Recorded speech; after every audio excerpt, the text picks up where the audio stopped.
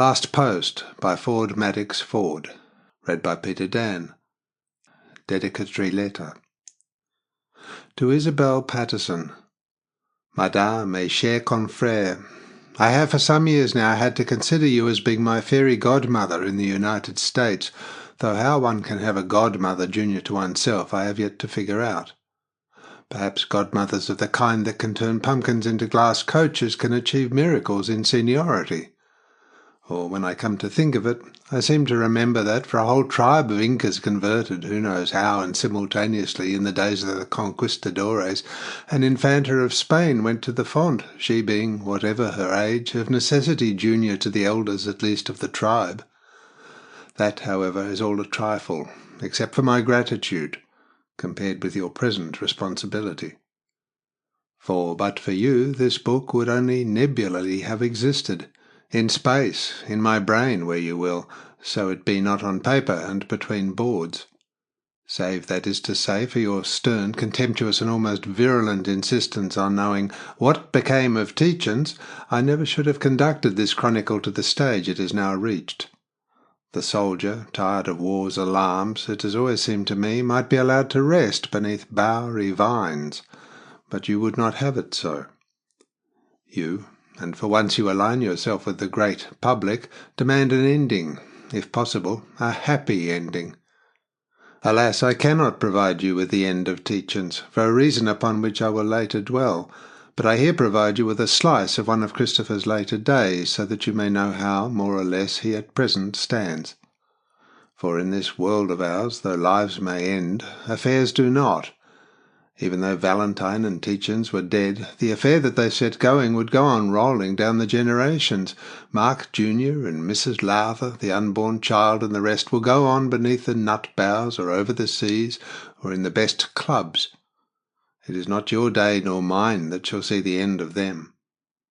And think, how many people have we not known intimately and seen daily for years? Then they move into another township, and bad correspondents as we all are, and sit at homes as fate makes most of us, they drop out of our sights. They may, those friends of yours, go and settle in Paris. You may see them for fortnights at decennial intervals, or you may not. So I would have preferred to let it be with Tietjens, but you would not have it. I have always jeered at authors who sentimentalized over their characters, and after finishing a book exclaim, like, say, Thackeray, "Roll up the curtains, put the puppets in their boxes, quench the tallow footlights," something like that. But I am bound to say that in certain moods in Avignon this year it would less have surprised me to go up to the upper chamber of the mill where I wrote, and there to find that friend of mine, than to find you. For you are to remember that for me Tietjens is the recreation of a friend I had, a friend so vivid to me that though he died many years ago, I cannot feel that he is yet dead. In the dedicatory letter of an earlier instalment of this series of books, I said that in these volumes I was trying to project how this world would have appeared to that friend today, and how, in it, he would have acted, or you, I believe, would say reacted. And that is the exact truth of the matter. Do you not find, you yourself too, that however it may be with the mass of humanity, in the case of certain dead people you cannot feel that they are indeed gone from this world? You can only know it, you can only believe it. That is at any rate the case with me, and in my case the world daily becomes more and more peopled with such revenants, and less with those who still walk this earth. It is only yesterday that I read of the death of another human being who will, for the rest of time, have for me that effect. That person died thousands of miles away, and yesterday it would have astonished me if she had walked into my room here in New York. Today it would no longer. It would have the aspect of the simplest thing in the world. So then, for me, it is with Tietjens. With his prototype I set out on several enterprises, one of them being a considerable periodical publication of a Tory kind, and for many years I was accustomed, as it were, to set my mind by his comments on public or other affairs. He was, as I have elsewhere said, the English Tory, the last English Tory, omniscient, slightly contemptuous, and sentimental in his human contacts. And for many years before I contemplated the writing of these books, Before the war even, I was accustomed to ask myself not merely what he would have said of certain public or private affairs, but how he would have acted in certain positions. And I do so still. I have only to say to my mind, as the child on the knee of an adult says to its senior, "Tell us a fairy tale." I have only to say, "Tell us what he would here have done," and at once he is there. So you see, I cannot tell you the end of Tietjens, for he will end only when I am beyond pens and paper. For me at this moment he is, oddly enough, in Avignon, rather disappointed in the quality of the Louis XVI furniture that he has found there, and seated in front of the Taverne Riche under the planes, he is finding his Harris tweeds oppressive. Perhaps he is even mopping the whitish brow under his silver-streaked hair. And I have a strong itch to write to him that if he wants to find Louis XIII's stuff of the most admirable, perfectly fabulous armoires and chests for almost nothing, he should go westward into the Limousin but nothing shall make me here write that name. And so he will go jogging along with ups and downs and plenty of worries and some satisfaction, the Tory Englishman, running his head perhaps against fewer walls, perhaps against more, until I myself cease from those pursuits. Perhaps he will go on even longer if you, as Marraine, succeeded in conferring upon these works that longevity.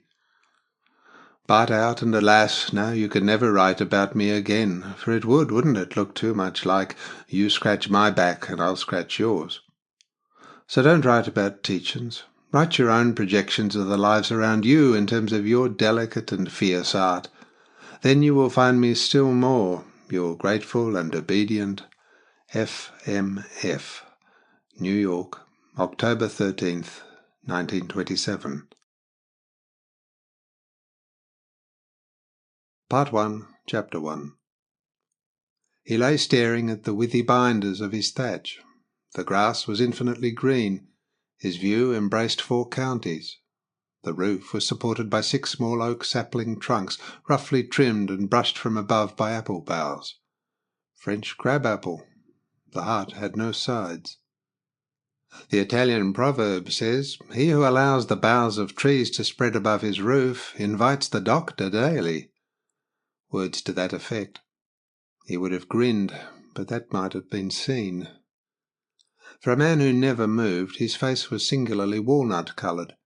His head, indenting the skim-milk white of the pillows, should have been a gypsy's, the dark silvered hair cut extremely close, the whole face very carefully shaven and completely immobile.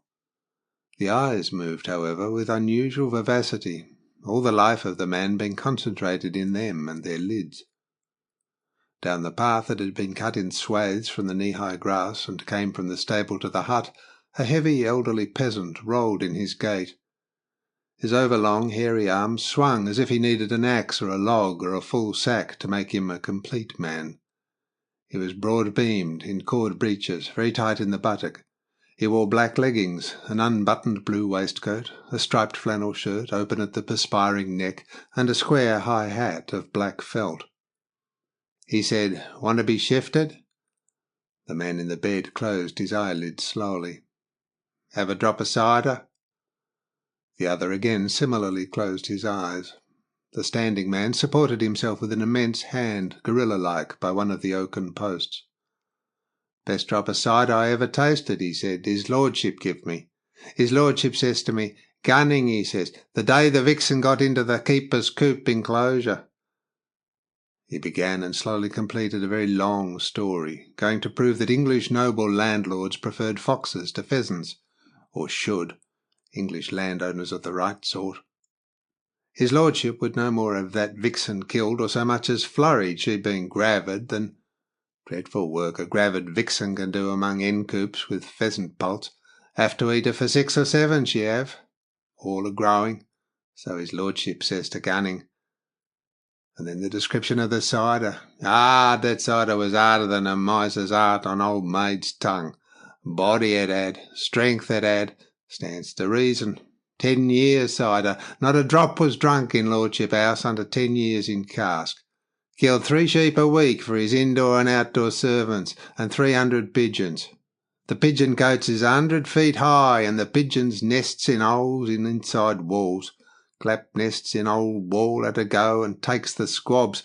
Times is not what they was, but his lordship keeps on, and always will." The man in the bed, Mark Tietjens, continued his own thought. Old Gunning lumbered slowly up the path towards the stable, his hand swinging. The stable was a tiled-headed, thatched affair, no real stable in the North Country sense, a place where the old mare sheltered among chickens and ducks. There was no tidiness amongst South Country folk. They hadn't it in them, though Gunning would bind a tidy thatch and trim a hedge properly. All-round man. Really an all-round man. He could do a great many things. He knew all about fox hunting, pheasant rearing, woodcraft, hedging, diking, pig rearing, and the habits of King Edward when shooting. Smoking endless great cigars, one finished, light another, throw away the stub. Fox hunting, the sport of kings with only 20% of the danger of war. He, Mark Tietjens, had never cared for hunting. Now he would never do any more. He had never cared for pheasant shooting. He would never do any more. Not couldn't, wouldn't. From henceforth. It annoyed him that he had not taken the trouble to ascertain what it was Iago said before he had taken Iago's resolution. From henceforth he never would speak word. Something to that effect, but you could not get that into a blank verse line. Perhaps Iago had not been speaking blank verse when he had taken his, Mark Tietjens' resolution, took by the throat the circumcised dog and smote him. Good man, Shakespeare. All-round man in a way, too. Probably very like Gunning. Knew Queen Elizabeth's habits when hunting, also very likely how to hedge, thatch, break up a deer or a hare or a hog, and how to serve a writ and write bad French. Lodged with a French family in crutched friars or the Minories, somewhere. The ducks were making a great noise on the pond up the hill. Old Gunning in the sunlight lumbered between the stable wall and the raspberry canes, uphill. The garden was all uphill. He looked across the grass, up at the hedge. When they turned him round, he looked downhill at the house. Rough grey stone. Half round, he looked across the famous 4 counties. Half round, the other way on, he could see up the grass slope to the hedge on the roadside. Now he was looking uphill, across the tops of the hay-grass, over the raspberry canes, at the hedge that Gunning was going to trim. Full of consideration for him they were, all the lot of them, forever thinking of developing his possible interests. He didn't need it. He had interests enough. Up the pathway that was above and beyond the hedge on a grass slope went the Elliot children, a lanky girl of 10 with very long corn-coloured hair, a fat boy of 5, unspeakably dirty. The girl too long and thin in the legs and ankles, her hair limp. War starvation in early years. Well, that was not his fault. He had given the nation the transport it needed. They should have found the stuff. They hadn't, so the children had long, thin legs and protruding wrists on pipe-stem arms. All that generation. No fault of his. He had managed the nation's transport as it should be managed. His department had. His own department, made by himself from junior temporary clerk to senior permanent official, from the day of his entrance 35 years before to the day of his resolution never more to speak word, nor yet stir a finger. He had to be in this world, in this nation. Let them care for him. He was done with them. He knew the sire and dam of every horse from Eclipse to Perlmutter. That was enough for him. They let him read all that could be read about racing. He had interests enough. The ducks on the pond up the hill continued to make a great noise, churning boisterously the water with their wings and squawking. If they had been hens, there would have been something the matter, a dog chasing them. Ducks did not signify. They went mad, contagiously, like nations and all the cattle of a county. Gunning, lumbering past the raspberry canes, took a bud or so and squeezed the pale things between finger and thumb, then examined his thumb.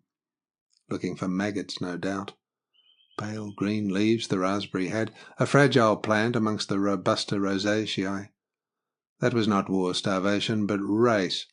Their commissariat was efficient enough, but they were presumably not gross feeders.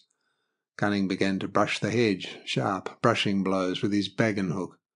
There was still far too much bramble among the quickset. In a week the hedge would be unsightly again. That was part of their consideration again. They kept the hedge low so that he should be amused by passers-by on the path, though they would have preferred to let it grow high so that the passers-by should not see into the orchard. Well, he had seen passers-by, more than they knew. What the hell was Sylvia's game, and that old ass Edward Campion's? Well, he was not going to interfere. There was, however, undoubtedly something up. Marie Leone, formerly Charlotte, knew neither of them by sight, though she had undoubtedly seen them peering over the hedge. They, it was more of their considerateness, had contrived a shelf on the left corner post of his shelter, so that birds should amuse him. A hedge sparrow, noiseless and Quaker grey, ghost-like, was on this shelf. A thin, under-vitalized being that you never saw. It flitted, hiding itself deep in hedgerows. He had always thought of it as an American bird, a voiceless nightingale, thin, long, thin-billed, almost without markings, as becomes a bird that seldom sees the sun but lives in the twilight of deep hedges. American because it ought to wear a scarlet letter. He only knew of Americans because of a book he had once read, a woman like a hedge sparrow, creeping furtive in shadows and getting into trouble with a priest. This desultory slim bird, obviously Puritan, inserted its thin bill into the dripping that Gunning had put on the shelf for the tomtits. The riotous tomtit, the bottle tit, the great tit, all that family loved dripping. The hedge sparrow obviously did not. The dripping on that warmish June day had become oleaginous. The hedge sparrow, its bill all greased, mumbled its upper and lower mandible, but took no more dripping. It looked at Mark's eyes. Because these regarded it motionlessly, it uttered a long warning note and flitted, noiseless, into invisibility. All hedge things ignore you whilst you move on and do not regard them. The moment you stay still and fix your eyes on them, they warn the rest of the hedge and flit off. This hedge sparrow no doubt had its young within earshot, or the warning might have been just cooperative. Marie Leone, née Riotto, was coming up the steps and then the path. He could hear her breathing. She stood beside him, shapeless in her long pinafore of figured cotton, and breathed heavily, holding a plate of soup and saying, Mon pauvre homme, ce qu'ils ont fait de toi. She began a breathless discourse in French. She was of the large, blonde Norman type, in the middle 40s, her extremely fair hair very voluminous and noticeable. She had lived with Mark Tietjens for 20 years now, but she had always refused to speak a word of English, having an invincible scorn for both language and people over her adopted country. Her discourse poured on. She had set the little tray with the plate of reddish-yellowish soup on a flat shelf of wood that turned out on a screw from underneath the bed. In the soup was a shining clinical thermometer that she moved and regarded from time to time. Beside the plate, a glass syringe, graduated. She said that they had combined to render her soup of vegetables unedible. They would not give her navets de Paris, but round ones like buttons. They contrived that the carrots should be pourri at their bottom ends. The leeks were of the consistency of wood. They were determined that he should not have vegetable soup because they wanted him to have meat juice. They were anthropophagi, nothing but meat. That girl. She had always, in the Gray's Inn Road, had Paris turnips from Jacopo's in Old Compton Street. There was no reason why you should not grow navets de Paris in this soil. The Paris turnip was barrel-shaped, round like an adorable little pig till it turned into its funny little tail. That was a turnip to amuse you, to change and employ your thoughts. He and she were incapable of having their thoughts changed by a turnip. Between sentences she ejaculated from time to time, My poor man, what have they made of you? Her volubility flowed over Mark like a rush of water over a grating, only a phrase or so now and then coming to his attention. It was not unpleasant. He liked his woman. She had a cat that she made abstain from meat on Friday. In the Gray's Inn Road that had been easier, in a large room decorated with innumerable miniatures and silhouettes representing members of the Riotto family and its branches. Madame Riotto Mère and Madame Riotto Grand-Mère too had been miniature painters, and Marie Leonie possessed some astonishingly white statuary by the distinguished sculptor Monsieur Casimir Bar, a lifelong friend of her family who had only never been decorated because of a conspiracy. So he had a great contempt for decorations and the decorated. Marie-Léonie had been accustomed to repeat the voluminous opinions of Monsieur Casimir Bar on the subject of decorations at great length on occasion. Since he, Mark, had been honoured by his sovereign, she had less frequently recited them. She admitted that the democracy of today had not the sterling value that had distinguished democrats of the day of her parents, so it might be better to casser oneself, to find a niche amongst those whom the state distinguished. The noise of her voice, which was deep-chested and not unpleasing, went on. Mark regarded her with the ironic indulgence that you accord to a child, but indeed, when he had been still in harness, it had rested him always to come home to her, as he had done every Thursday and Monday, and not infrequently on a Wednesday, when there had been no racing. It had rested him to come home from a world of incompetent imbeciles, and to hear this brain comment on that world.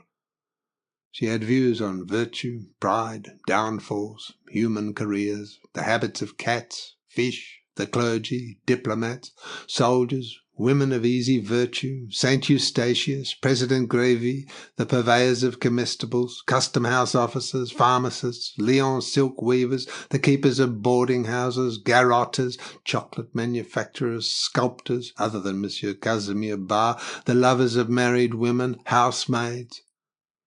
Her mind, in fact, was like a cupboard, stuffed, packed with the most incongruous materials, tools, vessels, and debris. Once the door was opened, you never knew what would tumble out, or be followed by what. That was restful to Mark, as foreign travel might have been, and he had never been abroad, except when his father, before his accession to Groby, had lived in Dijon for his children's education. That was how he knew French. Her conversation had another quality that continually amused him. She always ended it with the topic with which she had chosen to begin. Thus today, having chosen to begin with Navet de Paris, with Paris turnips she would end, and it amused him to observe how on each occasion she would bring the topic back. She might be concluding a long comment on ironclads and have to get back suddenly to custards because the doorbell rang while her maid was out, but accomplish the transition she would before she answered the bell. Otherwise she was frugal, shrewd, astonishingly cleanly, and healthy. Whilst she was giving him his soup, inserting the glass syringe in his lips at half-minute intervals, which she timed by her wristwatch, she was talking about furniture. He would not let her apply to the species of rabbit hutches in the salon a varnish that she imported from Paris. Monsieur, her brother-in-law, had really exhibited, when she had actually varnished a truly discreditable chair, had exhibited a distraction that had really filled her with amusement. It was possible that the fashion of the day was for furniture of decrepitude or gross forms, that they would not let her place in the salon the newly gilt armchair of her late mother, or the sculptural group representing Niobe and some of her offspring by the late Monsieur Casimir Bar, or the overmantel clock that was an exact reproduction in bronze of the fountain of the Medicis in the garden of the Luxembourg at Paris. That was a matter of taste. Elle might very well feel umbrage that she, Marie-Léonie, should possess articles of such acknowledged prestige. For what could be more unapproachable than a Second Empire fauteuil newly gilt and maintained, she could assure the world, at such a pitch of glitter as dazzled the eyes? Elle might very well feel umbrage when you considered that the skirt that she wore when gardening was, well, in short, was what it was. Nevertheless, in that skirt she allowed herself to be seen by the clergyman. But why did he, who was admittedly a man of honour and sensibility, and reputed to know all the things of this world, and perhaps of the next, why did he join in the infinitely stupid conspiracy against the work of the great genius Casimir Bar? She, Marie-Léonie, could understand that he, in his difficult situation, would not wish to give permission to install in the salon works at which Elle took umbrage because her possessions did not include objects of art which all the world acknowledged to be of classic rank, not to mention the string of pearls which she, Marie-Léonie, Riotor by birth, owed to the generosity of him, Mark, and her own economies, and other objects of value and taste. That was reasonable. If your woman is poorly doted, let us call it doted, because certainly she, Marie-Léonie, was not one to animadvert upon those in situations of difficulty. It would ill become her so to do. Nevertheless, a great period of years of honesty, frugality, regularity of life, and cleanliness. and she asked Mark if he had ever seen in her parlour traces of mud such as on wet days she had certainly observed in the salon of a certain person, and certain revelations she could make as to the condition of a cupboard under the stairs, and the state to be observed behind curtain presses in the kitchen. But if you have not had experience in the control of domestics, what would you?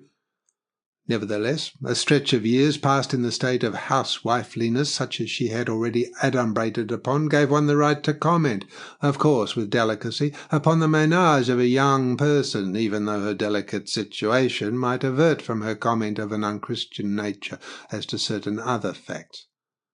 It did, however, seem to her, Marie Leone, that to appear before a clergyman in a skirt decorated with no less than 3 visible taches of petrol, wearing gloves encrusted with mud as you encrust a truffle with paste before baking it under the cinders, and holding of all implements a common gardening trowel, and to laugh and joke with him. Surely the situation called for a certain, let them call it, retirement of demeanour. She was far from according to the priest, as such, the extravagant privileges to which he laid claim. The late Monsieur Casimir Bar was accustomed to say that, if we accorded to our soi-disant spiritual advisers all that they would take, we should lie upon a bed that had neither sheets, edredons, pillows, bolsters, nor settle. And she, Marie Léon, was inclined to agree with Monsieur Casimir Bar, though that as one of the heroes of the barricades in 1848 he was apt to be a little extreme in his tenets. Still, a vicar is, in England, a functionary of the state, and as such should be received with a certain modesty and reserve. Yet she, Marie Leone, formerly Riotor, her mother having been born Lavigne Bourdreau, and having in consequence a suspicion of Huguenot blood, so that she, Marie Leone, might be expected to know how the Protestant clergy should be received. She, then, Marie Leone, from the little window on the side of the stairs, had distinctly seen Elle lay one hand on the shoulder of that clergyman and point, mind you, with a trowel, to the open front door, and say, she had distinctly heard the words, "Poor man, if you have hunger you will find Mr. Tietjens in the dining-room. He is just eating a sandwich. It's hungry weather." That was 6 months ago, but Marie Leone's ears still tingled at the words and the gesture. A trowel! To point with a trowel! Pensez-y! If a trowel, why not a man de feu, a dustpan, or a vessel even more homely? And Marie Leone chuckled. Her grandmother Bourdreau remembered a crockery merchant of the ambulating sort who had once filled one of those implements, a vase de nuit, but of course new, with milk, and had offered the whole gratuitously to any passer-by who would drink the milk. A young woman called Laborde accepted his challenge there in the market-place of Noisy-le-Brun. She had lost her fiancé, who found the gesture exaggerated, but he was a farceur, that crockery dealer. She drew from the pocket of her pinafore several folded pages of a newspaper, and from under the bed a double picture frame, 2 frames hinged together so that they would close. She inserted a sheet of the paper between the 2 frames, and then hung the whole on a piece of picture wire that depended from the roof tree beneath the thatch. 2 braces of picture wire, too, came from the supporting posts to right and left. They held the picture frames motionless and a little inclined towards Mark's face. She was agreeable to look at, stretching up her arms. She lifted his torso with great strength and infinite solicitude, propped it a little with the pillows, and looked to see that his eyes fell on the printed sheet. She said, "You can see well like that?" His eyes took in the fact that he was to read of the Newbury summer meeting and the one at Newcastle. He closed them twice to signify yes. The tears came into hers. She murmured, mon pauvre homme, what have they done to you?" She drew from another pocket in her pinafore a flask of eau de cologne and a wad of cotton wool. With that, moistened, she wiped even more solicitously his face, and then his thin mahogany hands, which she uncovered. She had the air of women in France when they change the white satin clothes and wash the faces of favourite virgins at the church doors in August. Then she stood back and apostrophized him. He took in that the King's filly had won the Berkshire Foal Plate, and the horse of a friend the Seaton Delaval Handicap at Newcastle. Both might have been expected. He had meant to go to the Newcastle meeting this year and give Newbury a bye. The last year he had gone racing he had done rather well at Newbury, so he had then thought he would try Newcastle for a change, and whilst he was there take a look at Groby and see what that bitch Sylvia was doing with Groby. Well, that was done with.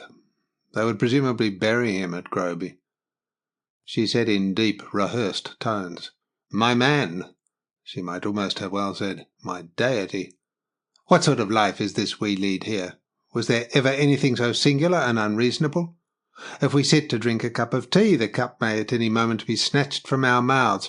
If we recline upon a divan, at any moment the divan may go.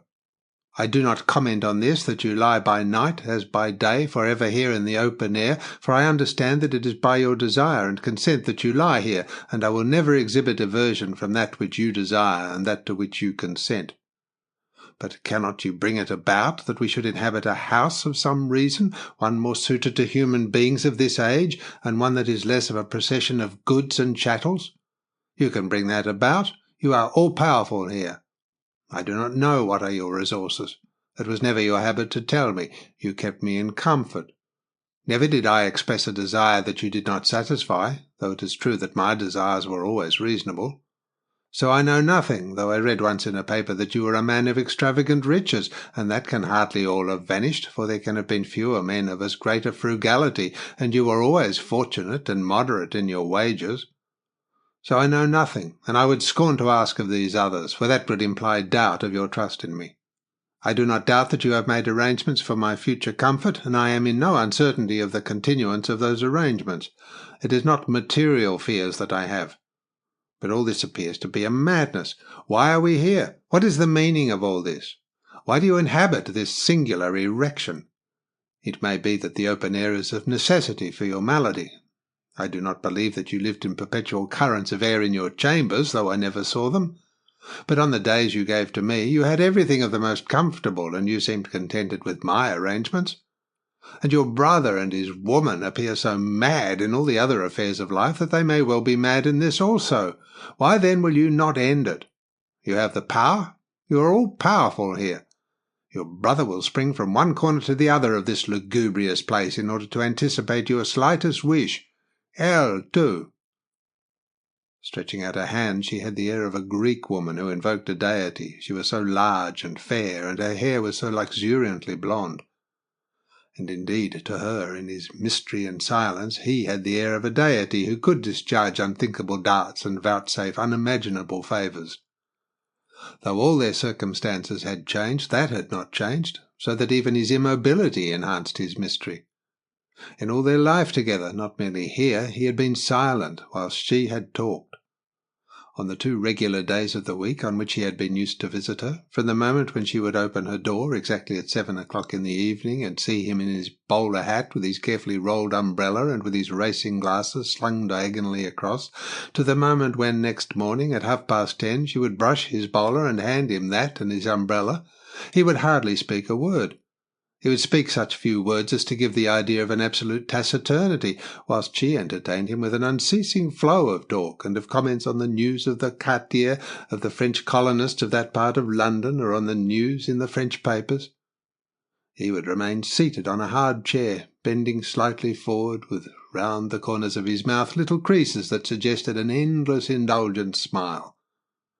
Occasionally he would suggest that she should put half a sovereign upon a horse. Occasionally he would bring her an opulent present, heavy gold bangles floridly chased and set with large emeralds, sumptuous furs, expensive travelling trunks for when she had visited Paris or went to the seaside in the autumn, that sort of thing. Once he had brought her a complete set of the works of Victor Hugo bound in purple morocco, and all the works that had been illustrated by Gustave Doré in green calf. Once a hoof of a racehorse trained in France, set in silver in the form of an inkstand. On her 41st birthday, though she had no idea how he had ascertained that it was her 41st birthday, he had given her a string of pearls and had taken her to a hotel in Brighton kept by an ex-prize-fighter. He had told her to wear the pearls at dinner, but to be careful of them because they had cost £500.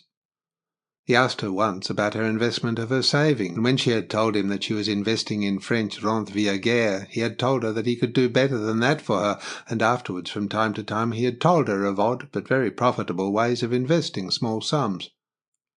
In this way, because his gifts filled her with rapture on account of their opulence and weightiness, he had assumed for her the aspect by degrees of a godhead who could bless and possibly blast inscrutably. For many years after he had first picked her up in the Edgware Road outside the old Apollo, she had regarded him with suspicion, since he was a man, and it is the nature of men to treat women with treachery, lust, and meanness. Now she regarded herself as the companion of a godhead, secure and immune from the evil workings of fortune, as if she had been seated on the shoulder of one of Jove's eagles beside his throne. The immortals had been known to choose human companions. When they had done so, fortunate indeed had been the lot of the chosen. Of them she felt herself to be one. Even his seizure had not deprived her of her senses of his wide-spreading and inscrutable powers, and she could not rid herself of the conviction that if he would, he could talk, walk, and perform the feats of strength of a Hercules. It was impossible not to think so. The strength of his glance was undiminished, and it was the dark glance of a man, proud, vigorous, alert, and commanding. And the mysterious nature and occurrence of the seizure itself only confirmed her subconscious conviction. The fit had come so undramatically that although the several pompous, and for her nearly imbecile English physicians who had been called in to attend on him agreed that some sort of fit must have visited him as he lay in his bed, he had done nothing to change her mind. Indeed, even when her own doctor, Drouin-Rouault, asserted with certitude and knowledge that this was a case of fulminant hemiplegia of a characteristic sort, though her reason accepted his conclusion, her subconscious intuition remained the same. Dr. Drouin-Rouault was a sensible man. That he had proved by pointing out the anatomical excellence of the works of sculpture by Monsieur Casimir Bar, and agreeing that only a conspiracy of rivals could have prevented his arriving at the post of President of the École des Beaux-Arts. He was, then, a man of sense, and his reputation amongst the French tradesmen of the quarter stood very high. She had never herself needed the attentions of a doctor. But if you needed a doctor, obviously you went to a Frenchman and acquiesced in what he said. But although she acquiesced in words to others, and indeed to herself, she could not convince herself in her fort intérieur, nor indeed had she arrived at that moment of exterior conviction without some argument at least. She had pointed out, not only to Dr. Drouin-Rouault, but she had even conceived it to be her duty to point out to the English practitioners to whom he would not otherwise have spoken, that the man lying there in her bed was a north countryman from Yorkshire, where men were of an inconceivable obstinacy. She had asked them to consider that it was not unusual for Yorkshire brothers and sisters or other relatives to live for decades together in the same house and never address a word to each other, and she had pointed out that she knew Mark Tietjens to be of an unspeakable determination. She knew it from their lifelong intimacy. She had never, for instance, been able to make him change his diet by an ounce in weight, or the shaking of a pepper pot as to flavour, not once in 20 years during which she had cooked for him. She pleaded with this gentleman to consider as a possibility that the terms of the armistice were of such a nature as to make a person of Mark's determination and idiosyncrasies resolve to withdraw himself forever from all human contacts, and that if he did so determine, nothing would cause him to change his determination. The last word he had spoken had been whilst one of his colleagues at the ministry had been telephoning to tell her, for Mark's information, what the terms of the armistice were.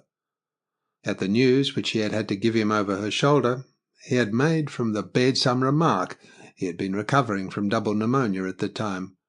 What the remark had been she could not exactly repeat. She was almost certain that it had been to the effect, in English, that he would never speak again. But she was aware that her own predilection was sufficient to bias her hearing. She had felt herself, at the news that the Allies did not intend to pursue the Germans into their own country, she had felt herself as if she could say to the high permanent official at the other end of the telephone that she would never speak word to him and his race again. It was the first thing that had come into her mind, and no doubt it had been the first thing to come into Mark's. So she had pleaded with the doctors. They had paid practically no attention to her, and she was aware that that was very likely due to her ambiguous position as the companion for long, without any legal security, of a man whom they considered as now in no position to continue his protection of her. That she in no way resented. It was in the nature of English male humanity. The Frenchman had naturally listened with deference, bowing even a little, but he had remarked with a sort of deaf obstinacy, Madame must consider that the occasion of the stroke only made more certain that it was a stroke. And that argument to her, as Frenchwoman, must seem almost incontrovertible. For the betrayal of France by her allies at the supreme moment of triumph had been a crime, the news of which might well cause the end of the world to seem desirable. Part 1, Chapter 2. She continued to stand behind him and to apostrophize him until it should be time to turn round the framed newspaper so that he could read the other side of the sheet. What he read first contained the remarks of various writers on racing. That he took in rapidly, as it were a mere bonne bouche.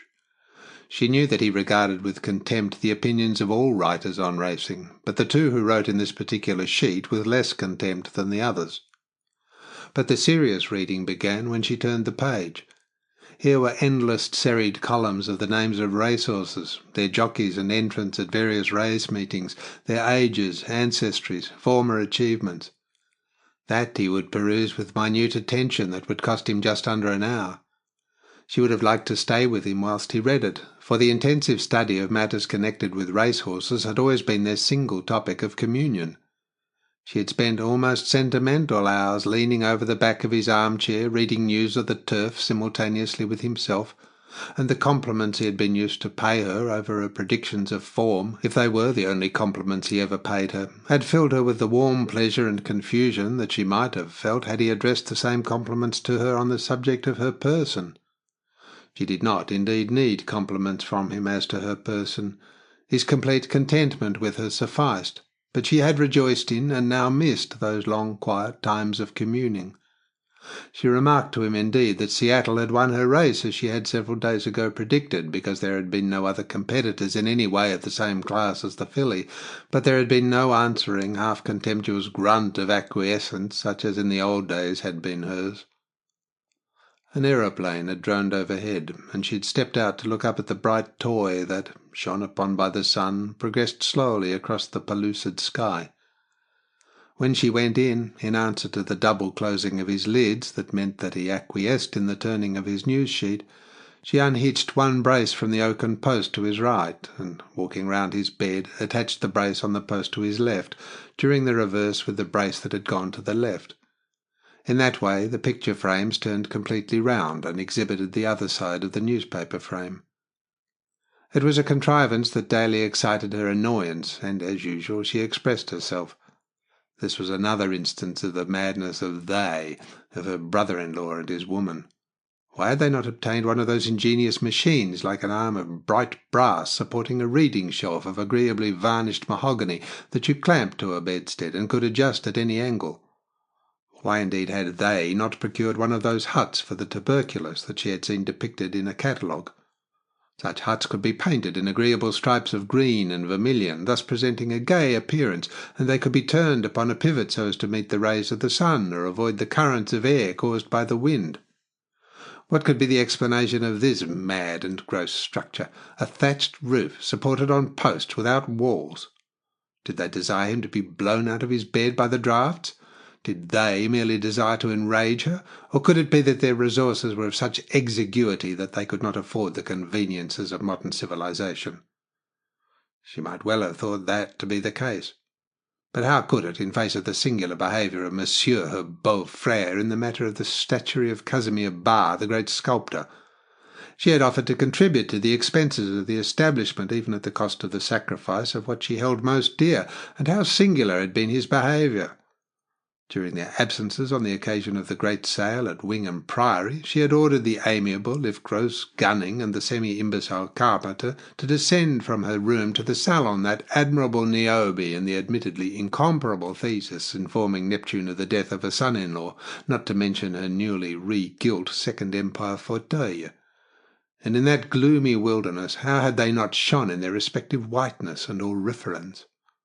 The pose of the Niobe, how passionate! The action of the Thetis, how spirited and how, at the same time, pathetic!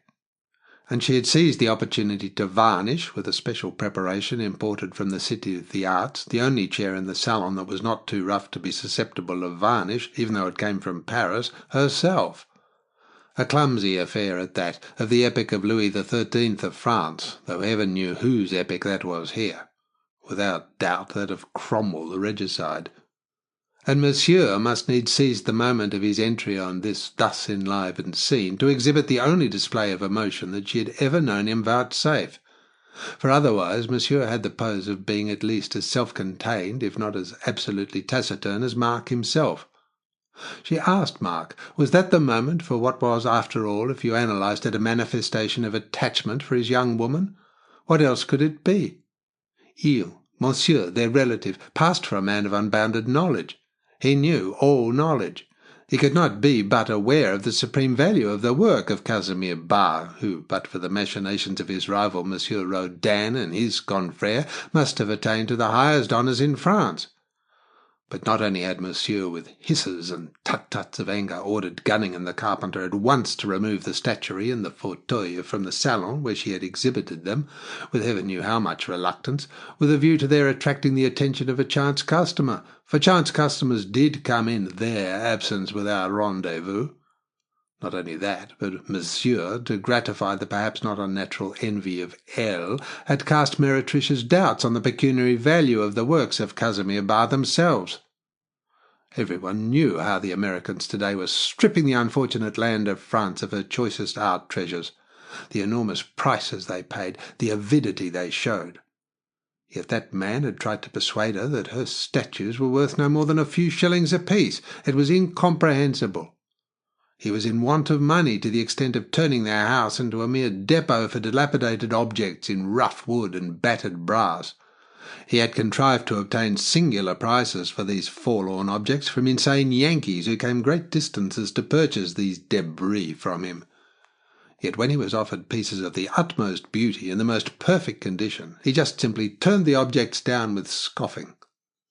For herself, she respected passion, though she could have imagined an object of passion more calculated to excite that feeling than Elle, whom, for convenience, she would call her belle-sœur. She, at least, was broad-minded, and moreover she understood the workings of the human heart. It was creditable for a man to ruin himself for the object of his affections, but this at least she found exaggerated. And what then was this determination to ignore the developments of modern genius? Why would they not purchase for Mark a reading desk with a brass arm that should indicate to the neighbours and dependents that at least he was a person of condition? Why no revolving hut? There were certain symptoms of that age that were disquieting. She would be the first to acknowledge that. They had only to read in the papers of the deeds of assassins, highway robbers, of the subversive and the ignorant who everywhere seized the reins of power. But what was to be said against such innocent things as the reading desk, the revolving hut, and the aeroplane? Yes, the aeroplane. Why did they ignore the aeroplane?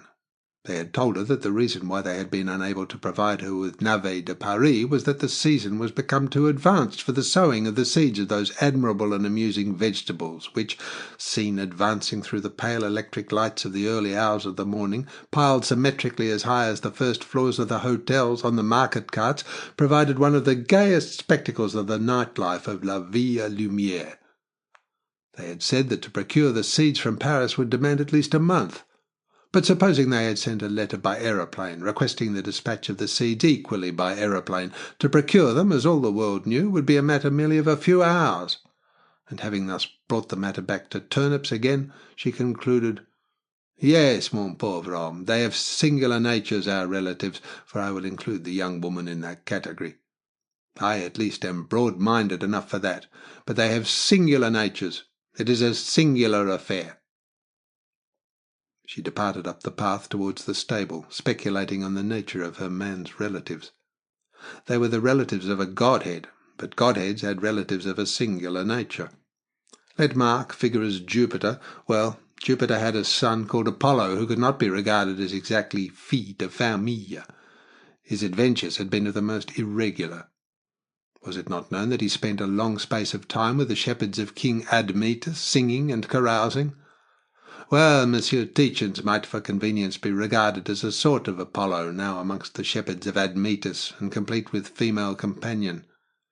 If he did not often sing, he also concealed the tendencies that had brought about his downfall. He was quiet enough about the house, extraordinary as the house might be. Elle also. If their relationship was irregular, it presented no aspect of reprehensible festivity. It was a sufficiently serious collage that at least ran in the family. She came round the rough balks of the side of the stable upon Gunning, seated on the stone sill of the door, cutting with a broad-bladed clasp knife considerable chunks out of a large meat pasty. She surveyed his extended leggings, his immense bemired boots, and his unshaven countenance, and remarked in French that the shepherds of Admetus were probably differently dressed. They certainly were in all the performances of the Alceste that she had seen, but perhaps he served his turn. Gunning said that he supposed he had to go on duty again. She, he supposed, was going to bottle off the cider, or she would not have had him bring down that 'ere cask. She was to be careful to tie the carks tight. It would get itself a head proper. He said that if she, a Norman of 100 generations, did not know how to handle cider, it would be a strange thing, and he said that it would be a pity if that cider went wrong after all the trouble they had had. He brushed the crumbs of his demolished pie off the cords of his breeches, carefully picking up the larger fragments of crust and inserting them into his mouth between his broad red lips. He asked if her ladyship knew whether the captain wanted the mare that afternoon. If not, he might as well turn her on the common. She said that she did not know. The captain had said nothing to her about it. He said he supposed he might as well. Cramp said he would not have the settee ready to go to the station for morning. If she would wait there, he would go get some tepid water, and they would moisten the eggs. She did not ask better. He scrambled to his feet and lumbered down the stone path towards the house. She stood in the bright day, regarding the long grass of the orchard, the gnarled whitened trunks of the fruit trees, the little lettuces like aligned rosettes in the beds, and the slope of the land towards the old stones of the house that the boughs of the apple trees mostly hid. And she acknowledged that, in effect, she did not ask better. A Norman, if Mark had died in the ordinary course, she would no doubt have gone back to the neighbourhood either of Falaise or Bayeux, from which places came the families of her grandfather and grandmother respectively. She would probably have married a rich farmer or a rich grazier, and by choice she would have pursued a life of bottling off cider and moistening the eggs of sitting hens. She had had her training as a coryphée at the Paris Opera, and no doubt if she had not made her visit to London with the Paris Opera troupe, and if Mark had not picked her up in the Edgware Road where her lodgings had been, she would have lived similarly with some man in Clichy or Auteuil until with her economy she would have been able equally to retire to one or other of the pays of her families and marry a farmer, a butcher, or a grazier. She acknowledged, for the matter of that she would probably not have raised more succulent poulet au grain or more full-bodied cider than came from the nest-boxes and the presses here, and that she was leading no other life than that which she had always contemplated. Nor, indeed, would she have wanted any other henchman than Gunning, who, if you had given him a blue blouse with stitchery and a casquette with a black leather peak, would have passed for any peasant in Cayenne Market. He swung up the path, carrying gingerly a large blue bowl, just as if his blouse bellied out round him. He had the same expression of the mouth, the same intonation. It was nothing that she obstinately spoke French to him. On his subject he could tell by intuition what her answers to his questions were, and she understood him well enough. He said that he had better take the ends off the nests for fear they peck her hens, and giving her the bowl brought out from the shadows of a protesting, ruffled and crooning hen, before which he dropped a handful of bran paste and a lettuce leaf. He came out with another, and yet others. Then he said she could go in and sprinkle the eggs. He said that it always bothered him to turn the eggs. His clumsy old hands bracken 'em's often as not, he said. Wait till I brings that old mare. Bitter grass won't do her much mischief. The hens, swollen to an enormous size, paraded hostilely against one another about her feet. They clucked, crooned, pecked at lumps of paste, drank water eagerly from an iron dog trough. With an exaggerated clatter of hoofs, an old mare emerged from the stable. She was aged 19, obstinate, bitter, very dark bay, extremely raw-boned. You might fill her with oats and mash 5 times a day, but you would not put on flesh. She emerged into the light from the door with the trot of a prima donna, for she knew she had once been a famous creature. The hens fled. She bit into the air, showing immense teeth. Gunning opened the orchard gate just at hand. She went out at a canter, checked, crumpled her knees together, fell on her side and rolled and rolled. Her immense lean legs were incongruous, up in the air. "Yes, Marie-Léonie said. Pour moi-même, je ne demanderai pas mieux." Gunning remarked. "Don't show her age, do she? Gambling like a 5-day lamb." His voice was full of pride, his grey face joyful. "His lordship once said that old mare had ought to be put in the horse show up to London. Some years ago, that was." She went into the dark, warm, odorous depth of the hen-house stable shed, the horse-box being divided off from the hen half by wire netting, nest boxes, blankets, extended on news poles. She had to bend down to get into the hen half. The cracks of light between the uprights of the walls blinked at her.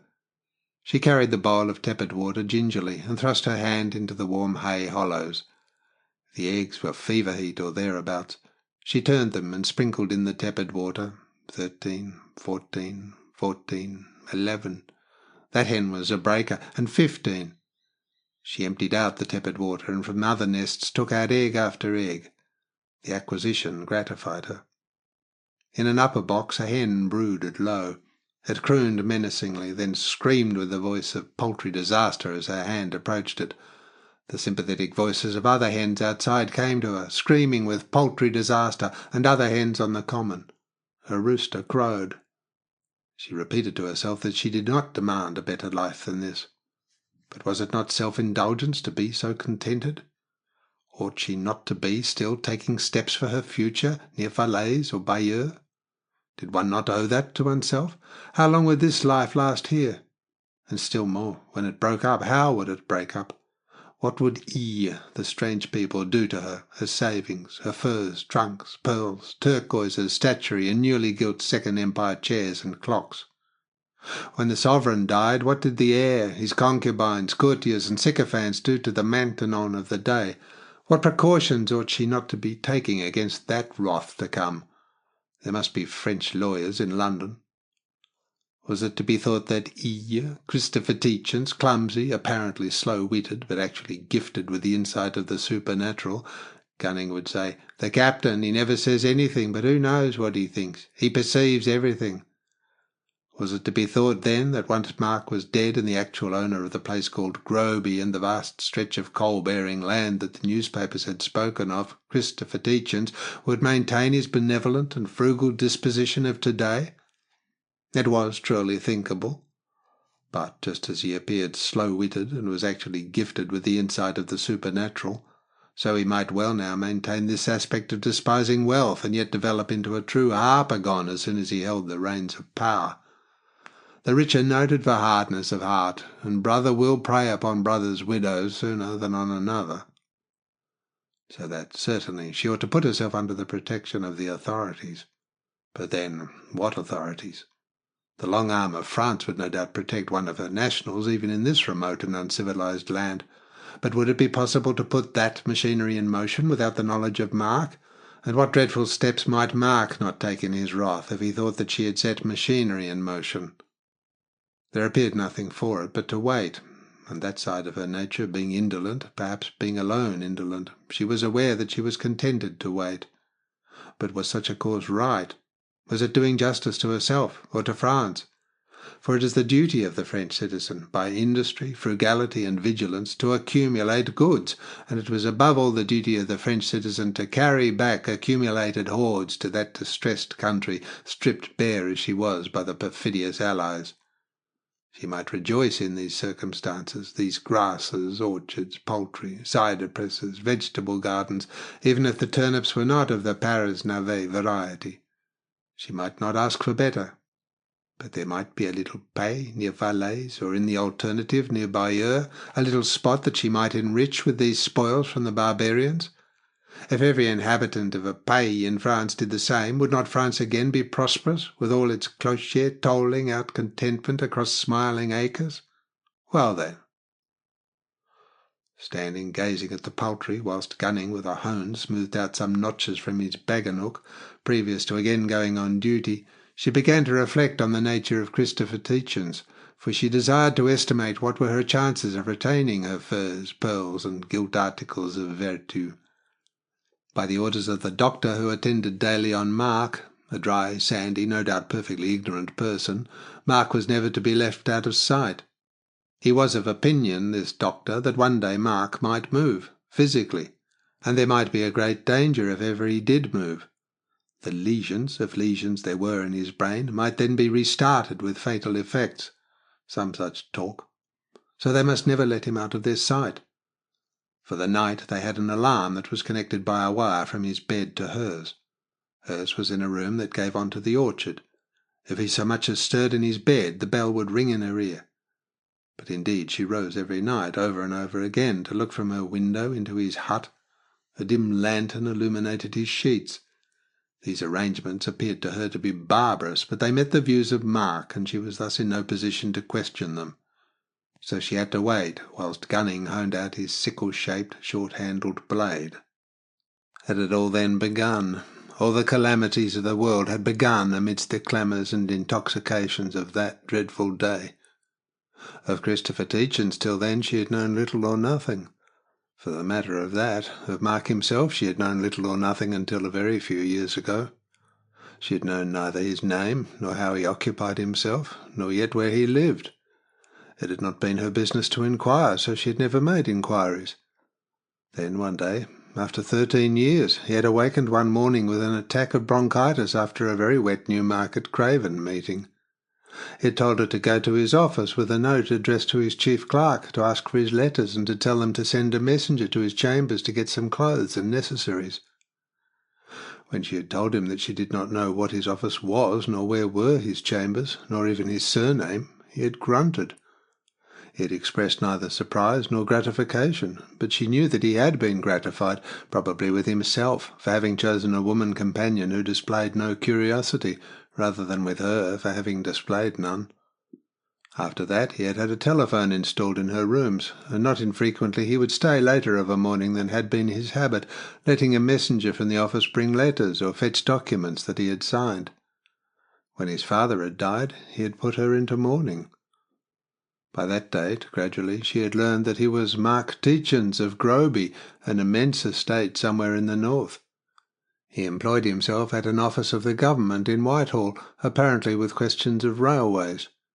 She gathered, chiefly from ejaculations of the messenger, that he treated his ministry with contempt, but was regarded as so indispensable that he never lost his post. Occasionally the office would ring up and ask her if she knew where he was. She would gather from the papers afterwards that that was because there had been a great railway accident. On those occasions he would have been absent at a race meeting. He gave the office, in fact, just as much of his time as he chose, no more and no less. She gathered that, with his overpowering wealth, it was of no account to him except as an occupation of leisure time between meetings, and she gathered that he was regarded as an occult power among the rulers of the nation. Once during the war, when he had hurt his hand, he dictated to her a note of a confidential nature to one of the cabinet ministers. It had concerned itself with transport, and its tone had been that of singular, polite contempt. For her he was in no way astonishing. He was the English milord with le spleen. She had read of him in the novels of Alexander Dumas, Paul de Kock, Eugène Sue, and Pensant du Terray. He represented the England that the continent applauded, the only England that the continent applauded. Silent, obstinate, inscrutable, insolent, but immensely wealthy and uncontrollably generous. For herself, elle ne demandait pas mieux. There was about him nothing of the unexpected. He was as regular as the Westminster chimes. He never exacted the unexpected of her, and he was all-powerful and never in the wrong. He was, in short, what her countrywomen called sérieux. No Frenchwoman asks better than that of lover or husband. It was the serious collage par excellence. They, as a ménage, were sober, honest, frugal, industrious, immensely wealthy, and seriously saving.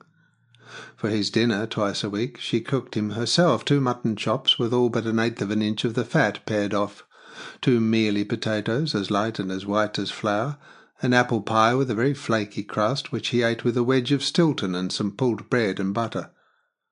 This dinner was never varied once in 20 years, except during the season of game, when on alternate weeks a pheasant, a brace of grouse, or a partridge would come from Groby. Not in the 20 years had they once been separated for a whole week, except that very late summer he spent a month at Harrogate. She always had his dress shirts washed for him by her own laundress in the quartier. He spent almost every weekend in one country house or another, using at most 2 dress shirts, and that only if he stayed till Tuesday. English people of good class do not dress for dinner on Sundays. That is a politeness to God, because theoretically you attend evening service and you do not go to church in the country in evening dress. As a matter of fact, you never go to evening service, but it is complimentary to suggest by your dress that you might be visited by the impulse. So, at least, Marie-Léonie Tietjens understood the affair. She was looking out on the commons that sloped up to beech trees at the Poultry, bright chestnut birds extremely busy on the intense green of the browsed grass. The great rooster reminded her of the late Monsieur Rodin, the sculptor who had conspired against Casimir Bar.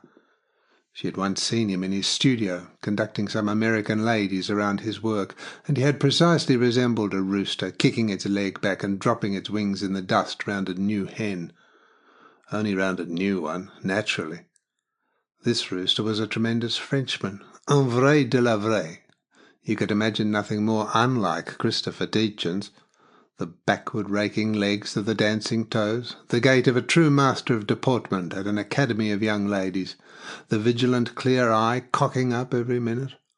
Hark! A swift shadow ran over the grounds, the sparrow-hawk. The loud, piercing croon of that father of his country. How the hens all re-echoed it, how the chickens ran to their mothers and all together to the shadow of the hedge. Monsieur, the hawk, would have no chance among that outcry. The hawk flits silent and detests noise. It will bring the poultry-keeper with his gun. All is discovered because of the vigilance of Milord Chanticleer. There are those who reprove him because his eyes are always on the sky, because he has a proud head. But that is his function, that and gallantry. Perceive him with a grain of corn, how he flies upon it, how he invites with cries. His favourite, the newest hens, run clucking joyously to him. How he bows, droops, and prances, holding the grain of corn in his powerful bill, depositing it, pecking to bruise it, and then depositing it before his sultana of the moment.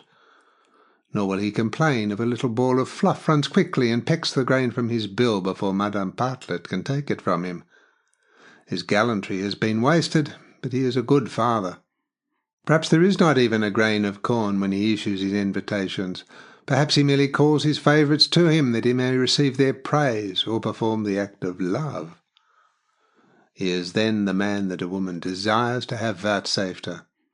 When he smites his wing feathers behind his back and utters his clarion cry of victory over the hawk that now glides far away down the hill, his hens come out again from the shadows, the chickens from beneath their mother's wings.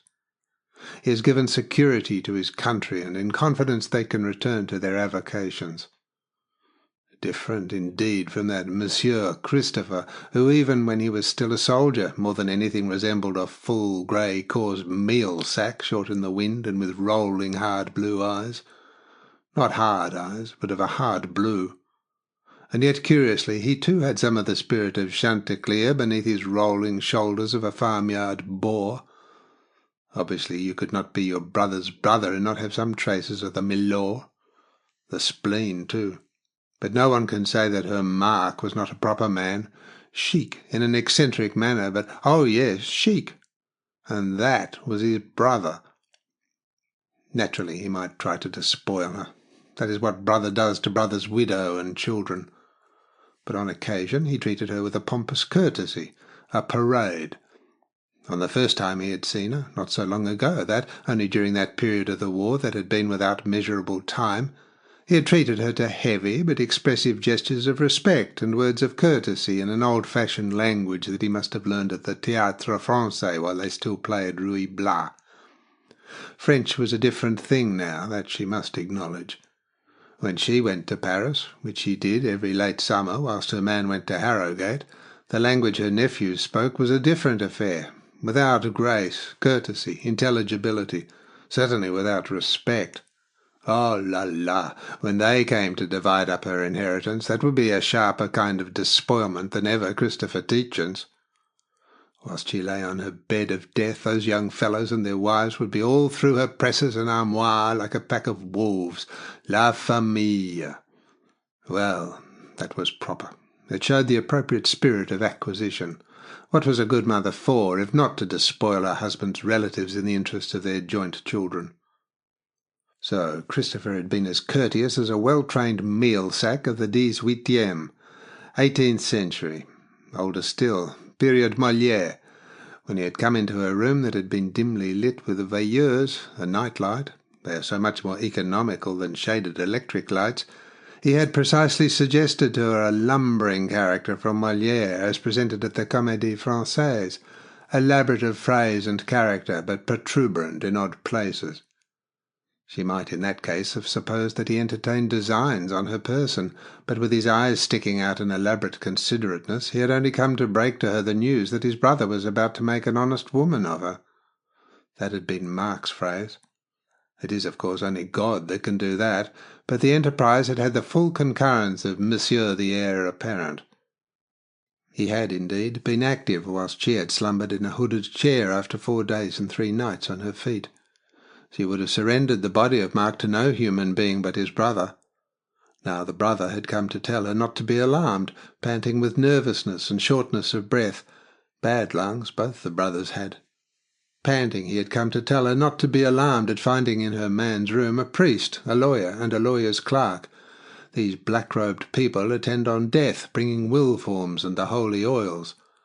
The doctor and a man with oxygen cylinders had been there when she had gone to repose herself. It was a pretty congregation of the vultures that attend on us during life. She had started at once to cry out. That undoubtedly was what had made him nervous, the anticipation that she would cry out sharply in the black, silent London that brooded between air raids. In that silence, before sleep had visited her peignoir-enveloped and therefore clumsyish form, she had been aware of Christopher's activities on the telephone in the passage. It had struck her that he might have been warning the pompe funèbre, so she had begun to scream, the sound that irresistibly you make when death is about to descend. But he had agitated himself to soothe her, for all the world like Monsieur Sylvain on the boards of Molière's establishment. He spoke that sort of French, in a hoarse whisper, in the shadows of the night-light, assuring her that the priest was for marriage, with licence of the Archevêque de Canterbury, such as in London you got in those days from Lambeth Palace for £30 sterling. That enabled you to make any woman honest at any hour of the day or night. The lawyer was there to have a will re-signed. Marriage in this singular country invalidated any previous will, so Tietjens, Christopher, assured her. But then, if there was that haste, there was danger of death. She had often speculated as to whether he would or would not marry her as an act of deathbed contrition. Rather contemptuously, as great lords with le spleen make their peace with God. She screamed, in silent black London. The nightlight wavered in its saucer. He crepitated out that his brother was doubling in his new will his posthumous provisions for her, with provision for the purchase of a house in France if she would not inhabit the dower house at Groby. A Louis XIII's dower house. It was his idea of consolation. He affected to be businesslike. These English. But then perhaps they do not go through your presses and wardrobes whilst your corpse is still warm. She screamed out that they might take away their marriage papers and will forms, but to give her man again, if they had let her give him her tisane instead of— With her breast heaving, she had cried into that man's face, "I swear that my first act when I am Madame Tietjens and have the legal power will be to turn out all these men and give him infusions of poppy heads and lime flowers."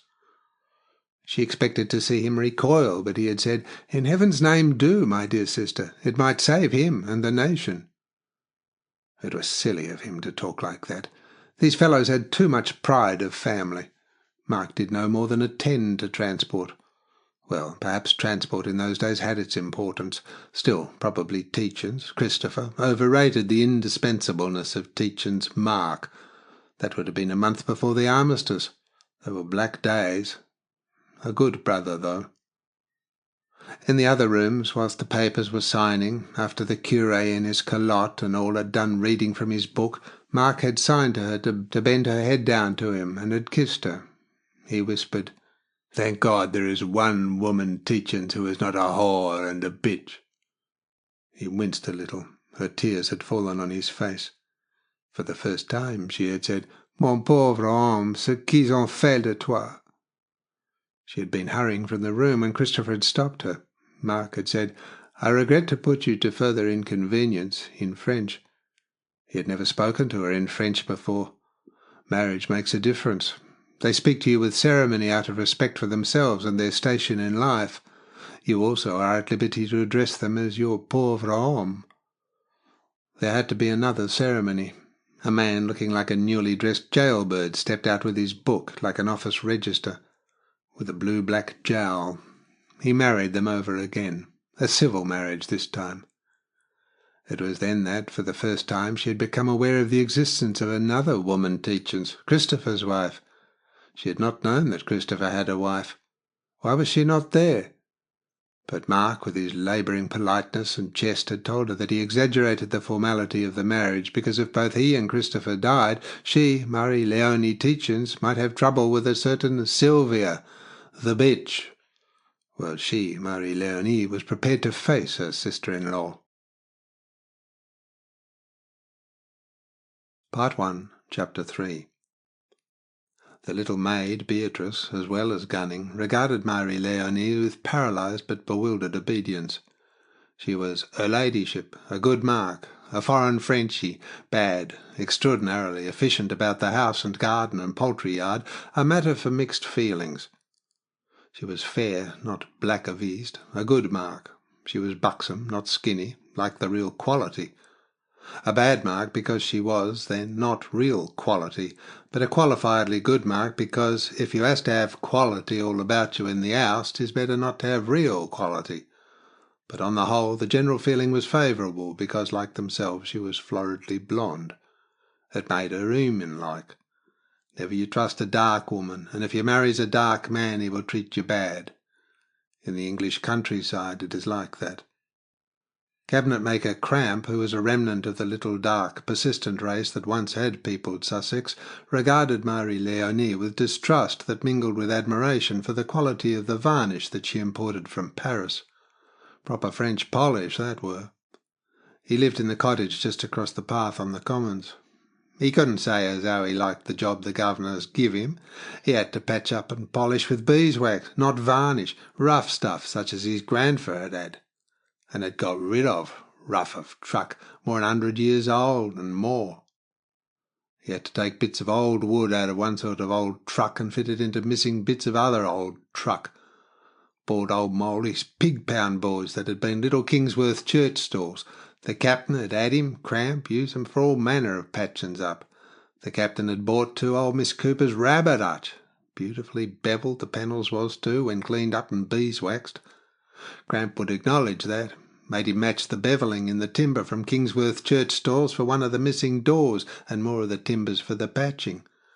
Proper job Cramp had made of it too, he would say that. And it looked proper when it was finished, a long, low press with 6 bevelled doors, beautiful purfling on the edges. Like some of the stuff his lordship had in the Tudor room in Fittleworth House, more than 100 years old, 300, 4, there's no knowing.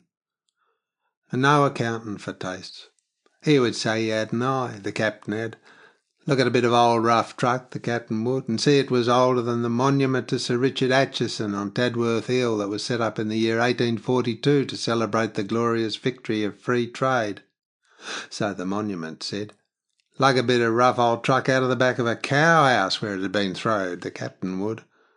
And his, Cramp's, heart would sink to see the old mare come back some days, the cart full of hen-coops and leaden pig troughs and pewter plates that had been used to stop up holes in cow-byres. And off it would all go to Murricay, queer place Murricay must be, full of the leavings of old England. Pig troughs, hen-coops, rabbit hutches, wash-house coppers that no one now had any use for. He loaded 'em when he'd scrubbed and silver-sanded and beeswaxed and turpentined 'em onto the old cart and put to old mare and down to station and on to Southampton and off to New York. Must be a queer place yon. Hadn't they no cabinet-makers or old rough truck of their own? Well, it took all sorts to make a world, and thank God for that. He, Cramp, had a good job likely to last him his lifetime, because some folks was queer in the head. The old lumber went out yon, and his, Cramp's missus, was getting together a proper set of goods. A tidy treat their sitting-room looked, with aspidistras in mahogany tripods, and a Wilton carpet, and bamboo chairs, and mahogany whatnots. A proper woman Mrs. Cramp was, if sharp in the tongue. Miss Cramps didn't give so much for her ladyship. She was again foreigners. All German spies they was. Have no truck with them, she wouldn't. Oh, no, if they was as much as married. Some says they was, some says they wasn't. But you couldn't take in Miss Cramp. And quality, what was to show that they were real quality? Living how they did wasn't quality manners. Quality was stuck up and wore shiny clothes and had motor cars and statues and palms and ballrooms and conservatories, and didn't bottle off old cider and take the eggs and speak queer lingo to the handyman, and didn't sell the chairs they sat on.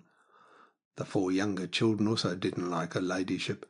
Never called 'em pretty dear, she didn't, nor give 'em sweeties, nor rag dolls, nor apples. Smacked 'em if she found 'em in the orchard, never so much as give 'em red flannel capes in the winter. But Belle, the eldest, liked her ladyship, called her a proper right, and never stopped talking of her.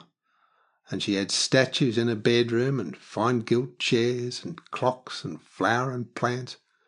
Belle he'd made for her ladyship what she called an 80 jar, in 3 stories, to stand in a corner, and hold knick-knacks out of fretwork to a pattern she'd give him. Varnished proper, too. A good piece of work, if he shouldn't say so. But Miss Cramp, she'd never been allowed in her ladyship's bedroom. A proper place it was, fit for a countess. If Miss Cramp could be allowed to see it, she'd maybe change her opinions. But Miss Cramp, she said, never you trust a fair woman, being dark. The matter of the cider, however, did give him to think. Proper cider it was when they were given a bottle or two. But it wasn't Sussex cider, a little like Devonshire cider, more like Herefordshire, but not the same as any. More head it had, and was sweeter and browner, not to be drunk so freely. Fair scoured you it did if you drank as much as a quart. The little settlement was advancing furtively to the hedge.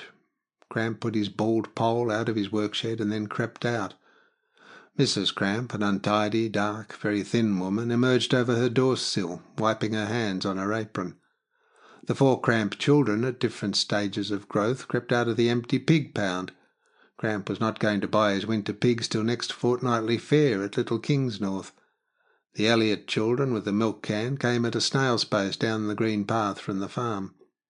Mrs. Elliot, an enormous woman with untidy hair, peered over her own hedge, which formed a little enclosure on the common. Young Hogben, the farmer's son, a man of 40, very thick-set, appeared on the path in the beechwood, ostensibly driving a great black sow. Even Gunning left his brushing and lumbered to the edge of the stable. From there he could still see Mark in his bed, but also, looking downwards between the apple trunks, he could see Marie Leone bottle the cider, large, florid and intent, in the open dairying shed where water ran in a V-shaped wooden trough. "Running cider out of a cask with a tube," Mrs. Cramp screamed up the hill to Mrs. Elliot. "Who ever heard?" Mrs. Elliot rumbled huskily back at Mrs. Crump.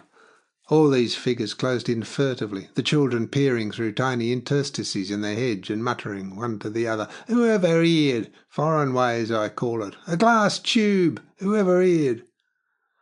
Even Cramp, though, wiping his bald head with his carpenter's apron, he admonished Mrs. Cramp to remember that he had a good job. Even Cramp descended from the path to the hedge-side and stood so close, peering over, that the thorns pricked his perspiring chest through his thin shirt. They said to the baker, who wearily followed his weary horse up the steep path coming from the deep woods below, it had ought to be stopped. The police had ought to know. Bottling cider by means of a glass tube, and standing the cider in running water. Where was the excise? Rotting honest folks' guts, poisoning them. No doubt the governor could tell them a tale if he could speak or move. The police had ought to know. Showing off with cider in running water, to cool it when first bottled. Who ever heard? Just because they had a ladyship to their tail, and more money than better folks. Not so much money either. Reckon they'd come to smash and be sold up like Higginson at Fittleworth. Set himself up for quality, he did too, and not so much as a ladyship neither. Not so much more of a ladyship as us, if the truth was known. Not an earl or a lord, only a baronetess at that, supposing we all had our rights. The police had ought to be brought into this affair." A number of members of the quality, on shining horses, their leathers creaking beautifully, rode at a walk up the path. They were the real quality. A fine old gentleman, thin as a lath, clean face, hooky nose, white moustache, lovely cane, lovely leggings. On his lordship's favourite hack, a bay mare. A fine lady, slim as a boy, riding astride as they do today, though they did not used to. But times change. On the Countess's own chestnut with white forehead, a bad-tempered horse. She must ride well, that lady. Another lady, grey-haired, but slim too, riding side-saddle in a funny sort of get-up, long skirt with panniers and three-cornered hat like the ones you see in pictures of highwaymen in the new pub in Queen's Norton. Sort of old-fashioned she looked, but no doubt it was the newest pattern. Things are so mixed up nowadays. His lordship's friends could afford to do as they please. A boy, 18 maybe, shiny leggings too, all their clothes is shiny. Rides well too, the boy. Look how his legs nip into Orlando, the chief whip's horse. Out for an airing. His lordship's groom at the stud, only too glad if the horses can get exercise in hay-cutting time. The real quality.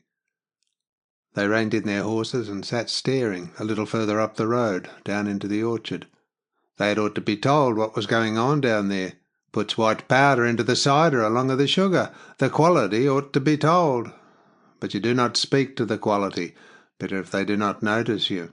You never know. They sticks together. Might be friends of Tietjenses, for all you know. You don't know Tietjenses ain't quality. Better get a move on, or something might happen to you. You hear?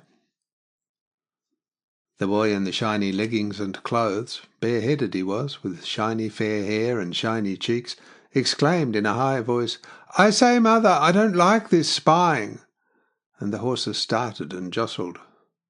You see, they don't like this spying. Get a move on. And all that peasantry got a move on whilst the horses went slowly uphill. Queer things the gentry can do to you still if they notice you. It is all very well to say this is a land fit for whatever the word is that stands for simple folk. They have the police and the keepers in their hands, and your cottages and livings. Gunning went out at the garden gate beside the stable and shouted objurgations at young Hogben. "Hey, don't you drive that sow. She's as much right on common as you." The great sow was obstinately preceding the squat figure of young Hogben, who hissed and squeaked behind her. She flapped her great ears and sniffed from side to side, a monument of black imperturbability. "You keep your hogs out of our Swedes," young Hogben shouted amidst objurgations. "In our 40 acres she is, all day and all night too." "You keep your Swedes out in our hogs," Gunning shouted back, swinging his gorilla arms like a semaphore. He advanced onto the common. Young Hogben descended the slope. "You fence your hogs in same's other folks has to do," young Hogben menaced. "Folks as are butts on commons has to fence out, not fence in," Gunning menaced. They stood foot to foot on the soft sward, menacing each other with their chins. "His lordship sold Tietjens to the captain without common rights," the farmer said. "Ask Mr. Fuller." "His lordship could no more sell Tietjens without common rights than you could milk without drinking rights. Ask lawyer Sturgis," Gunning maintained. Put arsenic in among his roots, young Hogben maintained that he would. Spend 7 years up to lose jail if he did, Gunning maintained. They continued for long the endless quarrel that obtains between tenant-farmer who is not quality but used to brutalising his hinds, and gentleman's henchman who is used to popularity amongst his class and the peasantry. The only thing upon which they agreed was that you wouldn't think there hadn't been no war. The war ought to have given tenant farmers the complete powers of local tyrants. It should have done the same for gentlemen's bailiffs. The sow grunted round Gunning's boots, looking up for grains of maize that Gunning usually dropped. In that way sows come to heel when you call them, however far away they may be on the common. From the hard road up the hill, Tietjens went up the slope to the hedge there, descended the elderly lady who was singularly attired in the eyes of the country people. She considered that she was descended, not by blood, but by moral affinity, from Mademoiselle de Maintenon. Therefore she wore a long grey riding skirt with panniers, and a three-cornered grey felt hat, and carried a riding switch of green shagreen. Her thin grey face was tired but authoritative. Her hair, which she wore in a knot beneath her hat, was luminously grey, her pince-nez rimless. Owing to the steepness of the bank on which the garden rose, the path of sea pebbles zigzagged across most of its width, orange-coloured because it had been lately sanded. She went furtively between quince trunks, much like the hedge-sparrow, flitting a stretch and then stopping for the boy with the shiny leggings stolidly to overtake her. She said that it was dreadful to think that the sins of one's youth could so find one out. It ought to make her young companion think. To come at the end of one's life to inhabiting so remote a spot, you could not get there with automobiles. Her own Delarue Schneider had broken down on the hill road in an attempt to get there yesterday. The boy, slim in the body but heavy in the bright red cheeks, with brown hair, truly shining leggings, and a tie of green, scarlet, and white stripes, had a temporarily glum expression. He said, nevertheless, with grumbling determination, that he did not think this was playing the game. Moreover, hundreds of motors got up that hill. How else would people come to buy the old furniture? He had already told Mrs. de Bray-Pape that the carburettors of Delarue Schneiders were a washout. It was just that, Mrs. Pape maintained, that was so dreadful a thought. She went swiftly down another zigzag of the path, and then faltered. It was that was dreadful in these old countries, she said. Why could they never learn? Take example. Here were the descendants of a great family, the Tietjens of Groby, a haunt of ancient peace, the one reduced to a no doubt dreadful state by the sins of his youth, the other to making a living by selling old furniture. She must not believe all that his mother hinted to her. His mother was all right, but her hints went further than facts warranted. If he wanted to let Groby to Mrs. de Bray-Pape, it was because he hated Swank. His uncle also hated Swank. He mumbled a little, added, "And my father." Moreover, it was not playing the game. He had soft brown eyes that were now clouded, and he was blushing. He mumbled that mother was splendid, but he did not think she ought to have sent him there. Naturally, she had her wrongs. For himself, he was a Marxist communist. All Cambridge was. He therefore, of course, approved of his father's living with whom he wished. But there were ways of doing things. Because you were advanced, you did not have to treat women with discourtesy. The reverse, rather. He was painfully agitated by the time he overtook the tired lady at the corner of the next zigzag. She wanted him not to misunderstand her. No discredit attached in her eyes to the pursuit of selling old furniture. Far from it. Mr. Lemuel of Madison Avenue might be called a dealer in old furniture. It was, of course, Oriental, which made a difference. But Mr. Lemuel was a most cultivated man. His country house at Kruger's in the state of New York was kept up in a style that would have done credit to the grand seigneur of pre-revolutionary France. But from that to this, what a downfall! The house, the cottage, was by now nearly below her feet, the roof extremely high, the windows sunk very deep in grey stone and very small. There was a paved semicircular court before the door, the space having been cut out of the orchard bank and walled with stones. It was extravagantly green, sunk in greenery, and the grass that came nearly to Mrs. Pape's middle was filled with hiding profusions of flowers turned to seed. The four counties swept away from under her, hedges like string going away, enclosing fields to the hills on the very distant horizon. The country near at hand wooded. The boy beside her took a deep breath, as he always did when he saw a great view. On the moors above Groby, for instance, purple they were. "It isn't fit for human habitation," the lady exclaimed with a triumphant intonation of one who sees a great truth confirmed. "The homes of the poor in these old countries beggar even pity. Do you suppose they have so much as a bath?" "I should think my father and uncle were personally clean," the boy said. He mumbled that this was supposed to be rather a show place. He could trust his father, indeed, to find rather a show place to live in. "Look at the rock plants in the sunk garden." He exclaimed, "Look here, let's go back." Mrs. Pape's perturbation gave way to obstinacy. She exclaimed, "Never." She had a mission from the poor boy's injured mother. She would never look Sylvia Tietjens in the face if she flinched. Sanitation went before anything. She hoped to leave the world a better place before she passed over. She had authority conferred on her, met him psychosistically. She believed that the soul of Madame de Maintenon, the companion of Louis XIV, had passed into her. How many convents had not the Maintenon set up, and how rigidly had she not looked after the virtue and the sanitation of the inhabitants? That was what she, Mrs. Millicent de Bray Pape, looked to. She had in the south of France, the Riviera, a palace erected by Monsieur Behrens, the celebrated architect, after the palace of the Maintenon at Sans-Souci, but sanitated. She asked the young man to believe her.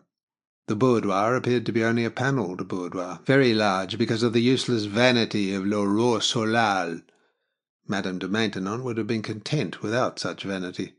But only touch a spring in the panels, and every sort of bathing arrangement presented itself to you, hidden in the wall. Sunken baths, baths above ground, douches with sea-water extra iodized, lateral douches with and without bath salts dissolved in the water. That was what she called making the world a little better. Impossible not to be healthy with all that. The boy mumbled that he was not in principle against the old trees coming down. He was, indeed, in principle against his uncle's and his father's adoption of the peasant life. This was an industrial age. The peasant had always spoiled every advance in the ideas of the world. All the men at Cambridge were agreed as to that. He exclaimed, "Hi, you can't do that, not go through standing hay." Every fibre of his country boy landowner's soul was outraged as he saw the long trail of satiny grey that followed Mrs. de Bray Pape's long skirts. How were his father's men to cut hay that had been trampled like that? But unable to bear any longer the suspense of the spectacular advance towards Mark Tietjens along these orange zigzags, Mrs. de Bray Pape was running straight down the bank towards the unwalled thatched hut. She could see it through the tops of the apple tree. The boy, desperately nervous, continued to descend the zigzag path that would take him into the very purlieus of his father's house, onto the paved court where there were rock plants between the interstices. His mother ought not to have forced him to accompany Mrs. de Bray Pape. His mother was splendid, divinely beautiful, athletic as Atlanta or Betty Nuttall, in spite of her sufferings. But she ought not to have sent Mrs. de Bray Pape. It was meant as a sort of revenge. General Campion had not approved. He could see that, though he had said, "My boy, you ought always to obey your dear mother. She has suffered so much. It is your duty to make it up to her by fulfilling her slightest whim. An Englishman always does his duty to his mother." Of course, it was the presence of Mrs. de Bray Pape that forced the General to say that. Patriotism. General Campion was deadly afraid of mother. Who wasn't? But he would hardly have enjoined upon a son to go and spy upon his father and his father's companion if he had not wanted to show Mrs. de Bray Pape how superior English family ties were to those of her country. They ragged each other about that all day long. And yet he did not know. The dominion of women over those of the opposite sex was a terrible thing. He had seen the old general whimper like a whipped dog and mumble in his poor white moustache. Mother was splendid, but wasn't sex a terrible thing? His breath came short. He covered 2 foot of pebbles with the orange sand rolled onto them. A tidy job it must be, rolling on that slope. Still, the actual ingredient was not so steep on the zigzag, 1 in 16 perhaps. He covered another 2 foot of pebbles with orange sand rolled in. How could he? How could he cover another 2? His heels were trembling. 4 counties ran out below his feet, to the horizon. He showed him the kingdoms of the earth, as great a view as above Groby, but not purple, and with no sea. Trust father to settle where you could see a great view by going uphill. Vox ad haesit. His feet were rooted to the earth. No, vox ad haesit falsibus meant that his voice stuck to his jaws, pallid rather. His palate was as dry as sawdust. How could he do it? A terrible thing. They called it sex. His mother had coerced him into this dry palate and trembling heels by the force of her sex fever. Dreadful good nights they had had in her boudoir, she forcing and forcing and forcing him with arguments to go, to come here. Beautiful mother. Cruel, cruel. The boudoir all lit up, warm, scented, mother's shoulders. A portrait of Nell Gwynn by Sir Peter Lely. Mrs. de Bray Pape wanted to buy it. Thought she could buy the earth, but Lord Fittleworth only laughed. How had they all got forced down there? By mother, to spy on father. Mother had never set any store by Fittleworth. Good fellow, Fittleworth, good landlord, till last winter, when she had got to know that father had bought this place.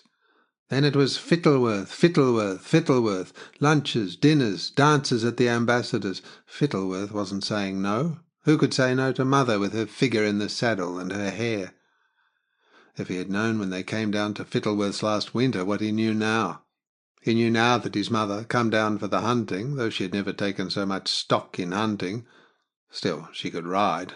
Jove, she could ride. He'd gone queer all over again and again, at first in taking those leaps that she took laughing. Diana, that's what she was. Well, no, Diana was... His mother, come down for the hunting, was there to torment father and his companion. She had told him, laughing in that way she had, it must be sex cruelty. Laughing like those Vinci women. A queer laugh, ending with a crooked smile. In correspondence with father's servants, dressing up as a housemaid and looking over the hedge. How could she do it? How? How could she force him to be here?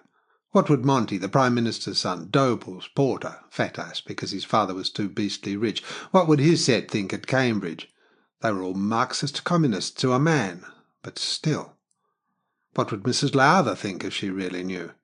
If she could have been in the corridor one night when he came out from his mother's boudoir, he would have had the courage to ask her then. Her hair was like floss silk, her lips like cut pomegranates. When she laughed, she threw up her head. He was now warm all over, his eyes wet and warm.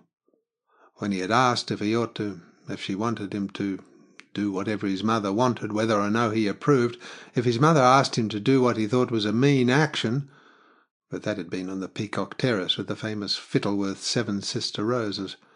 How she went against the roses, in a yellow, no, moth-coloured, not yellow, green's forsaken, but yellow's forsworn. Great pity filled him at the thought that Mrs. Lowther might be forsaken, but she must not be forsworn. Moth-coloured silk, shimmering against pink roses, her fine, fine hair a halo. She had looked up and sideways. She had begun to laugh with her lips like cut pomegranates. She had told him that as a rule it was a good thing to do what one's mother wanted when she was like Mrs. Christopher Tietjens. Her soft voice, soft southern voice. Ah, but when she laughed at Mrs. de Bray-Pape, how could she be a friend of Mrs. de Bray-Pape's? If it hadn't been sunlight, if he had come on Mrs. Lowther as he came out of his mother's boudoir, he would have had courage. At night, late, he would have said, "If you are really interested in my fate, tell me if I ought to spy upon my father and his companion." She would not have laughed late at night. She would have given him her hand, the loveliest hands and the lightest feet, and her eyes would have dimmed. Lovely, lovely pansies. Pansies are heartsease. Why did he have these thoughts, these wafts of intolerable, desire? He was his mother's son. His mother was... He would kill anyone who said it. Thank God. Oh, thank God. He was down on the crazy paving level with the house, and there was another path went up to Uncle Mark's shed. The Blessed Virgin, who was like Helen Lowther, had watched over him. He had not to walk under those little deep small-paned windows.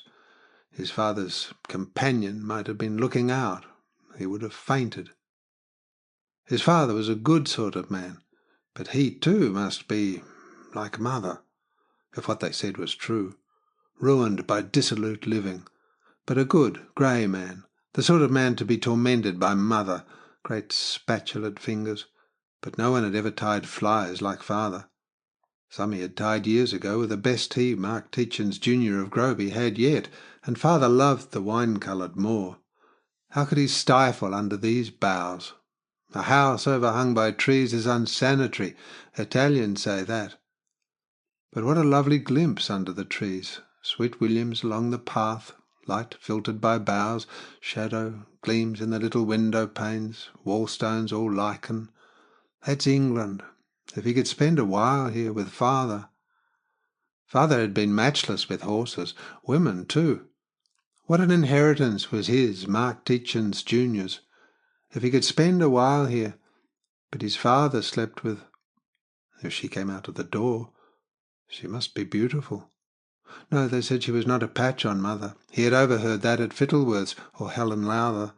But his father had had his pick. If he chose then to sleep with... If she came out of the door, he would faint, like the Venus of body... A crooked smile. No, Helen Lowther would protect. He might fall in love with his father's...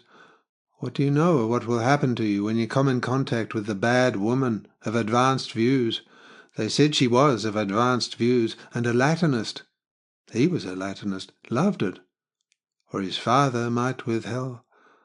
What jealousy filled him. His father was the sort of man she might... Why did people like mother and father beget children? He kept his eyes fascinatedly fixed on the stone porch of the cottage whilst he stumbled up the great stone slabs to the path. The path led to Uncle Mark's wall-less thatched hut. No form filled the porch. What was to become of him? He had great wealth. Terrific temptation would be his. His mother was no guide. His father might have been better. Well, there was Marxian communism. They all looked to that now, in his set at Cambridge. Monty, the Prime Minister's son, with black eyes. Dobles, Campion's nephew, lean as a rat. Porter, with a pig's snout, but witty as hell. Fat ass.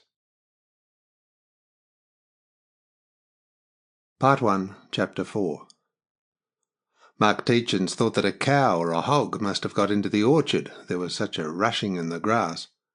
He said to himself that damn Gunning was always boasting about his prowess as a hedger. He might see that his confounded hedgers kept out the beast from the common. An unusual voice, unusual in its intonation, remarked, "Oh, Sir Mark Tietjens, this is dreadful." It appeared to be dreadful. A lady in a long skirt, an apparently elderly de Vernon out of Waverley, which was one of the few novels Mark had ever read, was making a dreadful havoc with the standing grass. The beautiful proud head swayed and went down as she rushed knee-deep amongst it, stopped, rushed again across his view, and then stopped apparently to wring her hands and once more explain that it was dreadful. A tiny rabbit, scared out by her approach, scuttered out under his bed and presumably down into the vegetable beds. Marie Leonie's Mistigri would probably get it, and since it was Friday, Marie Leonie would be perturbed. The lady pushed through the remaining tall grass that stood between them and had the air of rising up at his bed foot. She was rather a faint figure, like the hedge sparrow, in grey, with a grey short coat and a waistcoat with small round buttons and a three-cornered hat. A tired, thin face. Well, she must be tired, pushing through that long grass with a long skirt. She had a switch of green shagreen. The hen tomtit that lived in the old shoe they had tucked on purpose under his thatch uttered long warning cries. The hen tomtit did not like the aspect of this apparition. She was devouring his face with her not disagreeable eyes and muttering, "Dreadful, dreadful."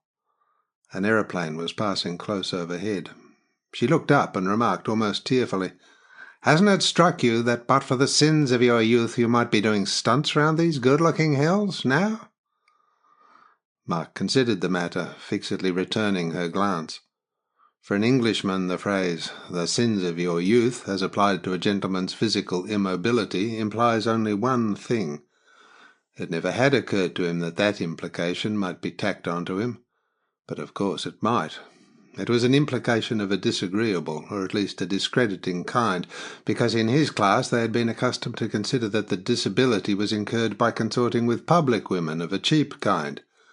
He had never consorted with any woman in his life but Marie Leonie, who was health exaggerated. But if he had had to do with women, he would have gone in for the most expensive sort, and taken precautions. A gentleman owes that to his fellows. The lady was continuing.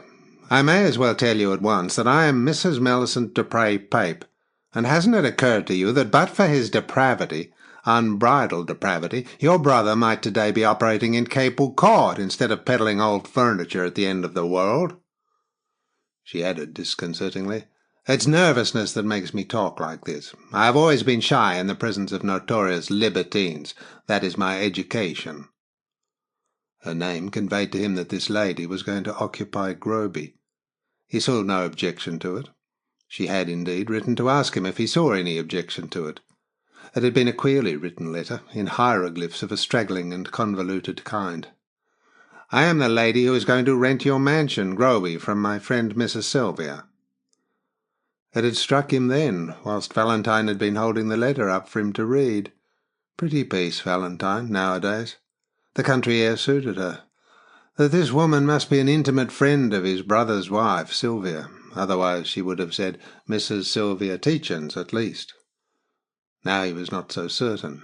This was not the sort of person to be an intimate friend of that bitch's. Then she was a cat's paw.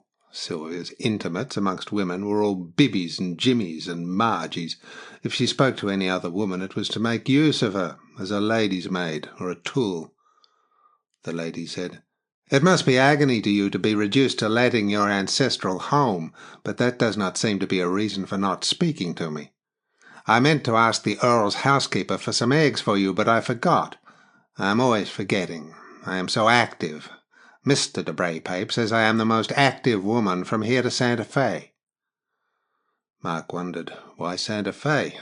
That was probably because Mr. Pape had olive tree plantations in that part of California.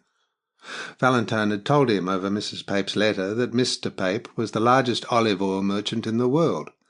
He cornered all the olive oil and all the straw-coloured flasks in Provence, Lombardy, California, and informed his country that you were not really refined if you used in your salads oil that did not come out of a Pape-quality flask. He showed ladies and gentlemen in evening dress starting back from expensively laid dinner tables, holding their noses and exclaiming, "Have you no Papes?" Mark wondered where Christopher got his knowledge, for naturally Valentine had the information from him. Probably Christopher had looked at American papers. But why should one look at American papers? Mark himself never had. Wasn't there the Field? He was a queer chap, Christopher. The lady said, "It isn't a reason for not speaking to me. It isn't." Her greyish face flushed slowly. Her eyes glittered behind her rimless pince-nez. She exclaimed, "You are probably too haughtily aristocratic to speak to me, Sir Mark Tietjens. But I have in me the soul of the Maintenon.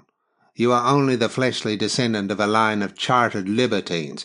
That is what time and the New World have done to redress the balance of the old. It is we who are keeping up the status of the grand seigneurs of old in your so-called ancestral homes." He thought she was probably right. Not a bad sort of woman. She would naturally be irritated at his not answering her. It was proper enough. He never remembered to have spoken to an American or to have thought about America, except, of course, during the war. Then he had spoken to Americans in uniform about transport. He hadn't liked their collars, but they had known their job as far as their jobs went, which had been asking to be provided with a disproportionate amount of transport for too few troops. It had to wring that transport out of the country. If he had had his way, he wouldn't have, but he hadn't had his way, because the governing classes were no good. Transport is the soul of a war. The spirit of an army had used to be in its feet, Napoleon had said. Something like that. But those fellows had starved the army of transport, then flooded it with so much it couldn't move, then starved it again. Then they had insisted on his finding enormously too much transport for those fellows with queer collars who used it for disposing of typewriters and sewing machines that came over on transports. It had broken his back. That and solitude. There had not been a fellow he could talk to in the government towards the end, not one who knew the difference between the ancestry of Persimmon and the stud form of Sceptre or Isinglass. Now they were paying for it.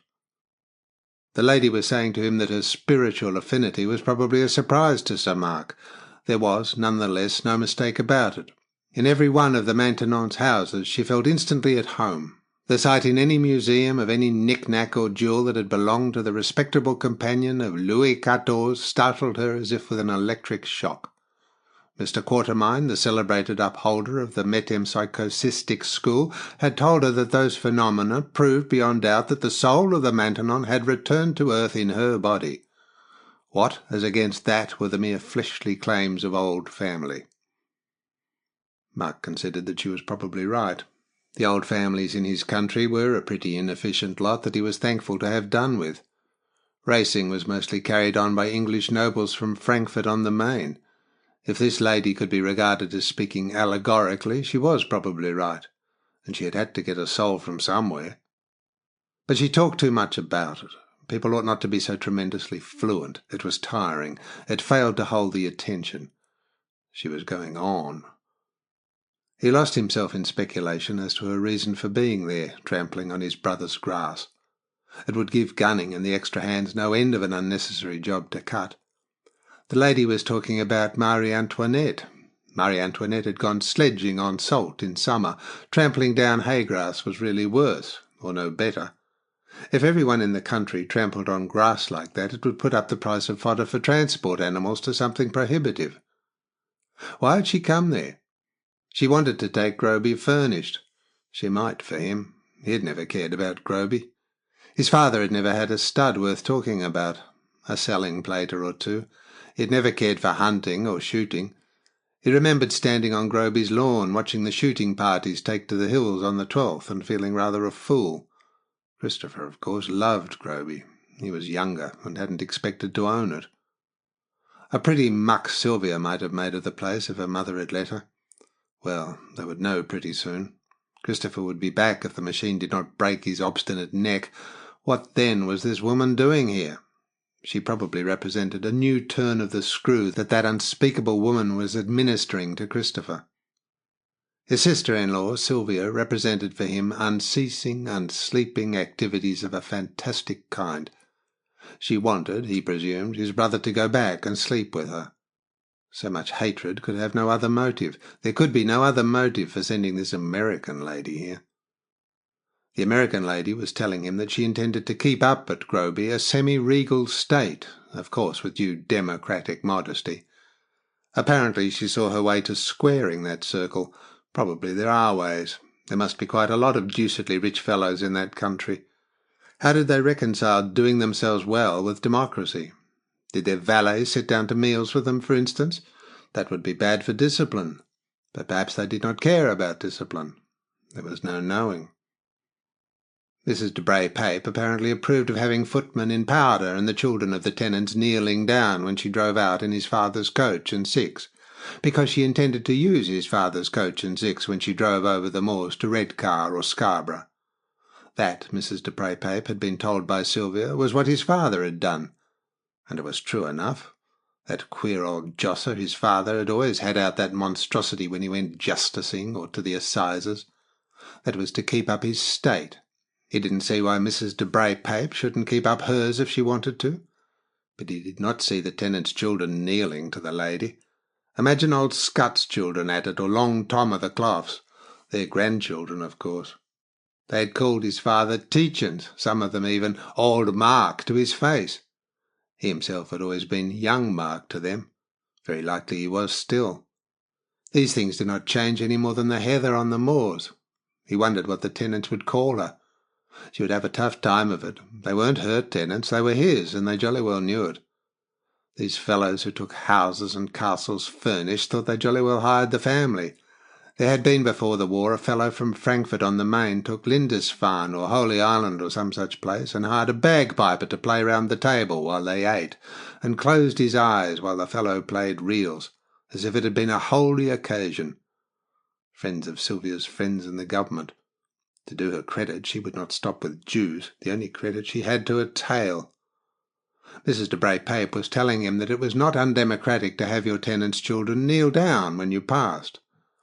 A boy's voice said, "Uncle Mark."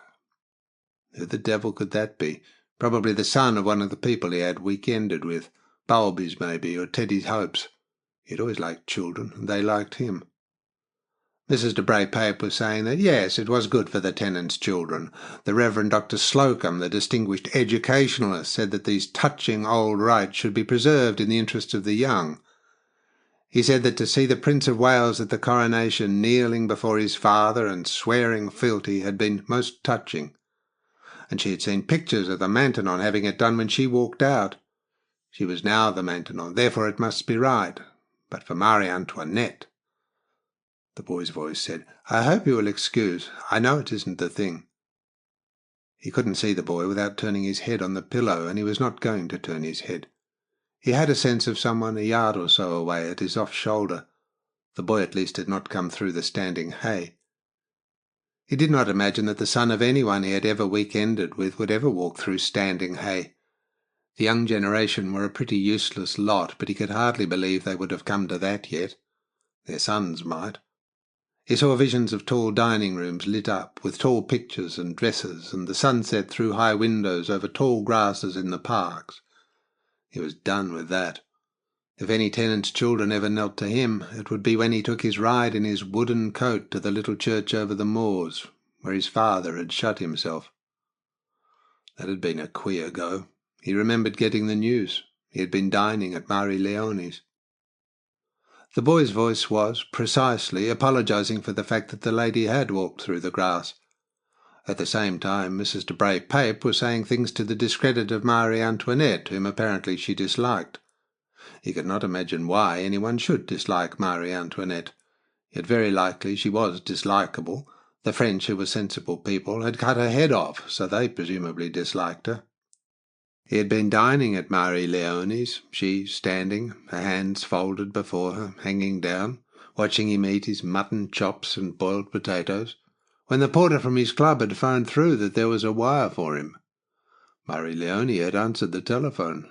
He had told her to tell the porter to open the telegram and read it to her. That was a not unusual proceeding. Telegrams that came to him at the club usually announced the results of races that he had not attended. He hated to get up from the dinner table. She had come back slowly and said still more slowly that she had bad news for him. There had been an accident. His father had been found shot dead. He had sat still for quite a time. Marie Leone also had said nothing. He remembered that he had finished his chops, but he had not eaten his apple pie. He had finished his claret. By that time he had come to the conclusion that his father had probably committed suicide, and that he, Mark Tietjens, was probably responsible for his father's having done that. He had got up then, told Marie Leone to get herself some mourning, and had taken the night train to Groby. There had been no doubt about it when he got there. His father had committed suicide. His father was not the man unadvisedly to crawl through a quicken hedge with his gun at full cock behind him after rabbits. It had been purposed. There was then something soft about the Tietjens stock, for there had been no real and sufficient cause for the suicide. Obviously his father had had griefs. He had never got over the death of his second wife. That was soft for a Yorkshireman. He had lost 2 sons and an only daughter in the war. Other men had done that and got over it. He had heard through him, Mark, that his youngest son, Christopher, was a bad hat. But plenty of men had sons who were bad hats. Something soft, then, about the stock.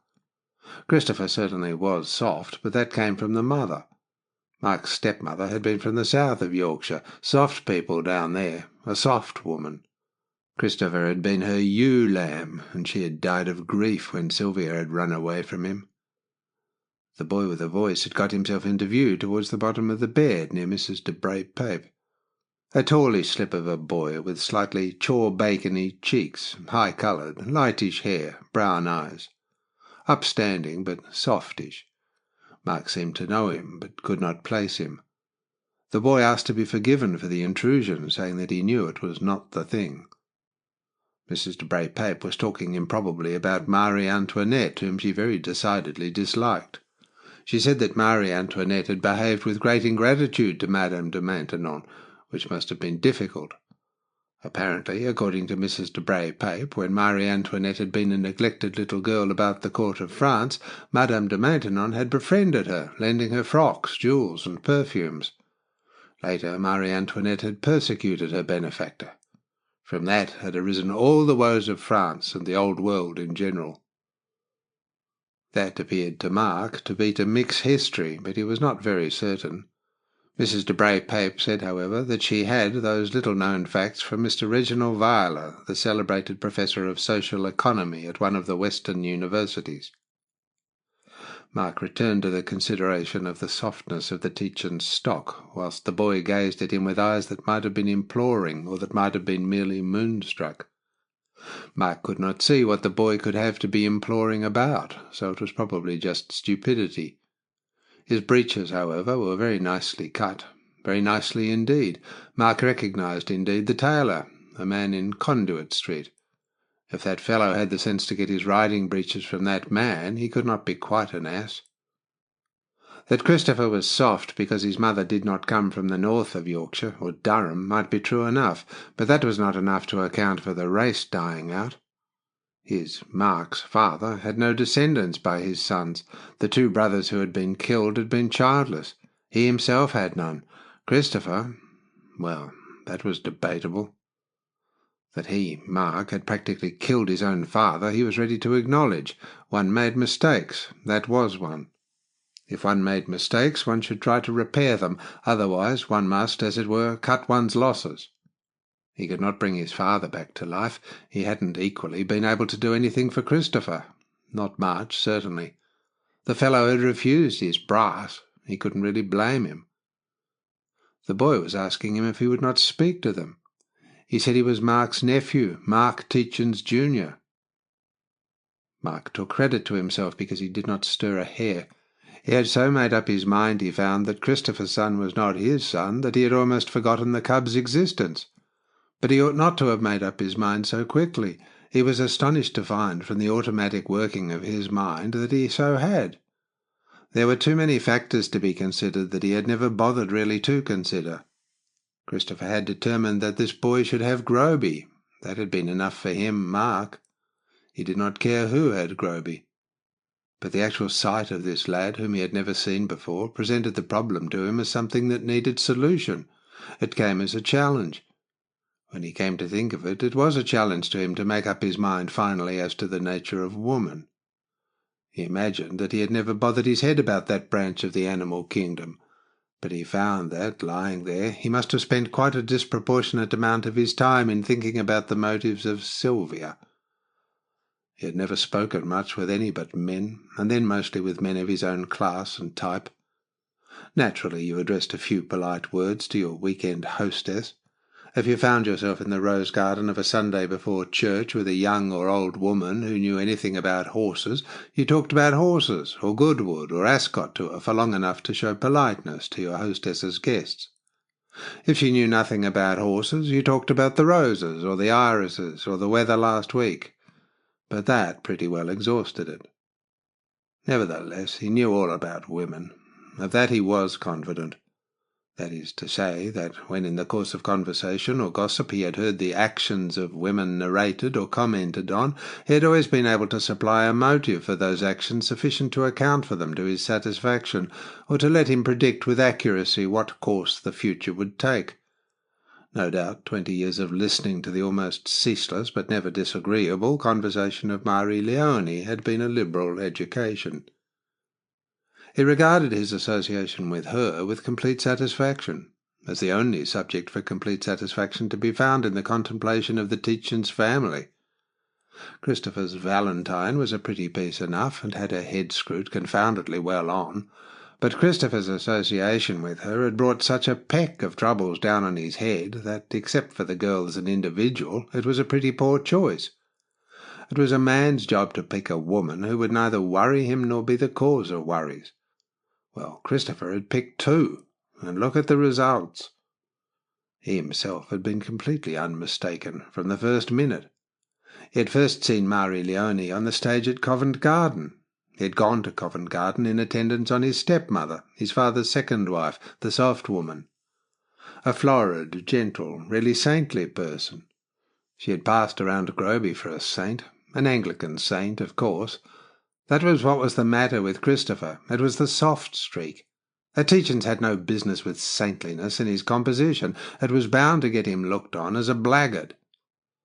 But he had attended Covent Garden as a politeness to his stepmother, who very seldom found herself in town. And there, in the second row of the ballet, he had seen Marie Leone, slimmer, of course, in those days. He had at once made up his mind to take up with her, and, an obliging commissionaire having obtained her address for him from the stage door, he had, towards 12:30 next day, walked along the Edgware Road towards her lodgings. He had intended to call on her. He met her, however, in the street. Seeing her there, he had liked her walk, her figure, her neat dress. He had planted himself, his umbrella, his billycock hat and all, squarely in front of her, She had neither flinched nor attempted to bolt round him, and had said that, if at the end of her engagement in London she cared to be placed dans ses draps, with £250 a year and pin money to be deliberated on, she might hang up her cream jug at an apartment that he would take for her in St. John's Wood Park, which was the place in which, in those days, most of his friends had establishments. She had preferred the neighbourhood of the Gray's Inn Road, as reminding her more of France. But Sylvia was quite another pair of shoes. That young man was flushing all over his face. The young of the tomtit in the old shoe were getting impatient. They were chirruping in spite of the alarm cries of the mother on the boughs above the thatch. It was certainly insanitary to have boughs above your thatch, but what did it matter in days so degenerate that even the young of tomtits could not restrain their chirpings in face of their appetites? That young man, Sylvia's by the blow, was addressing embarrassed remarks to Mrs. de Bray-Pape. He suggested that perhaps his uncle resented the ladies' lectures on history and sociology. He said they had come to talk about the tree. Perhaps that was why his uncle would not speak to them. The lady said that it was precisely giving lessons in history to the dissolute aristocracy of the old world that was her mission in life. It was for their good, resent it how they might. As for talking about the tree, the young man had better do it himself. She now intended to walk around the garden to see how the poor lived. The boy said in that case he did not see why Mrs. de Bray-Pape had come at all. The lady answered that she had come at the sacred behest of his injured mother. That ought to be answer enough for him. She flitted disturbedly from Mark's view. The boy, swallowing visibly in his throat, fixed his slightly protruding eyes on his uncle's face. He was about to speak, but he remained for a long time silent and goggling. That was a Christopher Tietjens trick, not a Tietjens family trick, to gaze at you a long time before speaking. Christopher had it, no doubt, from his mother, exaggeratedly. She would gaze at you for a long time. Not unpleasantly, of course, but Christopher had always irritated him, even as a small boy. It is possible that he himself might not be as he was if he hadn't gazed at him for a long time, like a stuck pig. On the morning of that beastly day, Armistice Day. Beastly. Cramp's eldest son, a bugler in the 2nd Hampshires, went down the path, his bugle shining behind his khaki figure. Now they would make a beastly row with that instrument. On Armistice Day they had played the last post on the steps of the church under Marie Leonie's windows. The last post, the last of England. He remembered thinking that. He had not by then had the full terms of that surrender, but he had a dose enough of Christopher's stuck-piggedness. A full dose. He didn't say he didn't deserve it. If you made mistakes, you must take what you get for it. You shouldn't make mistakes. The boy at the foot of the bed was making agonized motions with his throat, swallowing his Adam's apple. He said, "I can understand, Uncle, that you hate to see us. All the same, it seems a little severe to refuse to speak to us." Mark wondered a little at the breakdown in communications that there must have been. Sylvia had been spying round that property, and round and round and round again. She had had renewed interviews with Mrs. Cramp. It had struck him as curious taste to like to reveal to dependents, to reveal and to dwell upon the fact that you were distasteful to your husband. If his woman had left him, he would have preferred to hold his tongue about it. He certainly would not have gone caterwauling about it to the carpenter of the man she had taken up with. Still, there was no accounting for tastes. Sylvia had no doubt been so full of her own griefs that very likely she had not listened to what Mrs. Cramp had said about his, Mark's, condition. On the 1 or 2 interviews he had had with that bitch, she had been like that. She had sailed in with her grievances against Christopher with such vigour that she had gone away with no ideas at all as to the conditions on which she was to be allowed to inhabit Groby. Obviously it taxed her mind to invent what she invented. You could not invent that sort of sex-cruelty stuff without having your mind a little affected. She could not, for instance, have invented that tale that he, Mark, was suffering for the sins of his youth without its taking it out of her. That is the ultimate retribution of Providence on those who invent gossip frequently. They go a little dotty. The fellow, he could not call his name to mind, half Scotch, half Jew, who had told him the worst tales against Christopher, had gone a little dotty. He had grown a beard and wore a top hat at inappropriate functions. Well, in effect, Christopher was a saint, and Provy invents retributions of an ingenious kind against those who libel saints. At any rate, that bitch must have become so engrossed in her tale that it had not come through to her that he, Mark, could not speak. Of course, the results of venereal disease are not pleasant to contemplate, and no doubt Sylvia, having invented the disease for him, had not liked to contemplate the resultant symptoms. At any rate, that boy did not know, and neither did Mrs. de Bray Pape, that he did not speak. Not to them, not to anybody. He was finished with the world.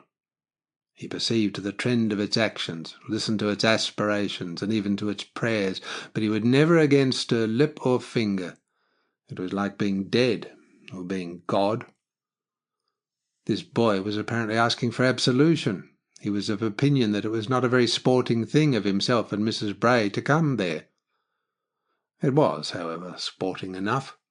He could see that they were both as afraid of him, Mark, as of the very devil. Its taste might, however, be questioned. Still, the situation was unusual, as all situations are.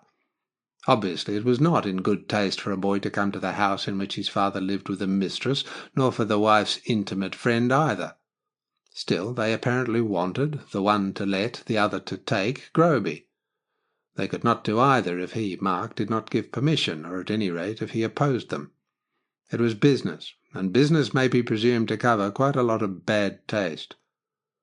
And, in effect, the boy was saying that his mother was, of course, a splendid person, but that he, Mark Junior, found her proceedings in many respects questionable. One could not, however, expect a woman, and an injured woman. The boy, with his shining eyes and bright cheeks, seemed to beg Mark to concede that his mother was at least an injured woman. One could not expect, then, a wronged woman to see things eye to eye with young Cambridge. For, he hastened to assure Mark, his set, the son of the Prime Minister, young Doble and Porter, as well as himself, were unanimously of opinion that a man ought to be allowed to live with whom he liked. He was not, therefore, questioning his father's actions, and for himself, if the occasion arose, he would be very glad to shake his father's companion by the hand. His bright eyes became a little humid. He said that he was not in effect questioning anything, but he thought that he himself would have been the better for a little more of his father's influence. He considered that he had been too much under his mother's influence. They noticed it, even at Cambridge. That, in effect, was the real snag when it came to a question of dissolving unions once contracted. Scientifically considered, questions of sex attraction, in spite of all the efforts of scientists, remained fairly mysterious. The best way to look at it, the safest way, was that sex attraction occurred as a rule between temperamental and physical opposites, because nature desired to correct extremes. No one, in fact, could be more different than his father and mother, the one so graceful, athletic, and charming, and the other so, let us say, perfectly honourable, but lawless. Because, of course, you can break certain laws and remain the soul of honour. Mark wondered if this boy was aware that his mother habitually informed everyone whom she met that his father lived on women, on the immoral earnings of women, she would infer when she thought it safe. The soul of honour, then, and masculinely clumsy and damn fine in his way. Well, he, Mark Tietjens, Jr., was not there to judge his father. His uncle Mark could see that he regarded his father with affection and admiration. But if nature, he must be pardoned for using anthropomorphic expressions since they were the shortest way, if nature then meant unions of opposite characters to redress extremes in the children, the process did not complete itself with the act of physical union. For just as there were obviously inherited physical characteristics, and no doubt inherited memory, there yet remained the question of the influence of temperament by means of personal association. So that for one opposite to leave the fruits of a union exclusively under the personal influence of the other opposite was very possibly to defeat the purposes of nature. That boy, Mark thought, was a very curious problem. He seemed to be a good, straight boy, a little loquacious. Still, that was to be excused, since he had to do all the talking himself. From time to time he had paused in his speech, as if, deferentially, he wished to have Mark's opinion. That was proper. He, Mark, could not stand hobbledehoys, particularly the hobbledehoys of that age, who appeared to be opinionative and emotional beyond the normal in hobbledehoys. Anyhow, he could not stand the young once they were beyond the age of childhood.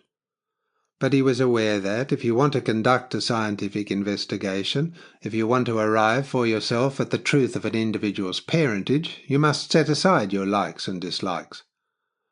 Heaven knew he had found Christopher, when he had been only one of the younger ones in his father's.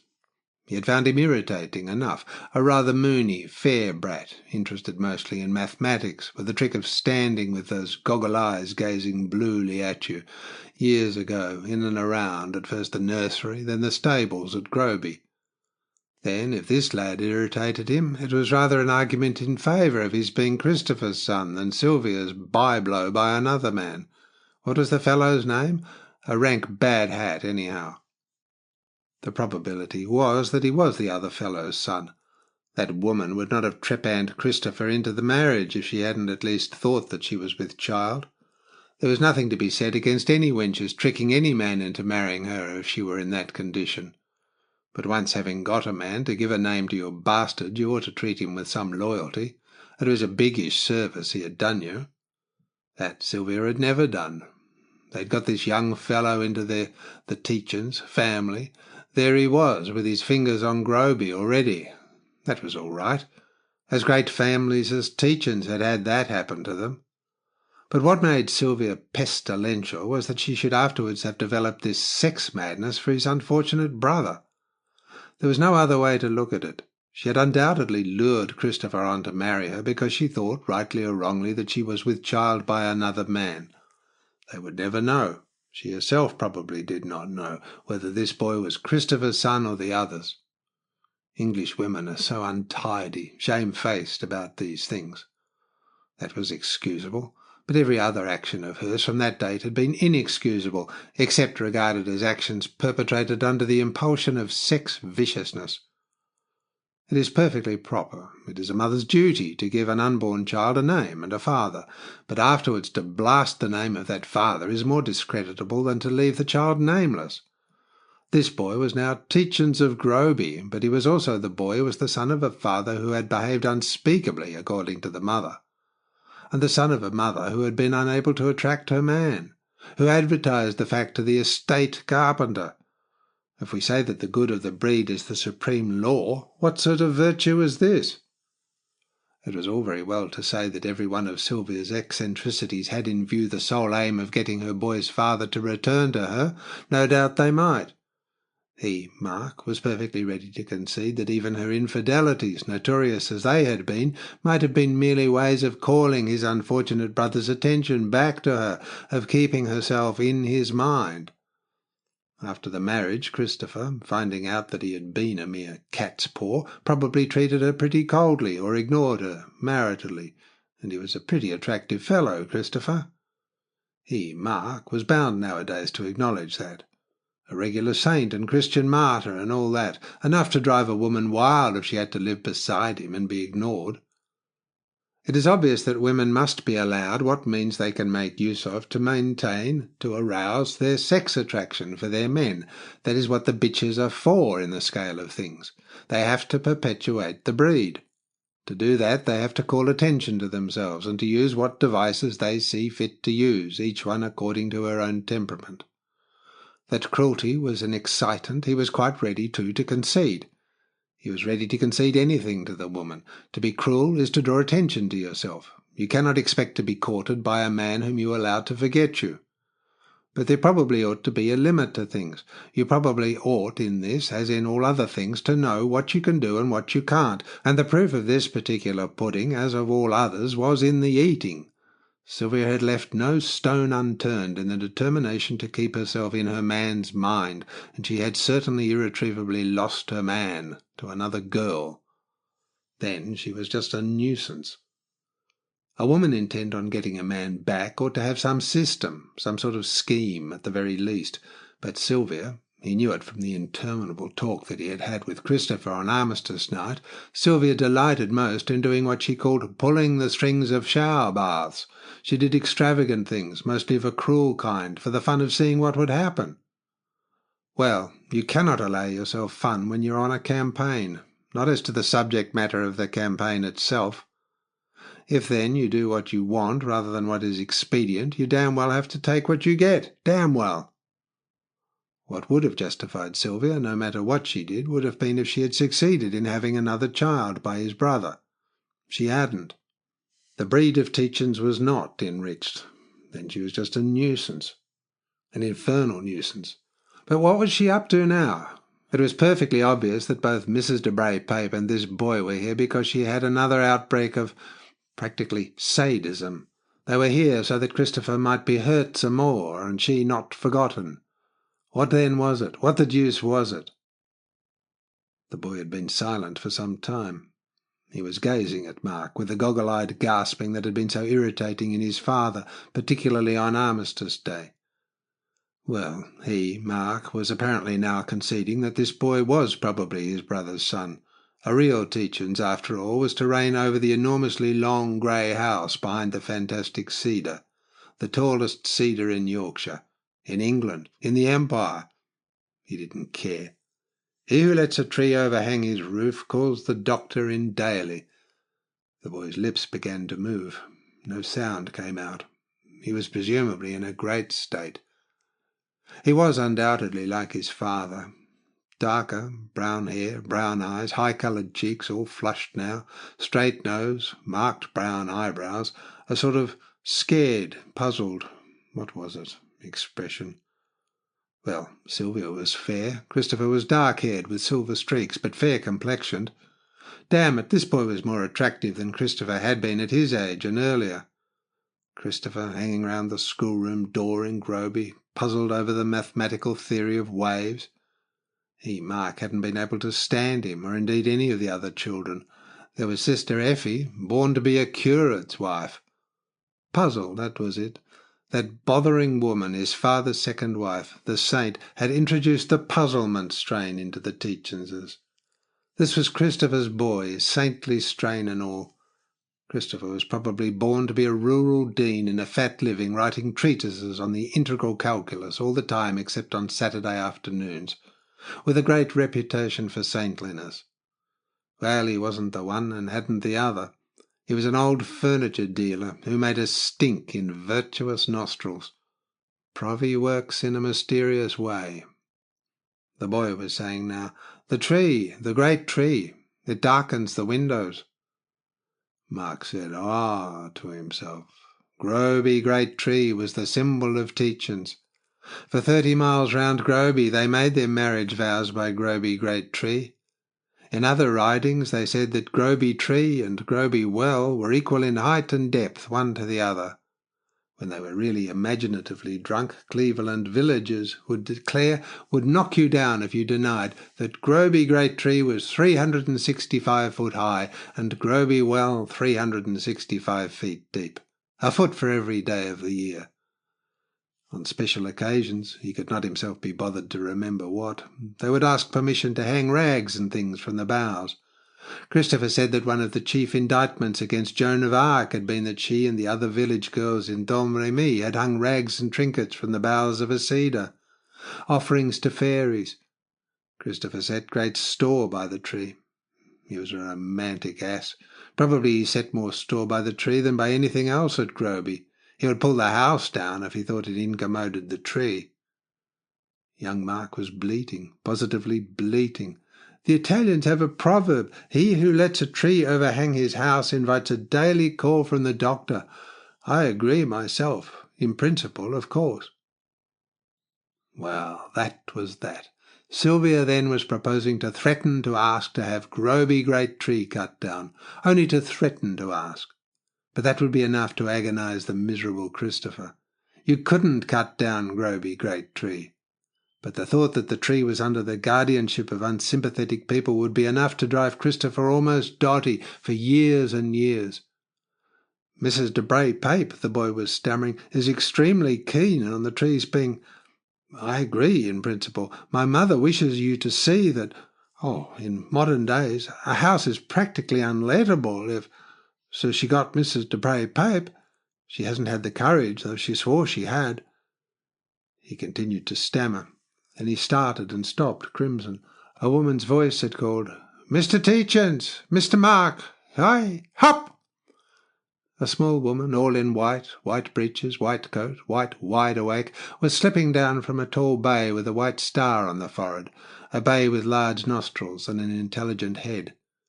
She waved her hand obviously at the boy and then caressed the horse's nostrils. Obviously at the boy, for it was obviously unlikely that Mark Sr. would know a woman who could make a sound like "Hi! Hop!" to attract his attention. Lord Fittleworth, in a square hard hat, sat on an immense coffin-headed dapple grey.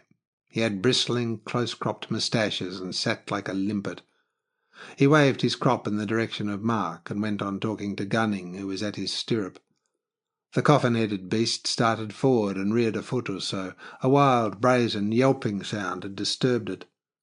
The boy was more and more scarlet, and as emotion grew on him, more and more like Christopher on that beastly day. Christopher with a piece of furniture under his arm, in Murray Leone's room, his eyes goggling out at the foot of the bed. Mark swore painfully to himself. He hated to be reminded of that day. Now this lad and that infernal bugle that the younger children of Cramp had got hold of from their bugler brother had put it back damnably in his mind. It went on, at intervals. One child had a try, then another. Obviously then Cramp the eldest took it. It blared out, "Ta-da! Ta-da! Di-da-di-di-da!" The last post. The bloody infernal last post. Well, Christopher, as that day Mark had predicted, had got himself, with his raw sensibilities, into a pretty bloody infernal mess while some drunken ass had played the last post under the window. Mark meant that whilst that farewell was being played, he had had that foresight, and he hated the bugle for reminding him of it. He hated it more than he had imagined. He could not have imagined himself using profanity even to himself. He must have been profoundly moved, deucedly and profoundly moved at that beastly noise. It had come over the day like a disaster. He saw every detail of Murray Leone's room as it had been on that day. There was, on the marble mantel-shelf, under an immense engraving of the Sistine Madonna, a feeding cup over a nightlight in which Murray Leone had been keeping some sort of pap warm for him, probably the last food to which he had ever helped himself. Part 1, Chapter 5. But no, that must have been about 12, or earlier or later on that infernal day. In any case, he could not remember any subsequent meal he had had then, but he remembered an almost infinitely long period of intense vexation, of mortification, insofar as he could accuse himself of ever having felt mortified. He could still remember the fierce intaking of his breath through his nostrils that had come when Christopher had announced what had seemed to him then his ruinous intentions. It had not been till probably 4 in the morning that Lord Wollstonmark had rung him, Mark, up to ask him to countermand the transport that was to have gone out from Harwich. At 4 in the morning, the idiotic brutes. His substitute had disappeared in the rejoicings, and Lord Wollstonmark had wanted to know what code they used for Harwich, because the transport must at all costs be stopped. There was going to be no advance into Germany. He had never spoken after that. His brother was done for, the country finished. He was as good as down and out, as the phrase was, himself. In his deep mortification, yes, mortification, he had said to Christopher that morning, the 11th November 1918, that he would never speak to him again. He hadn't at that moment meant to say that he would never speak to Christopher at all again, merely that he was never going to speak to him about affairs, the affairs of Groby. Christopher might take that immense, far-spreading, grey, bothersome house, and the tree, and the well, and the moors, and all the John Peel outfit, or he might leave them. He, Mark, was never going to speak about the matter any more. He remembered thinking that Christopher might have taken him to mean that he intended to withdraw, for what it was worth, the light of his countenance from the Christopher Tietjens ménage. Nothing had been further from his thoughts. He had a soft corner in his heart for Valentine Wannop. He had had it ever since sitting, feeling like a fool, in the ante-room of the War Office beside her, gnawing at the handle of his umbrella. But then he had recommended her to become Christopher's mistress. He had, at any rate, begged her to look after his mutton chops and his buttons. so that it wasn't likely that when, a year or so later, Christopher announced that he really was at last going to take up with the young woman and to chance what came of it, it wasn't likely that he intended to dissociate himself from the two of them. The idea had worried him so much that he had written a rough note, the last time that his hand had ever held a pen, to Christopher. He had said that a brother's backing was not of great use to a woman, but in the special circumstances of the case, he being Tietjens of Groby for what it was worth, and Lady Tietjens, Marie Leonie, being perfectly willing to be seen on all occasions with Valentine and her man, it might be worth something, at any rate with tenantry and such like. Well, he hadn't gone back on that.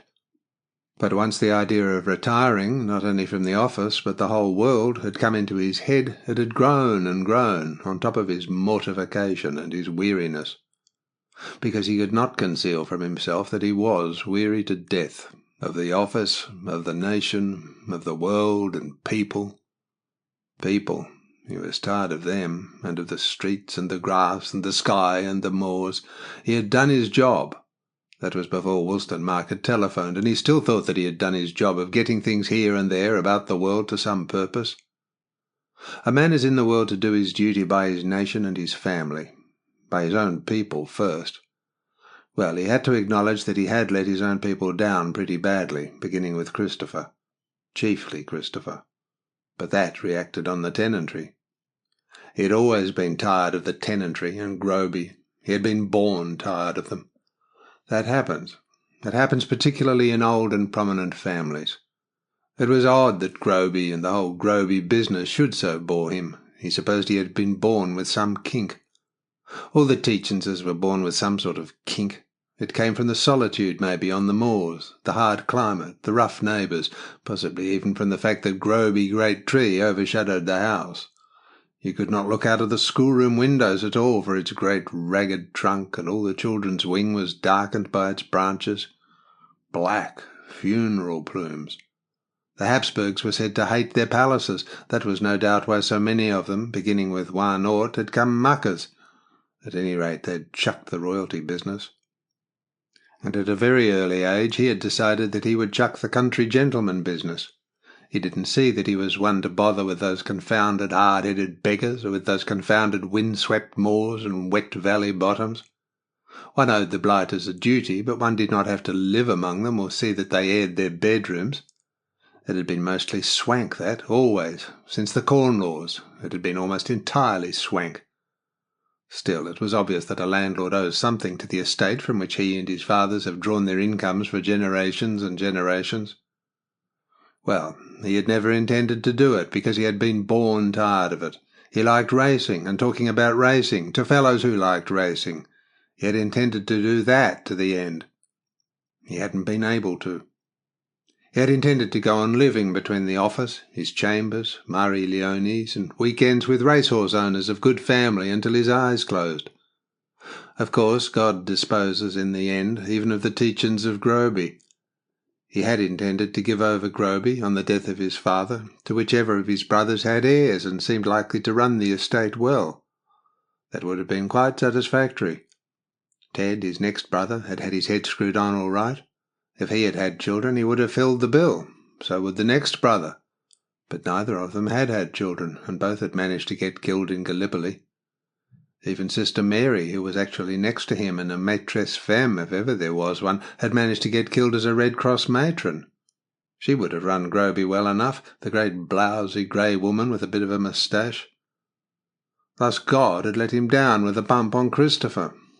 Well, Christopher would have run Groby well enough, but he wouldn't own a yard of Groby land, wouldn't touch a penny of Groby money. He was suffering for it now. They were both in effect suffering, for Mark could not see what was to become of either Christopher or the estate. Until his father's death, Mark had bothered precious little about the fellow. He was by 14 years the younger. There had been 10 children altogether, 3 of his own mother's children having died young and one having been soft. So Christopher had been still a baby when Mark had left Groby for good except for visits when he had brought his umbrella and seen Christopher mooning at the schoolroom door or in his own mother's sitting-room. So he had hardly seen the boy. And at Christopher's wedding he had definitely decided that he would not see him again. A mug who had got trepanned into marrying a whore. He wished his brother no ill, but the thought of him made Mark sickish. And then, for years, he had heard the worst possible rumours about Christopher. In a way, they had rather consoled Mark. God knows he cared little enough about the Tietjens family, particularly for the children by that soft saint, but he would rather have any brother of his be a wrong-'un than a mug. Then, gradually, from the gossip that went abroad, he had come to think that Christopher was a very bad wrong-'un indeed. He could account for it easily enough. Christopher had a soft streak, and what a woman can do to deteriorate a fellow with a soft streak is beyond belief. And the woman Christopher had got hold of, who had got hold of him, past belief too. Mark did not hold any great opinion of women at all. If they were a little plump, healthy, a little loyal, and not noticeable in their dress, that was enough for him. But Sylvia was as thin as an eel, as full of vice as a mare that's a wrong, and completely disloyal, and dressed like any Paris cocotte. Christopher, as he saw it, had had to keep that harlot to the tune of 6,000 or 7,000 a year, in a society of all wrong-'uns too, and on an income of at most 2. Plenty for a younger son, but naturally he had to go wrong to get the money. So it had seemed to him, and it had seemed to matter precious little.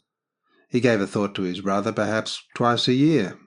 But then one day, just after the 2 brothers had been killed, their father had come up from Groby to say to Mark at the club, "Has it occurred to you that since those 2 boys are killed, that fellow Christopher is practically heir to Groby?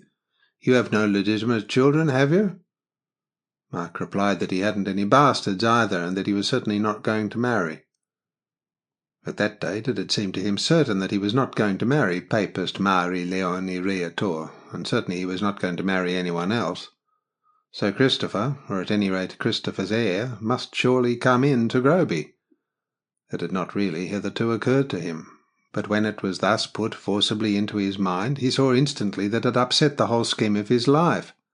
As he saw Christopher then, the fellow was the last person in the world to have the charge of Groby, for he had to regard that as to some extent a cure of souls, and he himself would not be much better. He was hopelessly out of touch with the estate, and even though his father's land steward was a quite efficient fellow, he himself at that date was so hopelessly immersed in the affairs of the then war that he would hardly have a moment of time to learn anything about the property. There was, therefore, a breakdown in his scheme of life. That was already a pretty shaking sort of affair. Mark was accustomed to regard himself as master of his fate, as being so limited in his ambitions and so entrenched behind his habits and his wealth that, if circumstances need not of necessity bend to his will, fate could hardly touch him. And it was one thing for a Tietjens' younger son to be a bold sort of lawbreaker, or at any rate that he should be contemptuous of restraint. It was quite another that the heir to Groby should be a soft sort of bad hat whose distasteful bunglings led his reputation to stink in the nostrils of all his own class, if a younger son can be said to have a class. At any rate in the class to which his father and his eldest brother belonged. Tietjens was said to have sold his wife to her cousin, the Duke, at so contemptible a price that he was obviously penniless even after that transaction. He had sold her to other rich men, to bank managers, for instance. Yet even after that he was reduced to giving Stumer cheques. If a man sold his soul to the devil, he should at least insist on a good price. Similar transactions were said to distinguish the social set in which that bitch moved, but most of the men who, according to Ruggles, sold their wives to members of the government obtained millions by governmental financial tips, or peerages. Not infrequently they obtained both peerages and millions. But Christopher was such a confounded ass that he had got neither the one nor the other. His cheques were turned down for twopences, and he was such a bungler that he must needs get with child the daughter of their father's oldest friend, and let the fact be known to the whole world. This information he had from Ruggles, but it killed their father. Well, he, Mark, was absolutely to blame, that was that. But infinitely worse, it had made Christopher absolutely determined not to accept a single penny of the money that had become Mark's and that had been his father's. And Christopher was as obstinate as a hog. For that Mark did not blame him. It was a Tietjens' job to be as obstinate as a hog. He couldn't, however, disabuse his mind of the idea that Christopher's refusal of Groby and all that came from Groby was as much a manifestation of the confounded saintliness that he got from his soft mother as of a spirit of resentment. Christopher wanted to rid himself of his great possessions. The fact that his father and brother had believed him to be what Marie Leone would have called maquereau, and had thus insulted him, he had merely grasped at with eagerness as an excuse.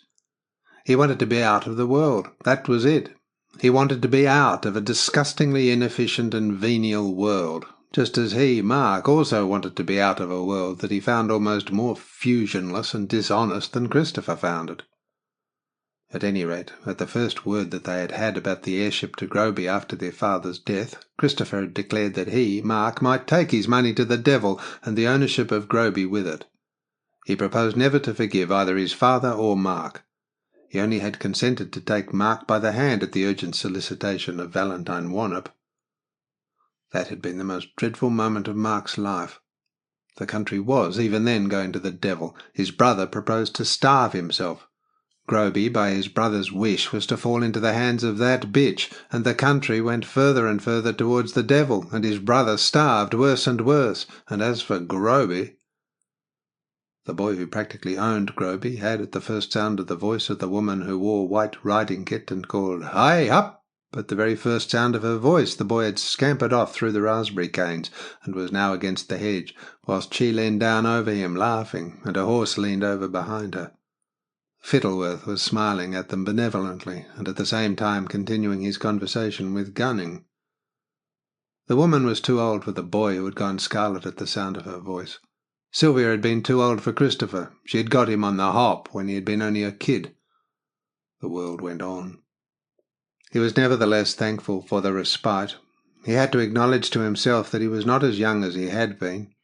He had a great deal to think of if he was to get the hang of— he was certainly not going to interfere with— the world, and having to listen to conversations that were mostly moral apothegms had tired him. He had got too many at too short intervals. If he had spoken, he would not have, but because he did not speak, both the lady who was descended from the Maintenon and that boy had peppered him with moral points of view that all required to be considered, without leaving him enough time to get his breath mentally. The lady had called them a corrupt and effete aristocracy. They were probably not corrupt, but certainly, regarded as landowners, they were effete, both he and Christopher. They were simply bored at the contemplation of that terrific nuisance, and refusing to perform the duties of their post, they refused the emoluments too. He could not remember that, after childhood, he had ever had a penny out of Groby. They would not accept that post. They had taken others. Well, this was his, Mark's, last post. He could have smiled at his grim joke. Of Christopher he was not so sure. That ass was a terrific sentimentalist. Probably he would have liked to be a great landowner, keeping up the gates on the estate, like Fittleworth, who was a perfect lunatic about gates. He was probably even now jaw-jawing Gunning about them, smacking his boot-top with his crop-handle. Yes, keeping up the gates, and seeing that the tenant's land gave so many bushels of wheat to the acre, or supported so many sheep the year round. How many sheep would an acre keep all the year round, and how many bushels of wheat, under proper farming, should it give? He, Mark, had not the least idea. Christopher would know, with the difference to be expected of every acre of all the 1,000 acres of Groby. Yes, Christopher had pored over Groby with the intentness of a mother looking at her baby's face, so that his refusal to take on that stewardship might very well arise from a sort of craving for mortification of the spirit. Old Campion had once said that he positively believed with shudders, that Christopher desired to live in the spirit of Christ. That had seemed horrible to the general, but Mark did not see that it was horrible per se. He doubted, however, whether Christ would have refused to manage Groby had it been his job. Christ was a sort of an Englishman, and Englishmen did not, as a rule, refuse to do their jobs. They had not used to. Now, no doubt, they did. It was a Russian sort of trick. He had heard that even before the Revolution, great Russian nobles would disperse their estates, give their serfs their liberty, put on a hair shirt and sit by the roadside begging. Something like that. Perhaps Christopher was a symptom that the English were changing. He himself was not. He was just lazy and determined, and done with it. He had not at first been able to believe that Christopher was resolved, with a Yorkshire resolution, to have nothing to do with Groby or his, Mark's, money. He had, nevertheless, felt a warm admiration for his brother the moment the words had been said. Christopher would take none of his father's money. He would never forgive either his father or his brother. A proper Yorkshire sentiment, uttered coldly and, as it were, good-humouredly. His eyes naturally had goggled, but he had displayed no other emotion. Nevertheless, Mark had imagined that he might be up to some game. He might be merely meaning to bring Mark to his knees. But how could Mark be more brought to his knees than by offering to give over Groby to his brother? It is true he had kept that up his sleeve whilst his brother had been out in France. After all, there was no sense in offering a fellow who might be going to become food for powder the management of great possessions. He had felt a certain satisfaction in the fact that Christopher was going out, though he was confoundedly sorry too. He really admired Christopher for doing it, and he imagined that it might clear some of the smirchiness that must attach to Christopher's reputation, in spite of what he now knew to be his brother's complete guiltlessness of the crimes that had been attributed to him. He had, of course, been wrong. He had reckoned without the determined discredit that, after the war was over, the civilian population would contrive to attach to every man who had been to the front as a fighting soldier. After all, that was natural enough. The majority of the male population was civilian, and once the war was over and there was no more risk, they would bitterly regret that they had not gone. They would take it out on the ex-soldiers all right. So that Christopher had rather been additionally discredited than much helped by his service to the country. Sylvia had been able to put it very reasonably that Christopher was by nature that idle and dissolute thing, a soldier. That, in times of peace, had helped her a great deal. Still, Mark had been pleased with his brother, and once Christopher had been invalided back and had returned to his old tin saving depot near Ealing, Mark had at once set wheels in motion to get his brother demobilised so that he might look after Groby. By that time Groby was inhabited by Sylvia, the boy, and Sylvia's mother.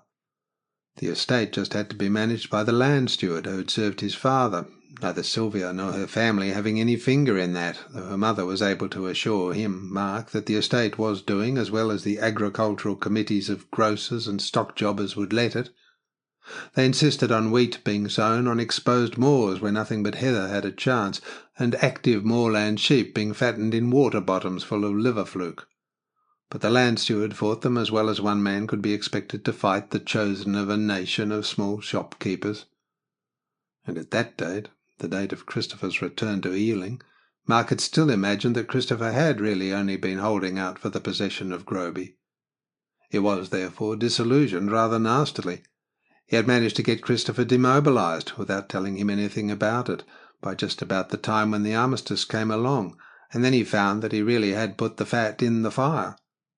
He had practically beggared the wretched fellow, who, counting on living on his pay for at least a year longer, had mortgaged his blood money in order to go into a sort of partnership in an old furniture business with a confounded American.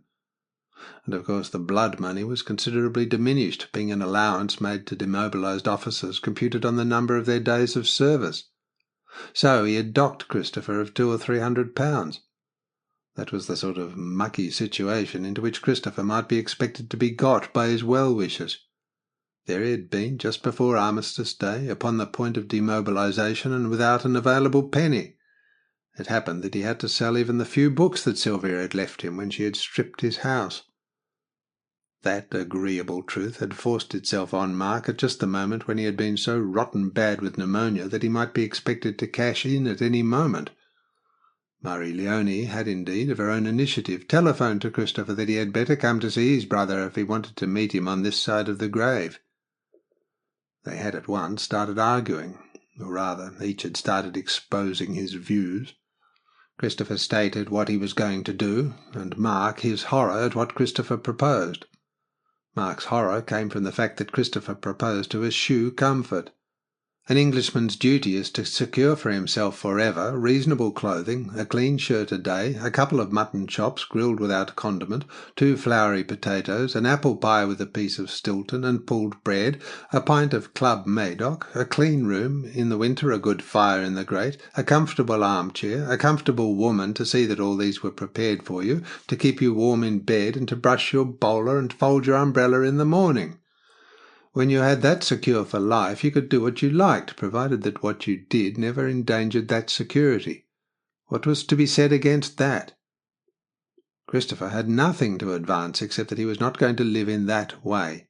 He was not going to live in that way unless he could secure that, or something like it, by his own talents.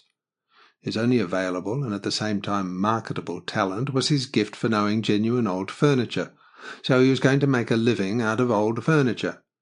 He had had his scheme perfectly matured. He had even secured an American partner, a fellow who had as great a gift for the cajolement of American purchasers of old stuff as he, Christopher, had for its discovery. It was still the war then, but Christopher and his partner, between them, had predicted the American mopping up of the world's gold supply and the consequent stripping of European houses of old stuff. At that you could make a living. Other careers, he said, were barred to him. The Department of Statistics, in which he had formerly had a post, had absolutely cold-shouldered him. They were not only adamant, they were also vindictive against civil servants who had become serving soldiers. They took the view that those members of their staffs who had preferred serving were idle and dissolute fellows who had merely taken up arms in order to satisfy their lusts for women. Women had naturally preferred soldiers to civilians. The civilians were now getting back on them. That was natural. Mark agreed that it was natural. Before he had been interested in his brother as a serving soldier, he had been inclined to consider most soldiers as incompetent over transport and in general nuisances. He agreed, too, that Christopher could not go back to the department. There he was, certainly a marked man. He could possibly have insisted on his rights to be taken back, even though his lungs, being now pretty damaged by exposure, might afford them a pretext for legally refusing him. HM civil service and departments have the right to refuse employment to persons likely to become unfit for good. A man who has lost an eye may be refused by any department because he may lose the other and so become liable for a pension. But even if Christopher forced himself on the department, they would have their bad mark against him. He had been too rude to them during the war when they had tried to force him to employ himself in the faking of statistics that the ministry had coerced the department into supplying in order to dish the French, who demanded more troops. With that point of view, Mark found himself entirely in sympathy. His long association with Marie Leonie, his respect for the way in which she had her head screwed on, the constant intimacy with the life and point of view of French individuals at the petite bourgeoisie which her gossip had given him, all these things, together with his despair for the future of his own country, had given him a very considerable belief in the destinies and indeed in the virtues of the country across the Channel. It would, therefore, have been very distasteful to him that his brother should take pay from an organization that had been employed to deal treacherously with our allies. It had, indeed, become extremely distasteful to him to take pay himself from a government that had forced such a course upon the nation, and he would thankfully have resigned from his office if he had not considered that his services were indispensable to the successful prosecution of the war, which was then still proceeding. He wanted to be done with it, but at the moment he saw no chance. The war was by then obviously proceeding towards a successful issue. Owing to the military genius of the French, who by then had the supreme command, the enemy nations were daily being forced to abandon great stretches of territory. But that only made the calls on transport the greater, whilst if we were successfully and unwastefully to occupy the enemy capital, as at that date he imagined that we obviously must, the demand for the provision of transport must become almost unmeasurable. Still, that was no argument for the re-entry of his brother into the service of the country. As he saw things, public life had become, and must remain for a long period, so demoralized by the members of the then government, with their devious foreign policies and their intimacies with a class of shady financiers, such as had never hitherto had any finger in the English political pie, public life had become so discreditable an affair that the only remedy was for the real governing classes to retire altogether from public pursuits. Things, in short, must become worse before they could grow better. With the dreadful condition of ruin at home and foreign discredit to which the country must almost immediately emerge under the conduct of the Scotch grocers, Frankfurt financiers, Welsh pettifoggers, Midland armament manufacturers, and South Country incompetents, who during the latter years of the war had intrigued themselves into office, with that dreadful condition staring it in the face, the country must return to something like its old standards of North Country common sense and English probity. The old governing class to which he and his belonged might never return to power, but whatever revolutions took place, and he did not care, The country must reawaken to the necessity for exacting of whoever might be its governing class some semblance of personal probity and public honouring of pledges. He obviously was out of it, or he would be out of it with the end of the war, for even from his bed he had taken no small part in the directing of affairs at his office. A state of war obviously favoured the coming to the top of all kinds of devious, stormy petrels. That was inevitable and could not be helped. But in normal times, every country, was true to itself. Nevertheless, he was very content that his brother should, in the interim, have no share in affairs. Let him secure his mutton chop, his pint of claret, his woman, and his umbrella, and it mattered not into what obscurity he retired. But how was that to be secured? There had seemed to be several ways.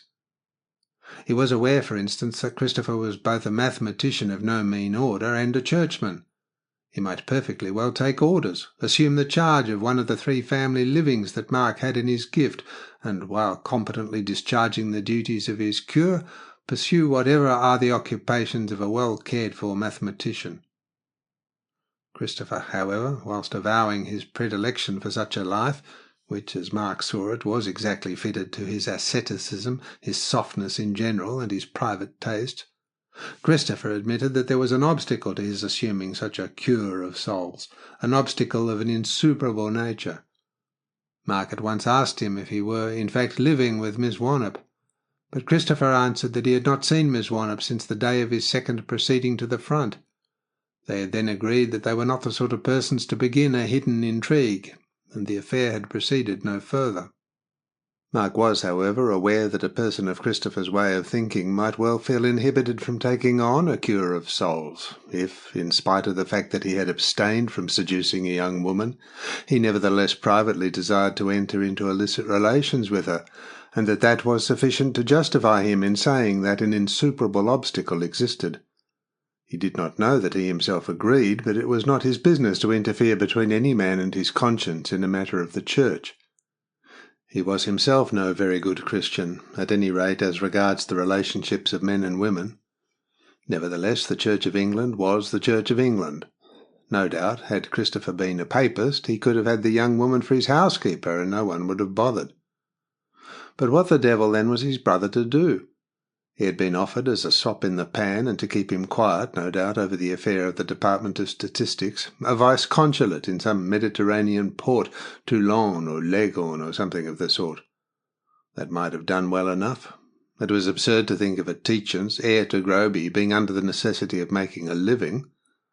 It was fantastic, but if Christopher was in a fantastic mood, there was nothing to be done about it. A vice-consulate is a potty sort of job. You attend to ships' manifests, get members of crews out of jail, give old lady tourists the addresses of boarding-houses kept by English or half-caste, or provide the vice-admirals of visiting British squadrons with the names of local residents who should be invited to entertainments given on the flagship. It was a potty job, innocuous too, if it could be regarded as a sort of marking time. And at that moment Mark thought that Christopher was still holding out for some sort of concession on Mark's part before definitely assuming the charge of Groby, its tenants and its mineral rights.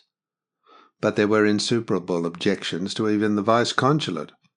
In the first place, the job would have to be in the public service, a fact to which, as has been said, Mark strongly objected. Then the job was offered as a sort of bribe.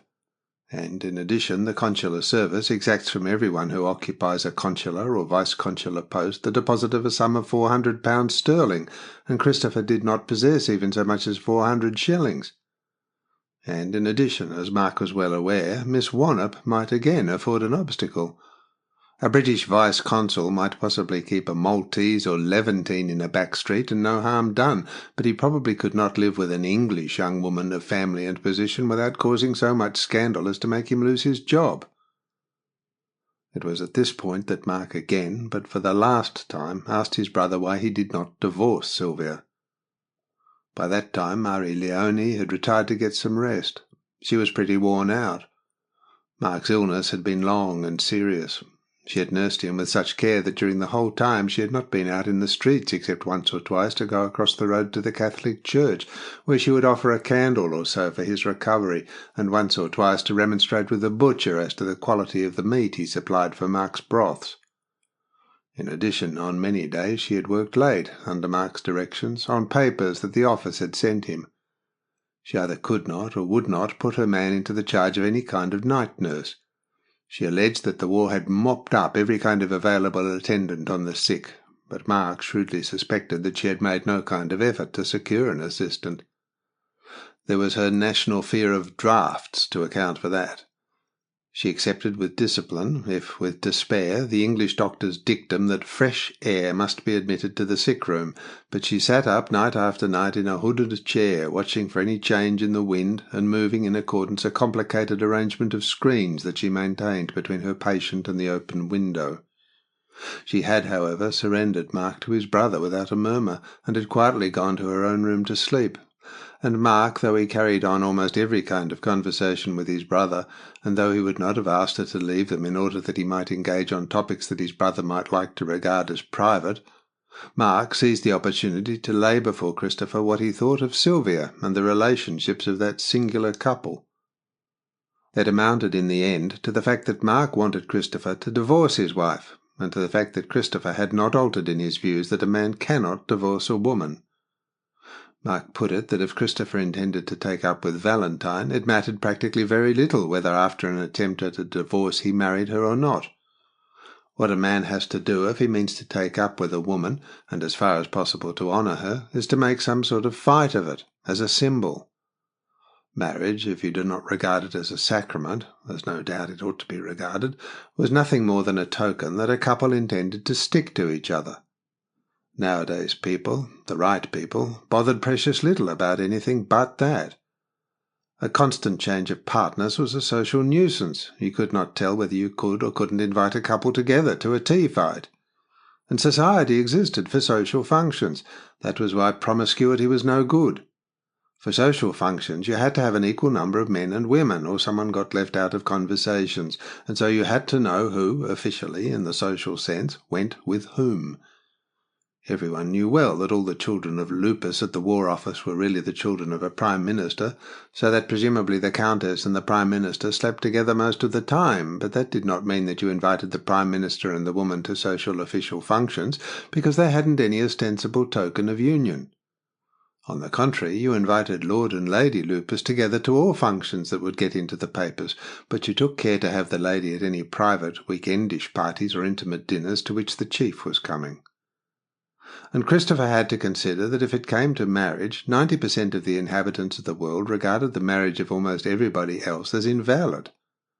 A papist obviously could not regard a marriage before an English registrar or a French mayor as having any moral validity. At best, it was no more than a demonstration of aspirations after constancy.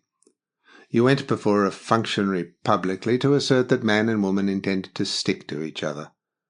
Equally, for extreme Protestants, a marriage by a papist priest, or a minister of any other sect, or a Buddhist lama, had not the blessing of their own brand of deity. So that really, to all practical intents, it was sufficient if a couple really assured their friends that they intended to stick together, if possible, forever. If not, at least for years enough to show that they had made a good shot at it. Mark invited Christopher to consult whom he liked in his, Mark's, particular set, and he would find that they agreed with his views. So he was anxious that if Christopher intended to take up with the Wannop young woman, he should take at least a shot at a divorce. He might not succeed in getting one. He obviously had grounds enough, but Sylvia might make counter-allegations. He, Mark, couldn't say with what chance of success. He was prepared himself to accept his brother's assertions of complete innocence, but Sylvia was a clever devil, and there was no knowing what view a judge might take. Where there had been such a hell of a lot of smoke, he might consider that there must be enough flame to justify refusing a divorce. There would no doubt be, thus, a beastly stink. But a beastly stink would be better than the sort of veiled ill fame that Sylvia had contrived to get attached to Christopher. And the fact that Christopher had faced the stink and made the attempt would be at least that amount of tribute to Miss Wannop. Society was good-natured, and was inclined to take the view that if a fellow had faced his punishment and taken it, he was pretty well absolved.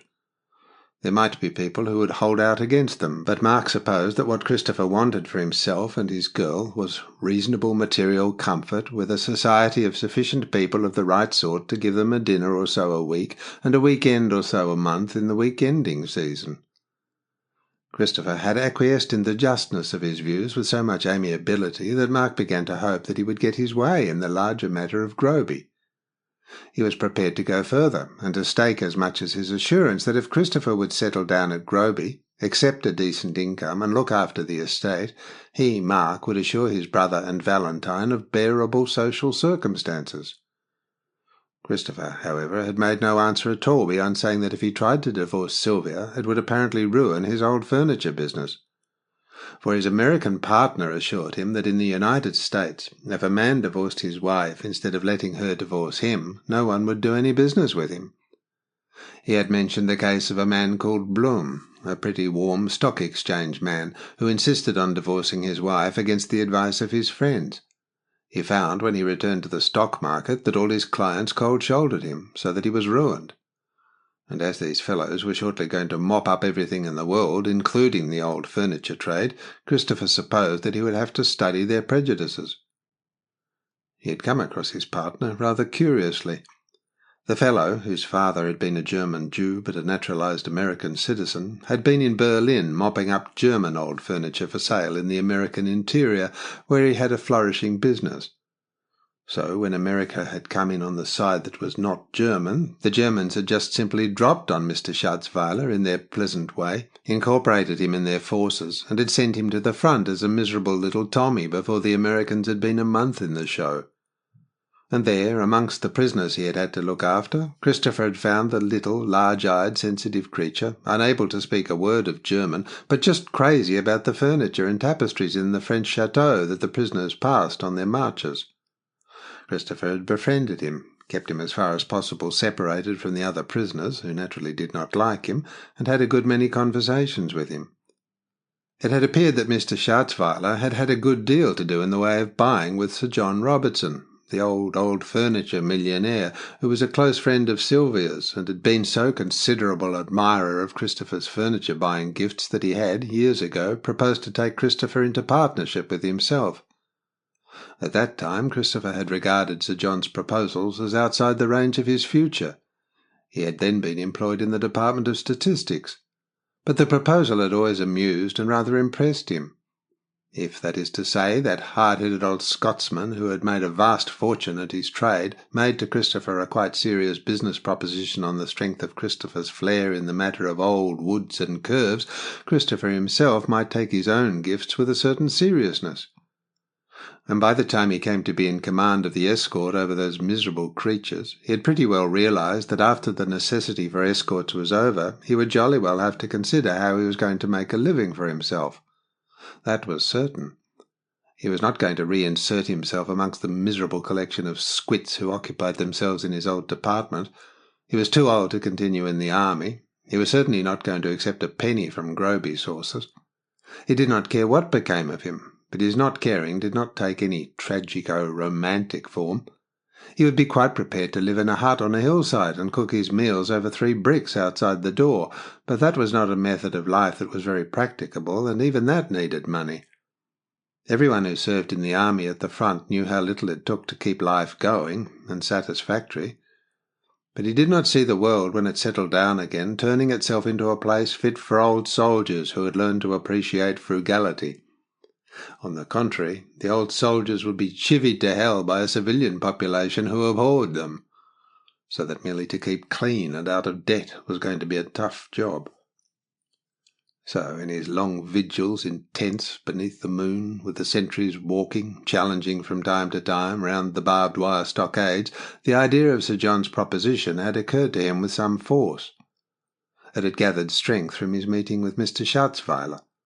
The little fellow was a shivering artist, and Christopher had enough of superstition in him to be impressed by the coincidence of their having come together in such unlikely circumstances. After all, Providence must let up on him after a time, so why should not this unfortunate and impressively oriental member of the chosen people be a sign of a covenant? In a way, he reminded Christopher of his former protégé, McMaster. He had the same dark eyes, the same shape, the same shivering eagerness. That he was a Jew and an American did not worry Christopher. He had not objected to the fact that McMaster had been the son of a Scotch grocer. If he had to go into partnership and be thrown into close contact with anyone at all, he did not care much who it was, as long as it was not either a bounder or a man of his own class and race. To be in close mental communion with either an English bounder or an Englishman of good family would, he was aware, be intolerable to him. But for a little shivering artistic Jew, as of old for McMaster, he was quite capable of feeling a real fondness, as you might for an animal. Their manners were not your manners, and could not be expected to be, and whatever their intelligences, they would have a certain little alertness, a certain exactness of thought. Besides, if they did you in, as every business partner or protégé must be expected to do, you did not feel the same humiliation as you did if you were swindled by a man of your own race and station. In the one case it was only what was to be expected, in the other you were faced with the fact that your own tradition had broken down. And under the long strain of the war he had outgrown alike the mentality and the traditions of his own family and his own race. The one and the other were not fitted to endure long strains. So he welcomed the imploring glances and the eventual oriental gratitude of that little man in his unhappy tent. For naturally, by communicating in his weighty manner with the United States headquarters where he happened to find himself in its vicinity, he secured the release of the little fellow, who was by now safely back somewhere in the interior of the North American continent.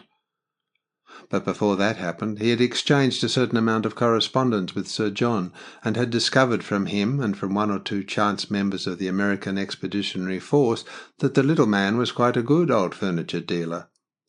Sir John had by that time gone out of business, and his letters were not particularly cordial to Tietjens, which was only what was to be expected if Sylvia had been shedding her charms over him. But it had appeared that Mr. Schatzweiler had had a great deal of business with Sir John, who had indeed supplied him with a great part of his material. And so, if Sir John had gone out of business, Mr. Schatzweiler would need to find in England someone to take Sir John's place.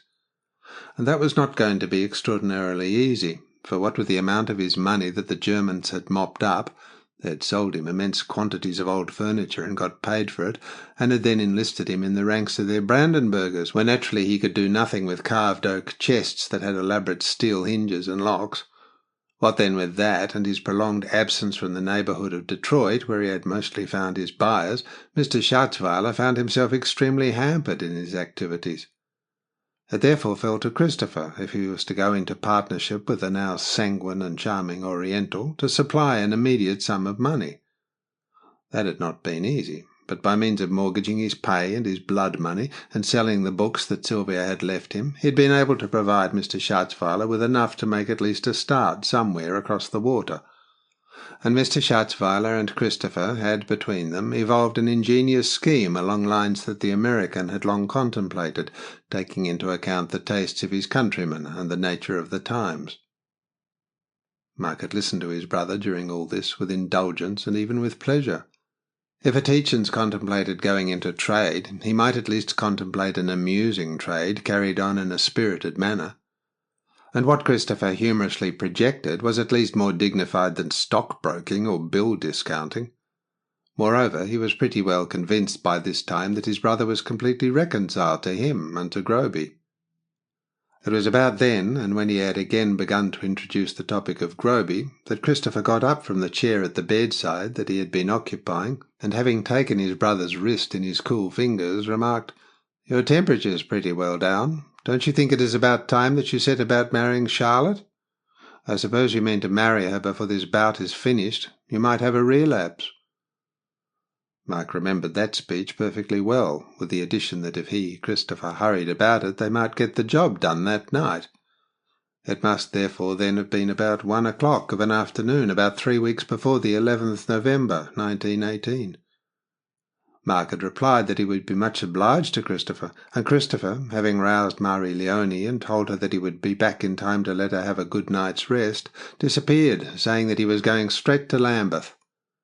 In those days, supposing you could command £30 or so, there was no difficulty in getting married at the shortest possible notice, and Christopher had promoted too many last-minute marriages among his men not to know the ropes. Mark viewed the transaction with a good deal of satisfaction, and it needed no arguing. If the proceeding had the approval of the heir presumptive to Groby, there was nothing more to be said against it. And Mark took the view that if he agreed to a proceeding that Christopher could only have counselled as heir presumptive, that was an additional reason for Mark's expecting that Christopher would eventually consent to administer Groby himself. Part 1, Chapter 6. That would have been 3 weeks before the 11th of November. His mind boggled a little at computing what the actual date in October must have been. With his then pneumonia, his mind had not much registered the dates of that period. Days had gone by in fever and boredom. Still, a man ought to remember the date of his wedding. Say it had been the 20th of October, 1918. The 20th of October had been his father's birthday. When he came to think of it, he could remembering hazily that it was queer that he should be going out of life on the date his father had entered it. It made a sort of full stop. And it made a full stop that practically on that day Papists entered into their own in Groby. He had, that is to say, made up his mind to the fact that Christopher's son would have Groby as a home even if Christopher didn't. And the boy was by now a full-fledged Papist, pickled and oiled and wafered and all. Sylvia had rubbed the fact in about a week ago by sending him a card for his nephew's provisional baptism and first communion about a week before. It had astonished him that he had not felt more bitter. He had not any doubt that the fact had reconciled him to his marriage with Marie Leone. He had told his brother a year or so before that he would never marry her because she was a Papist, but he was aware that then he was only chipping at Spelden, the fellow that wrote Spelden on Sacrilege, a book that predicted all sorts of disaster for fellows who owned former Papist church lands or who had displaced Papists. When he had told Christopher that he would never marry Charlotte, he had called her Charlotte for reasons of camouflage before the marriage, he had been quite aware that he was chipping at Spelden's ghost, for Spelden must have been dead 100 years or so. As it were, he had been saying grimly, if pleasantly, to that bogey, old un, you see, you may prophesy disaster to Groby because a Tietjens was given it over the head of one of your fellows in Dutch William's time. But you can't frighten me into making an honest woman, let alone a lady of Groby, out of a Papist. And he hadn't. He would swear that no idea of disaster to Groby had entered his head at the date of the marriage. Now he would not say, but of what he felt then he was certain. He remembered thinking whilst the ceremony was going on of the words of Fraser of Lovat before they executed him in the 45. They had told him on the scaffold that if he would make some sort of submission to George II, they would spare his body from being exhibited in quarters on the spikes of the buildings in Edinburgh. And Fraser had answered, "And the king will have my head, I care not what he may do with my—" naming a part of a gentleman that is not now mentioned in drawing-rooms. So, if a Papist was to inhabit Groby House, it mattered precious little if the First Lady Tietjens of Groby were Papist or heathen. A man, as a rule, does not marry his mistress while he has any kick in him. If he still aims at a career, it might hinder him if she were known to have been his mistress, and of course a fellow who wants to make a career might want to help himself on by making a good marriage. Even if a man does not want to make a career, he may think that a woman who has been his mistress as like as not may cuckold him after marriage, for if she has gone wrong with him, she would be more apt to go wrong elsewhere as well.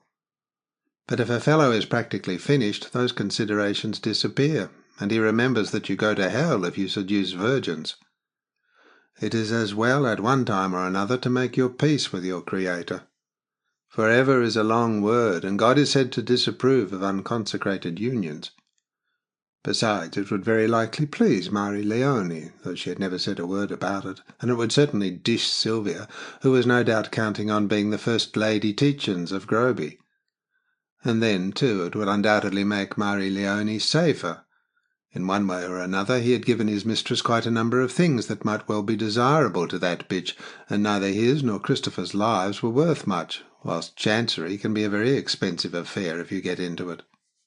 and he was aware that he had always had a soft spot in his heart for Marie Leone, otherwise he would not have provided her with the name of Charlotte for public consumption. A man gives his mistress another name if there is any chance of his marrying her, so that it may look as if he were marrying someone else when he does it. Marie Leone Riotor looks different from a casual Charlotte. It gives her a better chance in the world outside. So it had been well enough. The world was changing, and there was no particular reason why he should not change with it. And he had not been able to conceal from himself that he was getting on the way. Time lengthened out. When he had come in, drenched from one of the potty local meetings that they had had to fall back on during the war, he had known that something was coming to him, because after Marie Leone had tucked him up in bed, he could not remember the strain of the winner of some handicap of no importance. Marie Leone had given him a goodish tot of rum with butter in it, and that might have made him hazy, but all the same that had never happened to him in his life before, rum or no rum, and by now he had forgotten even the name of the winner and the meeting. He could not conceal from himself that his memory was failing, though otherwise he considered himself to be as sound a man as he had ever been. But when it came to memory, ever since that day his brain had checked at times as a tired horse will at a fence. A tired horse. He could not bring himself to the computation of what 3 weeks back from the 11th of November came to. His brain would not go at it. For the matter of that, he could remember precious little of the events of that 3 weeks in their due order. Christopher had certainly been about, relieving Marie Leone at night and attending to him with a soft, goggle-eyed attentiveness that only a man with a saint for a mother could have put up. For hours and hours he would read aloud in Boswell's Life of Johnson, for which Mark had had a fancy. And Mark could remember drowsing off with satisfaction to the sound of the voice, and drowsing with satisfaction awake again, still to the sound of the voice. For Christopher had the idea that if his voice went droning on, it would make Mark's slumbers more satisfactory. Satisfaction. Perhaps the last satisfaction that Mark was ever to know, for at that time, during those 3 weeks, he had not been able to believe that Christopher really meant to stick out about the matter of Groby. How could you believe that a fellow who waited on you with the softness of a girl made of meal sacks was determined to, call it, break your heart? That was what it came to. A fellow, too, who agreed in the most astounding manner with your views of things in general. A fellow, for the matter of that, who knew 10 times as much as you did. A damned learned fellow. Mark had no contempt for learning, particularly for younger sons. The country was going to the dogs because of the want of education of the younger sons, whose business it was to do the work of the nation. It was a very old North Country rhyme that when the land is gone and money spent, then learning is most excellent. No, he had no contempt for learning. He had never acquired any because he was too lazy. A little Sallust, a little Cornelius Nepos, a touch of Horace, enough French to read a novel and follow what Marie Leone said. Even to himself he called her Marie Leone once he was married to her, and it made her jump at first. But Christopher was a damned learned fellow. Their father, a younger son at the beginning, had been damned learned too. They said that even at his death he had been one of the best Latinists in England, the intimate friend of that fellow Wannop, the professor. A great age at which to die by his own hand, his father's. Why, if that marriage had been on the 20th of October 1918, his father, then dead, must have been born on the 20th of October, what, 1834? No, that was not possible. No, 44. His father, Mark knew, had been born in 1812, before Waterloo. Great stretches of time, great changes. Yet father had not been an incult sort of man. On the contrary, if he was burly and determined, he was quiet and sensitive. He had certainly loved Christopher very dearly, and Christopher's mother. Father was very tall, stooping like a toppling poplar towards the end. His head seemed very distant, as if he hardly heard you. Iron-grey, short-whiskered, absent-minded towards the end, forgetting where he had put his handkerchief and where his spectacles were when he had pushed them up on his forehead. He had been a younger son who had never spoken to his father for 40 years. Father's father had never forgiven him for marrying Miss Selby of Biggin, not because it was marrying below him, but because his father had wanted their mother for his eldest son. and they had been poor in their early childhood, wandering over the continent to settle at last in Dijon, where they had kept some sort of state, a large house in the middle of the town with several servants. He never could imagine how their mother had done it on 400 a year, but she had. A hard woman. But father had kept in with French people and corresponded with Professor Wannop and learned societies. He had always regarded him, Mark, as rather a dunce. Father would sit reading in elegantly bound books by the hour. His study had been one of the showrooms of the house in Dijon. Did he commit suicide? If so, then Valentine Wannop was his daughter. There could not be much getting away from that, not that it mattered much. In that case, Christopher would be living with his half-sister, not that it mattered much. It did not matter much to him, Mark, but his father was the sort of man that it might drive to suicide. A luckless sort of beggar, Christopher. If you took the whole conglobulation at its worst, the father suiciding, the son living with his sister in open sin, the son's son not his son, and Groby going over to papist hands, that was the sort of thing that would happen to a Tietjens of the Christopher variety, to any Tietjens who would not get out or get under as he, Mark, had done.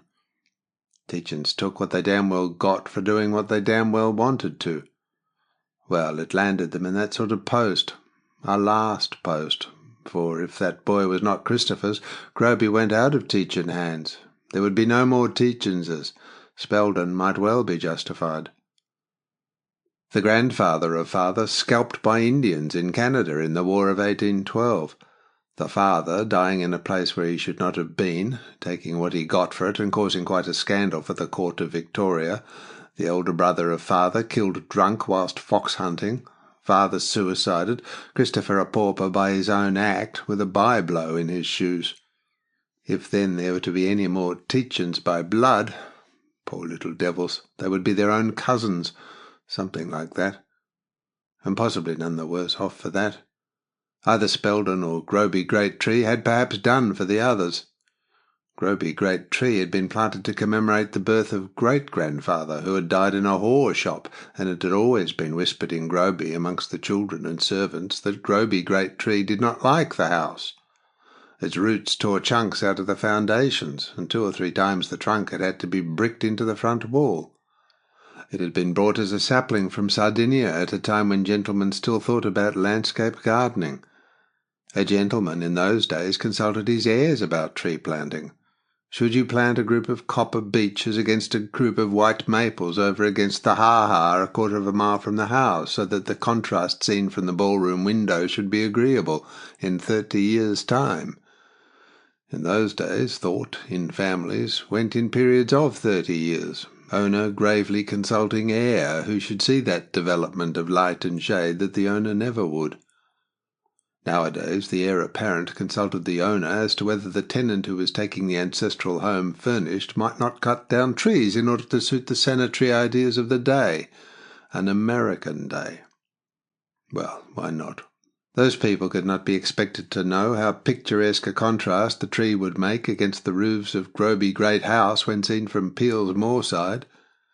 They would never hear of Peel's Moorside, or John Peel, or the Coat So Grey. Apparently that was the meaning of the visit of that young colt and Mrs. de Bray Pape. They had come to ask his, Mark's, sanction, as owner, to cut down Groby Great Tree, and then they had funked it and bolted. At any rate, the boy was still talking earnestly to the woman in white over the hedge. As to where Mrs. de Bray Pape was, he had no means of knowing. She might be among the potato rows, studying the potatoes of the poor, for all he knew. He hoped she would not come again upon Marie Leone, because Marie Leone would make short work of Mrs. de Bray Pape, and be annoyed on top of it. But they were wrong to funk talking to him about cutting down Groby Great Tree. He cared nothing about it. Mrs. de Bray Pape might just as well have come and said cheerfully, "Hello, old cock, we're going to cut down your bally old tree and let some light into the house," if that was the way Americans talked when they were cheerful. He had no means of knowing. He never remembered to have talked to an American. Oh, yes, to Cammy Fittleworth. She had certainly been a dreadfully slangy young woman before her husband came into the title. But then Fittleworth was confoundedly slangy too. They said he had to give up in the middle of a speech he tried to make in the House of Lords because he could not do without the word toppen, which upset the Lord Chancellor. So there was no knowing what Mrs. de Bray-Pape might not have said if she had not thought she was addressing a syphilitic member of an effete aristocracy mad about an old cedar tree. But she might just as well have cheerfully announced it. He did not care. Groby Great Tree had never seemed to like him. It never seemed to like anybody. They say it never forgave the Tietjens for transplanting it from nice warm Sardinia to that lugubrious climate. That was what the servants said to the children, and the children whispered to each other in the dark corridors. But poor old Christopher, he was going to go mad if the suggestion were made to him. The barest hint. Poor old Christopher, who was now probably at that very minute in one of those beastly machines overhead, coming back from Groby. If Christopher had to buy a beastly South Country show cottage, Mark wished he would not have bought it so near a confounded air station. However, he expected, probably, that beastly Americans would come flying in the beastly machines to buy the beastly old junk. They did indeed do so, sent by Mr. Schatzweiler, who was certainly efficient except in the sending of cheques. Christopher had nearly jumped out of his skin. That is to say, he had sat as still as a lump of white marble when he had gathered that Sylvia, and still more his own heir, wanted to let Groby furnished. He had said to Mark over Sylvia's first letter, "You won't let 'em," and Mark knew the agony that was behind his tallowy mask and goggle eyes. Perfectly white around the nostrils he went. That was the sign. And it had been as near to an appeal as he had ever come, unless the request for a loan on Armistice Day could be regarded as an appeal. But Mark did not think that that could be regarded as a score. In their game, neither of them had yet made a real score. Probably neither of them ever would. They were a stout pair of North Countrymen, whatever else could be said against them. No, it hadn't been a score when Christopher had said, "You won't let 'em let Groby," the day before yesterday. Christopher had been in an agony, but he was not asking Mark not to let Groby be let.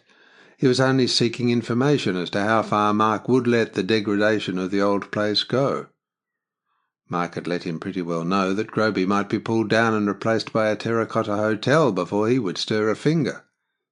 On the other hand, Christopher had only to stir a finger, and not a blade of grass between the cobbles in the still-room yard could be grubbed up. But by the rules of the game, neither of them could give an order. Neither. Mark said to Christopher, "Groby's yours." Christopher said to Mark, "Groby's yours," with perfect good humour and coldness. So probably the old place would fall to pieces, or Sylvia would turn it into a bawdy house.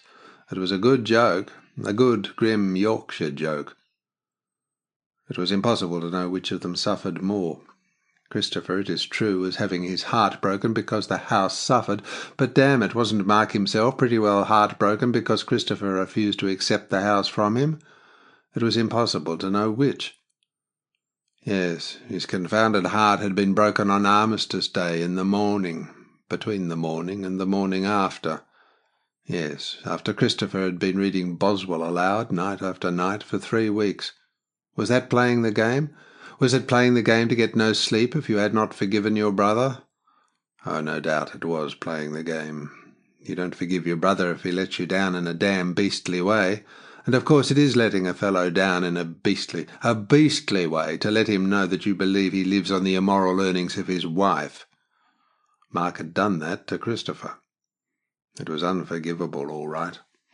And equally, of course, you do not hurt your brother except on the lines circumscribed by the nature of the offence.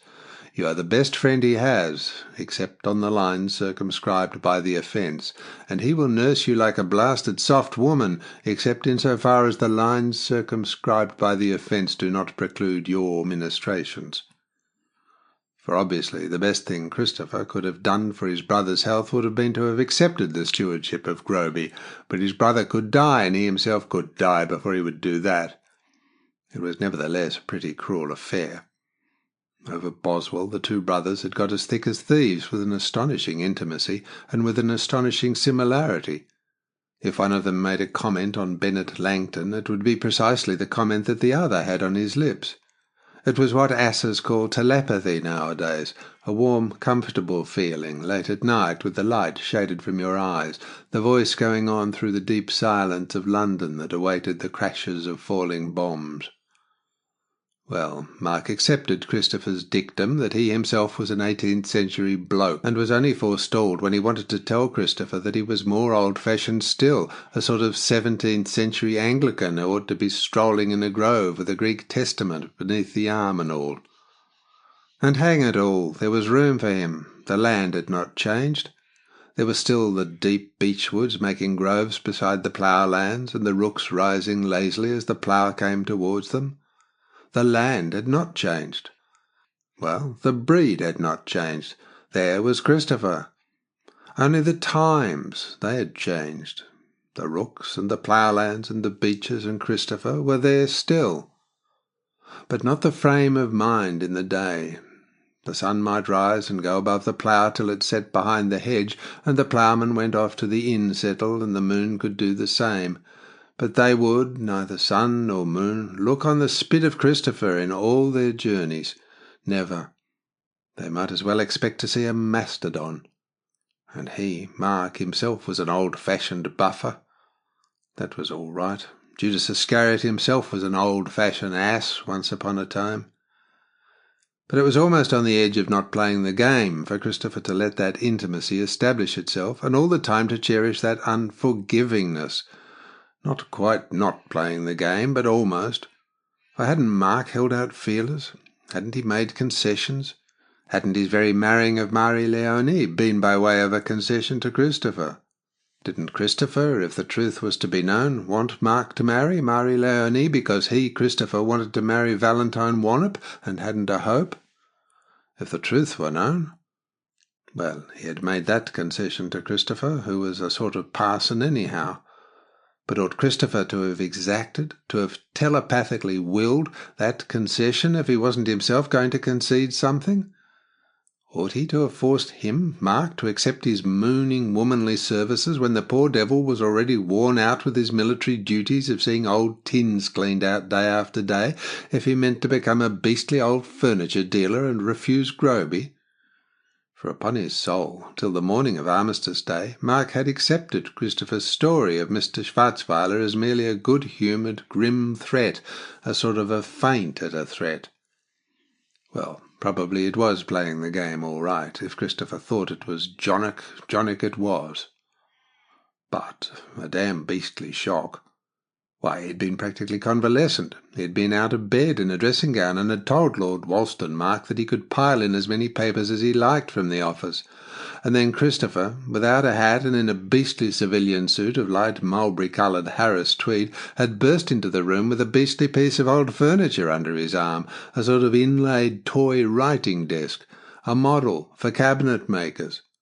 A fine thing to bring into a convalescent bedroom to a man quietly reading Form TOLOUWR 1962 E17 of the 10th of the 11th 18 in front of a clean fire. And chalk white about the gills the fellow was, with an awful lot of silver in his hair. What age was he? 40? 43? God knew. 40. He wanted to borrow 40 quid on that beastly piece of furniture, to have an Armistice Day bean-fest and set up house with his gal. 40 quid. My God. Mark felt his bowels turning over within him with disgust. The gal, that fellow's half-sister as like as not, was waiting in an empty house for him to go and seduce her, in order to celebrate the salvation of the world by 7 million deaths. If you seduce a girl, you don't do it on £40. You accept Groby and 3, 7, 10,000 a year, so he had told Christopher. And then he had got it, full in the face. Christopher was not going to accept a penny from him, never, not ever. No doubt about that either. That fact had gone into Mark as a knife goes into a stag's throat. It had hurt as much, but it hadn't killed. Damn it, it might as well have. It might as well have. Does a fellow do that to his own brother just because his own brother has called him, what is the word, maquereau? Probably a maquereau is worse than a pimp, the difference between a flea and a louse, as Dr. Johnson said. But Christopher was bitter. Apparently he had gone round first to Sir John Robertson's with the Jigamaree. Years before, St. John had promised to buy it for £100. It was a special sort of model signed by some Duke of a Bath cabinet maker in 1762. Wasn't that the year of the American Rebellion? Well, Christopher had bought it in a junk shop of sorts for a fiver, and Sir John had promised him £100. He collected cabinet makers' models. Extraordinarily valuable they were. Christopher had spat out that this was worth $1,000, thinking of his old furniture customers. When Christopher had used that word, with the blue pebbles sticking out of his white lard head, Mark had felt the sweat break out all over him. He had known it was all up. Christopher had gone on. You expected him to spit electric sparks, but his voice was wooden. Sir John had said to him, Norman, you're a fine soldier now, raping half the nirls of France and Ealing and asking us to regard you as heroes, fine heroes, and now you're safe. £100 is a price to a Christian that is faithful to his lovely wife. £5 is as much as I'll give you for the model, and be thankful it is 5, not 1, for old sake's sake. That was what Sir John Robertson had said to Christopher. That was what the world was like to serving soldiers in that day. You don't have to wonder that Christopher was bitter, even to his own brother, with the sweat making his underlinen icy. Mark had said, My good chap, I won't lend you a penny on that idiotic Jigamaree, but I'll write you a cheque for £1,000 this minute. Give me my cheque-book from the table. Marie Leonie had come into the room on hearing Christopher's voice. She liked to hear the news from Christopher, and she liked Christopher and Mark to have heated discussions. She had observed that they did Mark good. On the day when Christopher had first come there, 3 weeks before, when they certainly had heatedly discussed, she had observed that Mark's temperature had fallen from 99.6 to 98.2 in 2 hours. After all, if a Yorkshireman can quarrel, he can live. They were like that, those others, she said. Christopher had turned on her and said, Ma belle amie m'attend à ma maison. Nous voulons célébrer avec mes camarades de régiment. Je n'ai pas le sou. Prêtez-moi 40 livres, je vous en prie, madame. He had added that he would leave his cabinet as a pledge. He was as stiff as a sentry outside Buckingham Palace. She had looked at Mark with some astonishment. After all, she might well be astonished. He himself had made no sign, and suddenly Christopher had exclaimed, Prêtez-le-moi, pour l'amour de Dieu. Marie Leonie had gone a little white, but she had turned up her skirt and turned down her stocking and took out the notes. Pour le Dieu d'amour, monsieur, je veux bien, she had said. You never knew what a Frenchwoman would not say. That was out of an old song. But the sweat burst out all over his face at the recollection. Great drops of sweat. Part 1, Chapter 7. Marie Leonie, a strong taste of apples in her mouth, strong savours of apples in the air, wasps around her, and as if a snowdrift of down descending about her feet, was frowning seriously over burgundy bottles into which ran cider from a glass tube that she held to their necks. She frowned because the task was serious and engrossing, because the wasps annoyed her, and because she was resisting an impulse inside herself. It told her that something ailed Mark, and urged her to go and look at him. It annoyed her because, as a rule so strong that it had assumed the aspect of a regulation, she felt presages of something ailing Mark only at night. Only at night. During the day, usually, she felt in her fort intérieur that Mark was like what he was only because he wanted so to be. His glance was too virile and dominant to let you think otherwise. The dark, liquid, direct glance. But at nightfall, or at any rate shortly after supper, when she had retired to her room, terrible premonitions of disaster to Mark visited her. He was dying where he lay. He was beset by the spectral beings of the countryside. Robbers even had crept upon him, though that was unreasonable. For all the countryside knew that Mark was paralysed and unable to store wealth in his mattress. Still, nefarious strangers might see him and imagine that he kept his gold repeater watch beneath his pillow. So she would rise 100 times in a night, and, going to the low, diamond casement window, would lean out and listen. But there would be no sound, the wind in the leaves, the cry of water birds overhead. The dim light would be in the hut, seen unmoving through the apple boughs. Now, however, in broad daylight, towards the hour of tea, with the little maid on a stool beside her plucking the boiling hens that were to go to market next day, with the boxes of eggs in their shelves, each egg wired to the bottom of its box, waiting till she had time to date stamp it, in the open potting shed, in the quiet, broad light of a summer day, she was visited by a presage of something ailing Mark. She resented it, but she was not the woman to resist it. There was, however, nothing to warrant it. From the corner of the house to which she proceeded, she could see quite well the greater part of Mark's solitary figure. Gunning, being talked to by the English lord, held a spare horse by the bridle and was looking at Mark over the hedge. He exhibited no emotions. A young man was walking along the inside of the hedge between it and the raspberries. That was no affair of hers. Gunning was not protesting. The head and shoulders of a young woman, or it might be another young man, were proceeding along the outside of the hedge, nearly level with the first one. That was equally no affair of hers. Probably they were looking at the bird's nest. There was some sort of bird's nest, she had heard, in that thick hedge. There was no end to the folly of the English in the country as in the town. They would waste time over everything.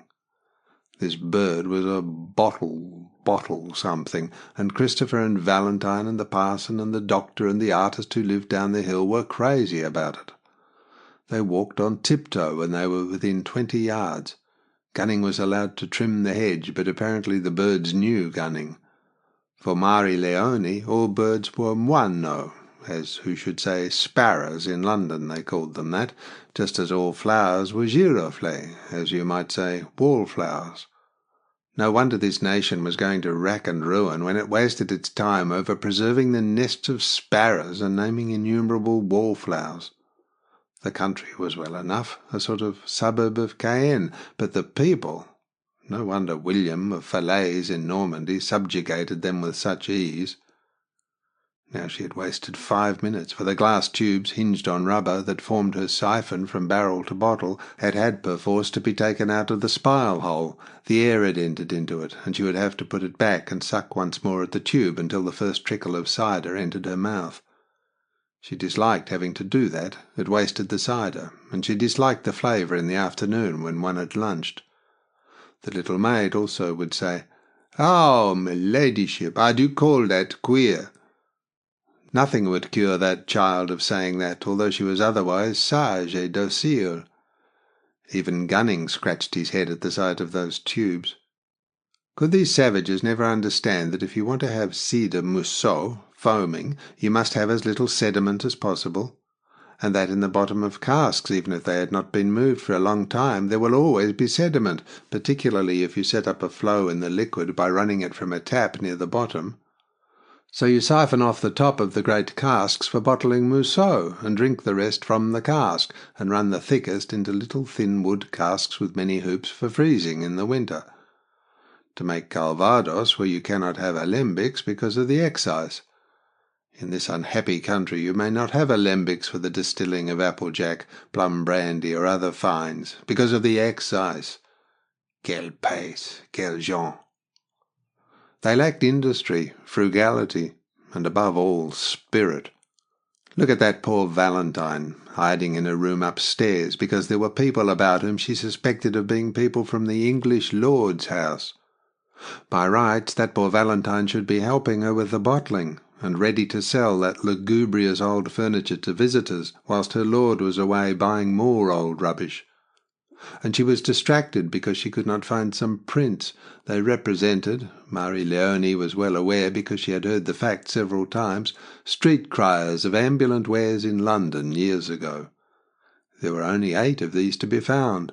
Where were the other 4? The customer, an English lady of title, was anxious for them, as presents for an immediate wedding. Monsieur, my brother-in-law, had come upon the 4 that were to make up the set at a sale 2 days before. He had recounted with satisfaction how he had found them on the grass. It was supposed that he had brought them home, but they were not in the warehouse at Cramp the carpenter's. They were not to be found left in the cart. They were in no drawer or press. What was to prove that mon beau-frère had brought them home from the sale? He was not there. He was gone for a day and a half. Naturally, he would be gone for a day and a half when he was most needed. And where was he gone, leaving his young wife in that nervous condition? For a day and a half. He had never before gone for a day and a half. There was then something brewing. It was in the air. It was in her bones. It was like that dreadful day of the armistice when this miserable land betrayed the beautiful Pays de France. When Monsieur had borrowed £40 of her, in the name of heaven, why did he not borrow another 40 or 80 or 100, rather than be distracted and distract Mark and his unhappy girl? She was not unsympathetic, that girl. She had civilization. She could talk of Philemon and Bosie. She had made her Bachot.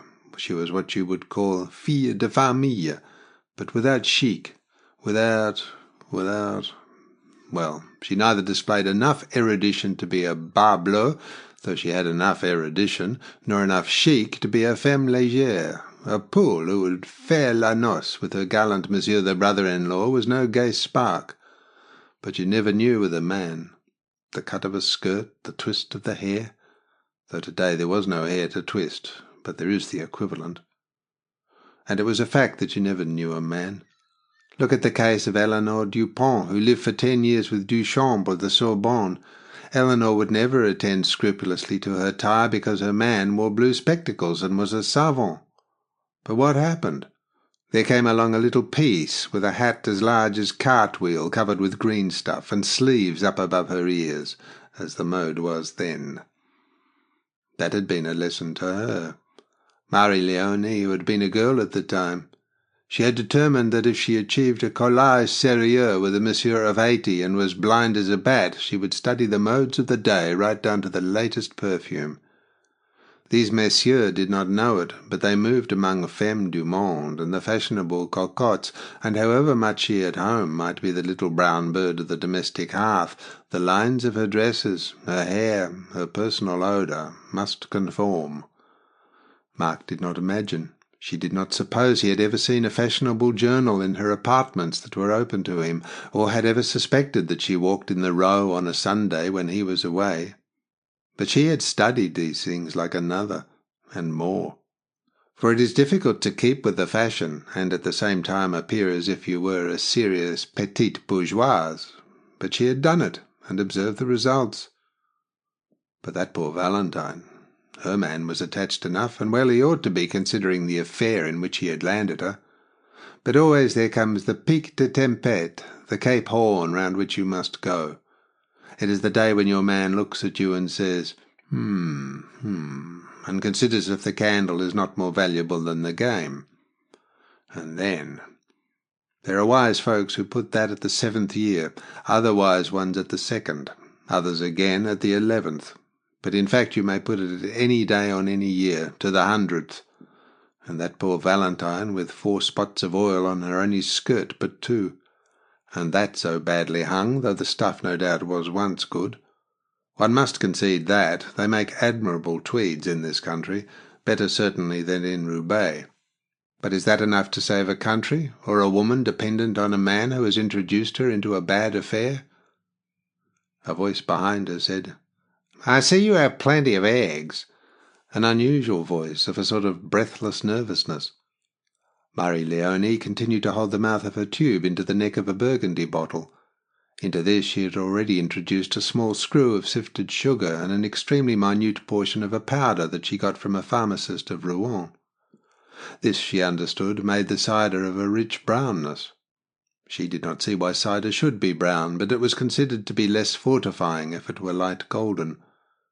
She continued also to think about Valentine, who would be twittering with nerves at the window whose iron-leaded casement was open above their heads. She would have put down her Latin book and have crept to the window to listen. The little girl beside Marie Leonie had risen from the 3-legged stool and held a dead white fowl with a nearly naked breast by its neck. She said hoarsely, "These here be her ladyship's settings of prize reds." She was blonde, red-faced, and wore on her dull fair hair a rather large cap, on her thin body a check blue cotton gown. "Half a crown apiece they eggs be, or 24 shillings a dozen if you takes a gross." Marie-Léonie heard the hoarse voice with some satisfaction. This girl, whom they had only had for a fortnight, seemed to be satisfactory mentally. It was not her business to sell the eggs, but Gunning's. Nevertheless, she knew the details. She did not turn round. It was not her business to talk to anyone who wanted to buy eggs, and she had no curiosity as to customers. She had too much else to think about. The voice said, "£0.5 seems a great deal for an egg. What is that in dollars? This must be that tyranny over edibles by the producer of which one has heard so much." "Did nothing in dollars," the girl said. "£0.5 is 2 bob. £0.5 is 2 and 6. The conversation continued, but it grew dim in Marie-Léonie's thoughts. The child and the voice disputed as to what $1 was, or so it appeared, for Marie-Léonie was not familiar with either of the accents of the disputants. The child was a combative child. She drove both Gunning and the cabinet-maker cramp with an organ of brass, of tin perhaps, like a penny whistle. When she was not grubbily working, she read books with avidity, books about blood if she could get them. She had an exaggerated respect for the family, but none for any other soul in the world. Marie-Léonie considered that by now she might have got down to the depth of the cask where you find sediment. She ran some cider into a clear glass, stopping the tube with her thumb. The cider was clear enough to let her bottle about another dozen, she judged. Then she would send for Gunning to take the spilebung out of the next cask. 4 60-gallon casks she had to attend to. 2 of them were done. She began to tire. She was not unfatigable, if she was indefatigable. She began at any rate to feel drowsy. She wished Valentine could have helped her, but that girl had not much backbone, and she, Marie-Léonie, acknowledged that for the sake of the future it was good that she should rest and read books in Latin or Greek, and avoid nervous encounters. She had tucked her up under an eiderdown on their 4-post bed, because they would have all the windows open, and currents of air must above all be avoided by women. Elle had smiled and said that it had once been her dream to read the works of Aeschylus beside the blue Mediterranean. They had kissed each other. The maid beside her was saying that often she earned her father, who was a dealer, when a lot of old hens, say, had gone to 3 and 9, say, make it $2.50. They didn't have dollars in that country, but they did have $half. And Captain Kidd the pirate, he had dollars, and pieces of 8, and moi d'or too. A wasp annoyed Marie-Léonie. It buzzed almost on her nose, retired, returned, made a wide circuit. There were already several wasps struggling in the glass of cider she had just drawn. There were others in circle round spots of cider on the slats of wood on which the barrels were arranged. They drew in their tails and then expanded ecstatically. Yet only 2 nights before, she and Valentine had gone with Gunning all over the orchard with a lantern, a trowel, and a bottle of prussic acid, stopping up holes along the paths and in banks. She had liked the experience, the darkness, the ring of light from the lantern on the rough grass, the feeling that she was out, near Mark, and that yet Gunning and his lantern kept spiritual visitors away. What she suffered between the desire to visit her man in the deep night and the possibility of coming up against revenants. Was it reasonable? What women had to suffer for their men, even if they were faithful. What the unfortunate Elle had not suffered, even on what you might call her nuit de noces. At the time it had seemed incomprehensible. Marie-Léonie had had no details. It had merely seemed fantastic, possibly even tragic, because Mark had taken it so hardly. Truly, she believed he had become insane. At 2 a.m, beside Mark's bed, they had, the 2 brothers, exchanged words of considerable violence whilst the girl shivered, and was determined. That girl had been determined. She would not go back to her mother.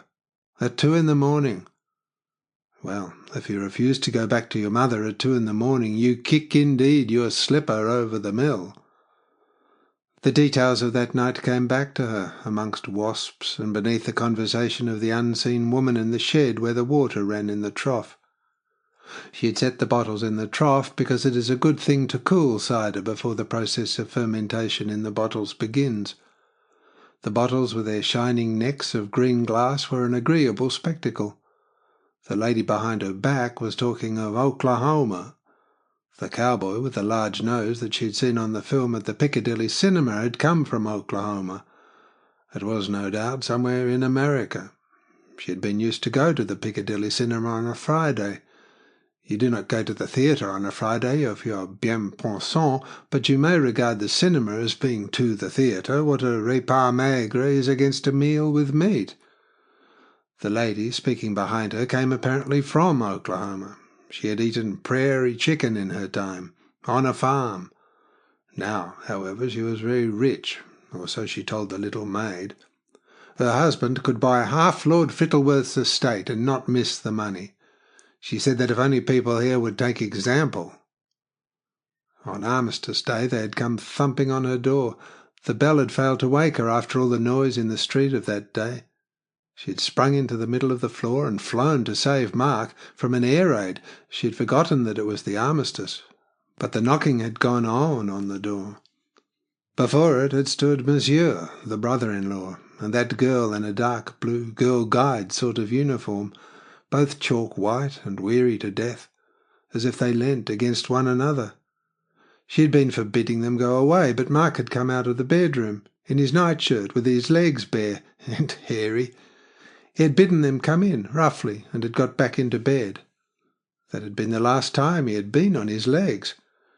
Now, he having been in bed so long, his legs were no longer hairy, but polished, like thin glazed bones. She had recalled his last gesture. He had positively used a gesture like a man raving, and indeed he was raving, at Christopher, and dripping with sweat. Twice she had wiped his face whilst they shouted at each other. It had been difficult to understand what they said because they had spoken a sort of patois. Naturally, they returned to the language they had spoken in their childhood when they were excited, these unexcitable people. It resembled the patois of the Breton, harsh. And for herself, she had been all concerned for the girl. Naturally, she had been concerned for the girl. One is a woman. At first she had taken her for a little piece from the streets, but even for a little piece from the streets. Then she had noticed that there had been no rouge, no imitation pearl necklace. Of course, when she had gathered that Mark was pressing money on them, she had felt different in two ways. It could not be a little piece. And then her heart had contracted at the idea of money being given away. They might be ruined. It might be these people instead of her Paris nephews who would pillage her corpse. But the brother-in-law pushed the thought of money away from him with both hands. If she, Elle, wanted to go with him, she must share his fortunes. What a country! What people! There had seemed to be no understanding them then. It had appeared that Mark insisted that the girl should stop there with her lover. The lover, on the contrary, insisted that she should go home to her mother. The girl was saying that on no account would she leave Christopher. He could not be left. He would die if he was left. And indeed that brother-in-law had seemed sick enough. He panted worse than Mark. She had eventually taken the girl to her own room, a little agonized, fair creature. She had felt inclined to enfold her in her arms, but she had not done so, because of the money. She might as well have. It was impossible to get these people to touch money. She would now give no little to lend that girl £20 for a frock and some undergarments. The girl had sat there without speaking. It had seemed for hours. Then some drunken man on the church steps opposite had begun to play the bugle, long calls. Tee-tee, tee-tee-hee, tee-hee, continuing forever. Valentine had begun to cry. She had said that it was dreadful, but you could not object. It was the last post they were playing, for the dead. You could not object to their playing the last post for the dead that night. Even if it was a drunken man who played, and even if it drove you mad, the dead ought to have all they could get. If she had not made the necessary allowances, that would have seemed to Marie Leone an exaggerated sentiment. The English bugle notes could do no good to the French dead, and the English losses were so negligible in quantity that it hardly seemed worthwhile to become émotionné when their funeral call was played by a drunken man. The French papers estimated the English losses at a few hundreds. What was that against the millions of her own people? But she gathered that this girl had gone through something terrible that night with the wife, and being too proud to show emotion over her personal vicissitudes, she pretended to find an outlet because of the sounds of that bugle. Well, it was mournful enough. She had understood it when Christopher, putting his face in at the crack of the door, had whispered to her that he was going to stop the bugle because its sound was intolerable to Mark. The girl apparently had been in a reverie, for she had not heard him. She, Marie Leone, had gone to look at Mark, and the girl sat there on the bed. Mark was by then quite quiescent. The bugle had stopped. To cheer him, she had made a few remarks about the inappropriateness of playing for a negligible number of dead a funeral call at 3 a.m. If it had been for the French dead, or if her country had not been betrayed. It was betraying her country to have given those monsters an armistice when they were far from their borders. Merely that was treachery on the part of these sham allies. They should have gone right through those monsters, slaying them by the million, defenceless, and then they should have laid waste to their country with fire and sword. Let them too know what it was to suffer as France had suffered. It was treachery enough not to have done that, and the child unborn would suffer for it. But there they waited, then, even after that treachery had been done, to know what were the terms of even that treachery. They might, even now, not intend to be going to Berlin. What then was life for? Mark had groaned. In effect, he was a good Frenchman. She had seen to that. The girl had come into the room. She could not bear to be alone. What a night of movement and cross-movement. She had begun to argue with Mark. Hadn't there, she had asked, been enough of suffering? He agreed that there had been enough of suffering, but there must be more, even out of justice to the poor bloody Germans. He had called them the poor bloody Germans. He had said that it was the worst disservice you could do to your foes not to let them know that remorseless consequences follow determined actions. To interfere in order to show fellows that if they did what they wanted they need not of necessity take what they got for it was in effect to commit a sin against God. If the Germans did not experience that in the sight of the world, there was an end of Europe and the world. What was to hinder endless recurrences of what had happened near a place called Germenik on the 4th of August 1914 at 6 o'clock in the morning? There was nothing to hinder it. Any other state from the smallest to the largest might. The girl had interrupted to say that the world had changed, and Mark, lying back exhausted on his pillows, had said with a sort of grim sharpness, "It is you who say it, then you may run the world. I know nothing about it." He appeared exhausted. It was singular the way those two discussed the situation at 3:30 in the morning. Well, nobody wanted to be asleep that night, it seemed. Even in that obscure street mobs went by, shouting and playing concertinas.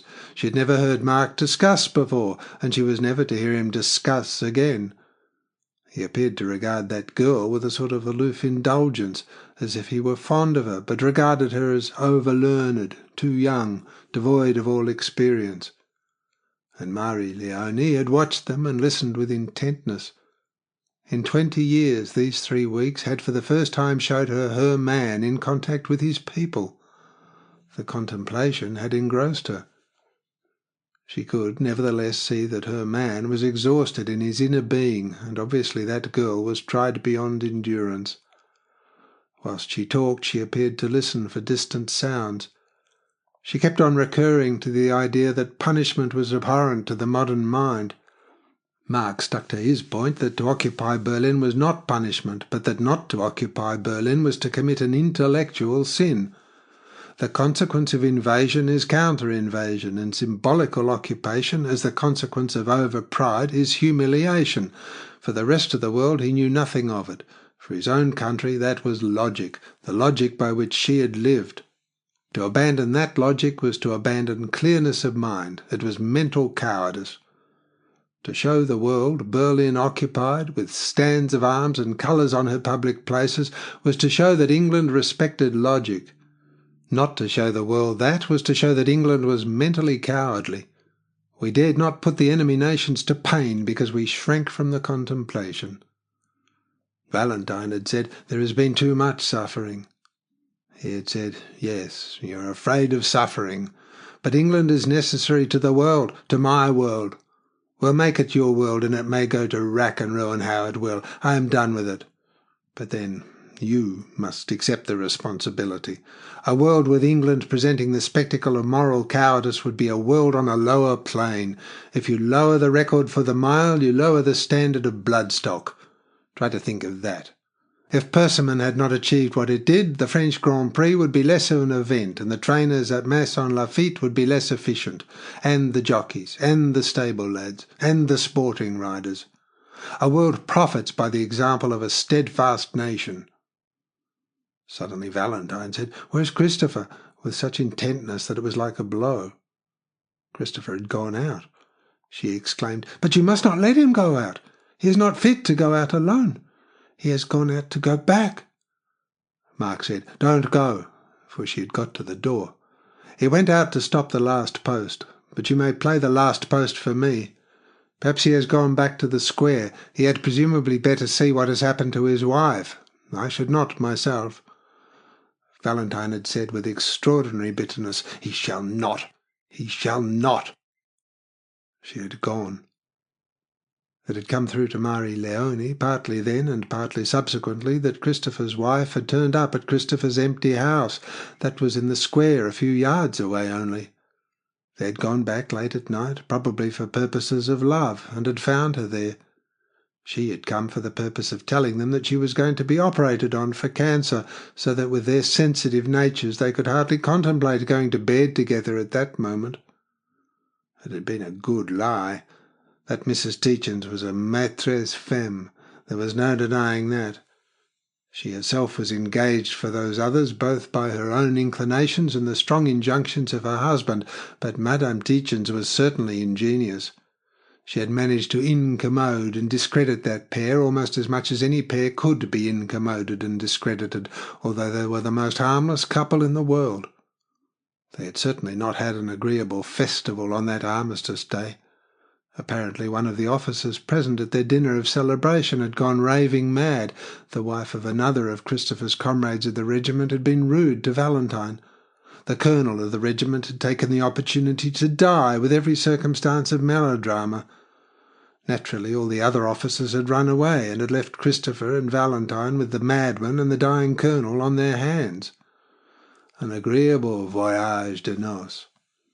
It appeared that they had secured a four-wheel cab in which, with the madman and the other, they had driven to Balham, an obscure suburb, with 16 celebrants hanging all over the outside of the cab and 2 on the horse's back, at any rate for a couple of miles from Trafalgar Square.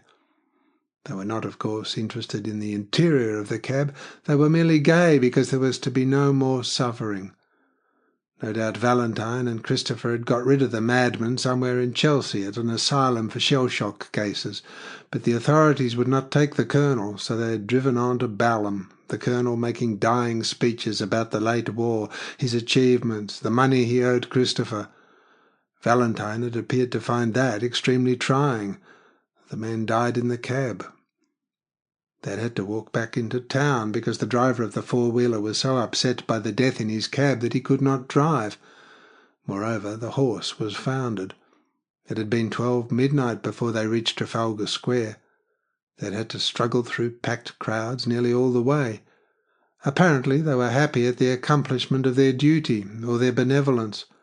They stood on the top step of St. Martin's Church, dominating the square that was all illuminated and packed and roaring, with bonfires made of the paving wood and omnibuses and the Nelson column going up and the fountain basins full of drunkards and orators and bands.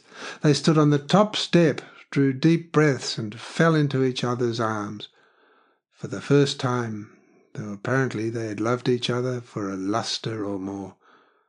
What people!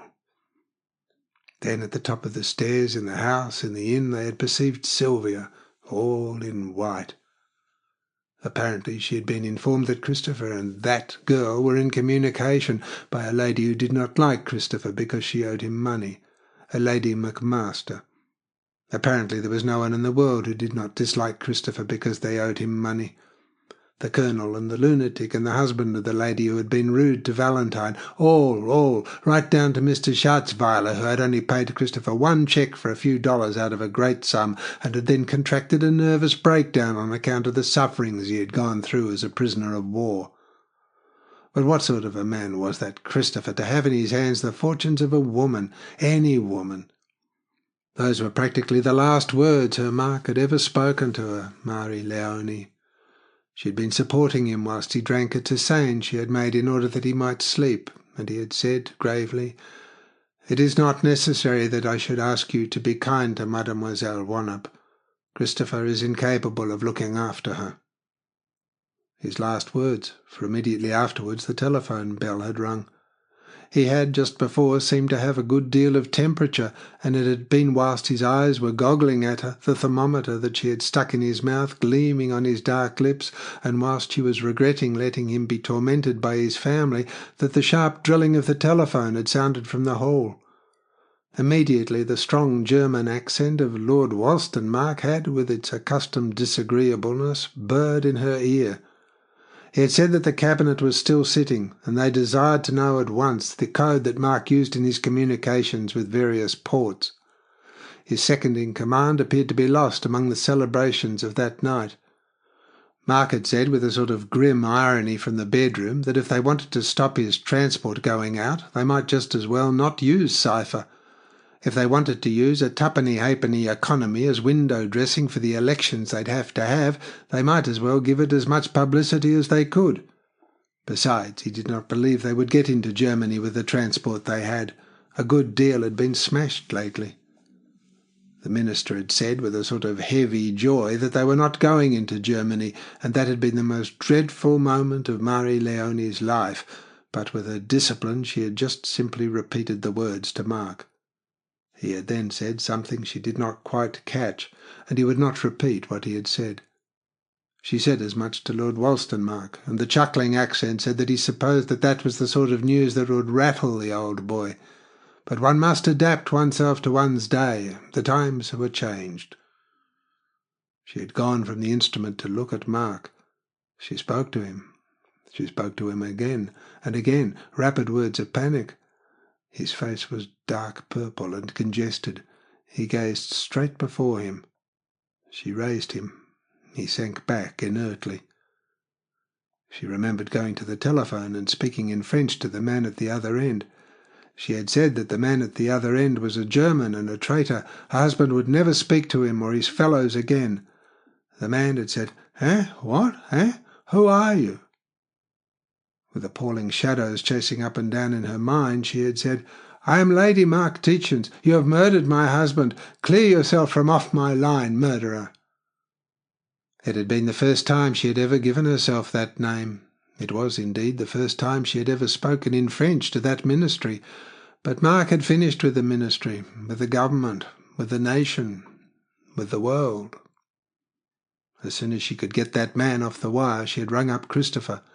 He had come round with Valentine in tow. It had certainly not been much of a nuit de noces for that young couple. Part 2, Chapter 1.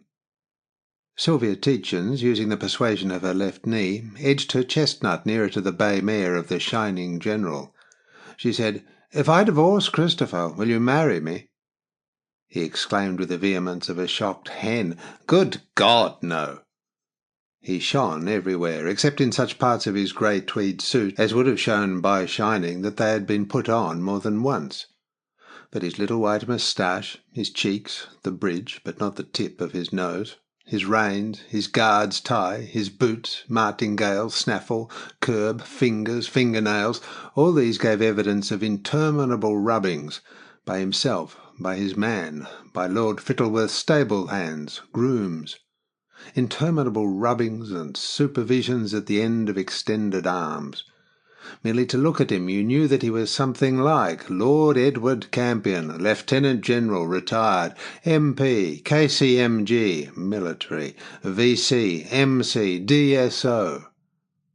So he exclaimed, "Good God, no!" and using a little finger touch on his snaffle rein, made his mare recoil from Sylvia Tietjens' chestnut.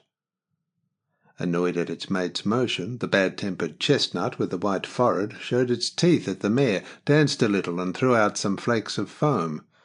Sylvia swayed backwards and forwards in her saddle and smiled down into her husband's garden. "You can't, you know," she said, "expect to put an idea out of my head just by flurrying the horses." "A man," the General said, between come-ups to his mare, "does not marry his—" His mare went backwards a pace or two into the bank, and then a pace forwards. "His what?" Sylvia asked with amiability. "You can't be going to call me your caste mistress. No doubt most men would have a shot at it. But I never have been even your mistress. I have to think of Michael." "I wish," the General said vindictively, "that you would settle what that boy is to be called, Michael or Mark." He added, "I was going to say, his godson's wife. A man may not marry his godson's wife." Sylvia leant over to stroke the neck of the chestnut. "A man," she said, "cannot marry any other man's wife. But if you think that I am going to be the second Lady Tietjens after that French prostitute—" "You would prefer," the General said, "to be India." Visions of India went through their hostile minds. They looked down from their horses over Tietjens in West Sussex, over a house with a high-pitched tiled roof with deep windows of the grey local stone. He nevertheless saw names like Akbar Khan, Alexander of Macedon, the son of Philip, Delhi, the massacre of Cawnpore. His mind, given over from boyhood to the contemplation of the largest jewel in the British crown, spewed up those romances. He was member for the West Cleveland Division and a thorn in the side of the government. They must give him India. They knew that if they did not, he could publish revelations as to the closing days of the late war. He would naturally never do that. One does not blackmail even a government.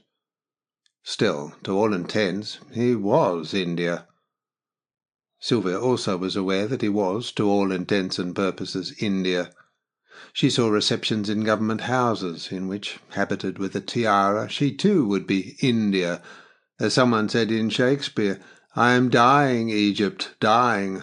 Only I will importune death a while until of many thousand kisses this poor last is laid upon thy lips." She imagined it would be agreeable, supposing her to betray this old pantaloon India, to have a lover gasping at her feet, exclaiming, "I am dying, India, dying," and she with her tiara, very tall, in white probably satin. The General said, "You know you cannot possibly divorce my godson. You are a Roman Catholic." She said, always with her smile, "Oh, can't I? Besides, it would be the greatest advantage to Michael to have for a stepfather the field marshal commanding—" He said with impotent irritation, "I wish you would settle whether that boy's name is Michael or Mark." She said, "He calls himself Mark. I call him Michael because I hate the name of Mark." She regarded Campion with real hatred. She said to herself that upon occasion she would be exemplarily revenged upon him. Michael was a Satterthwaite name, her father's. Mark the name for Tietjens' eldest son. The boy had originally been baptized and registered as Michael Tietjens. At his reception into the Roman Church he had been baptized Michael Mark. Then had followed the only real deep humiliation of her life. After his papist baptism the boy had asked to be called Mark. She had asked him if he really meant that. After a long pause, the dreadful long pauses of children before they render a verdict, he had said that he intended to call himself Mark from then on, by the name of his father's brother, of his father's father, grandfather, great-grandfather, by the name of the irascible apostle of the lion and the sword. The Satterthwaites, his mother's family, might go by the board. For herself, she hated the name of Mark. If there was one man in the world whom she hated because he was insensible of her attraction, it was Mark Tietjens, who lay beneath the thatched roof beneath her eyes. Her boy, however, intended, with a child's cruelty, to call himself Mark Tietjens. The General grumbled, "There's no keeping track with you. You say now you would be humiliated to be Lady Tietjens after that Frenchwoman. But you've always said that that Frenchwoman is only the concubine of Sir Mark. I heard you tell your maid so only yesterday. You say one thing, then you say another. What is one to believe?" She regarded him with sunny condescension. He grumbled on. "One thing, then another. You say you cannot divorce my godson because you are a Roman Catholic. Nevertheless, you begin divorce proceedings and throw all the mud you can over the miserable fellow. Then you remember your creed and don't go on. What sort of game is this?" She regarded him still ironically, but with good humour, across the neck of her horse. He said, "There's really no fathoming you. A little time ago, for months on end, you were dying of internal cancer, in short." She commented with the utmost good temper, "I didn't want that girl to be Christopher's mistress. You would think that no man with any imagination at all could, with his wife in that condition. But of course, when she insisted, well, I wasn't going to stop in bed in retreat all my life." She laughed good-humouredly at her companion. "I don't believe you know anything about women," she said. "Why should you? Naturally, Mark Tietjens married his concubine. Men always do, as a sort of deathbed offering. You will eventually marry Mrs. Partridge if I do not choose to go to India. You think you would not, but you would.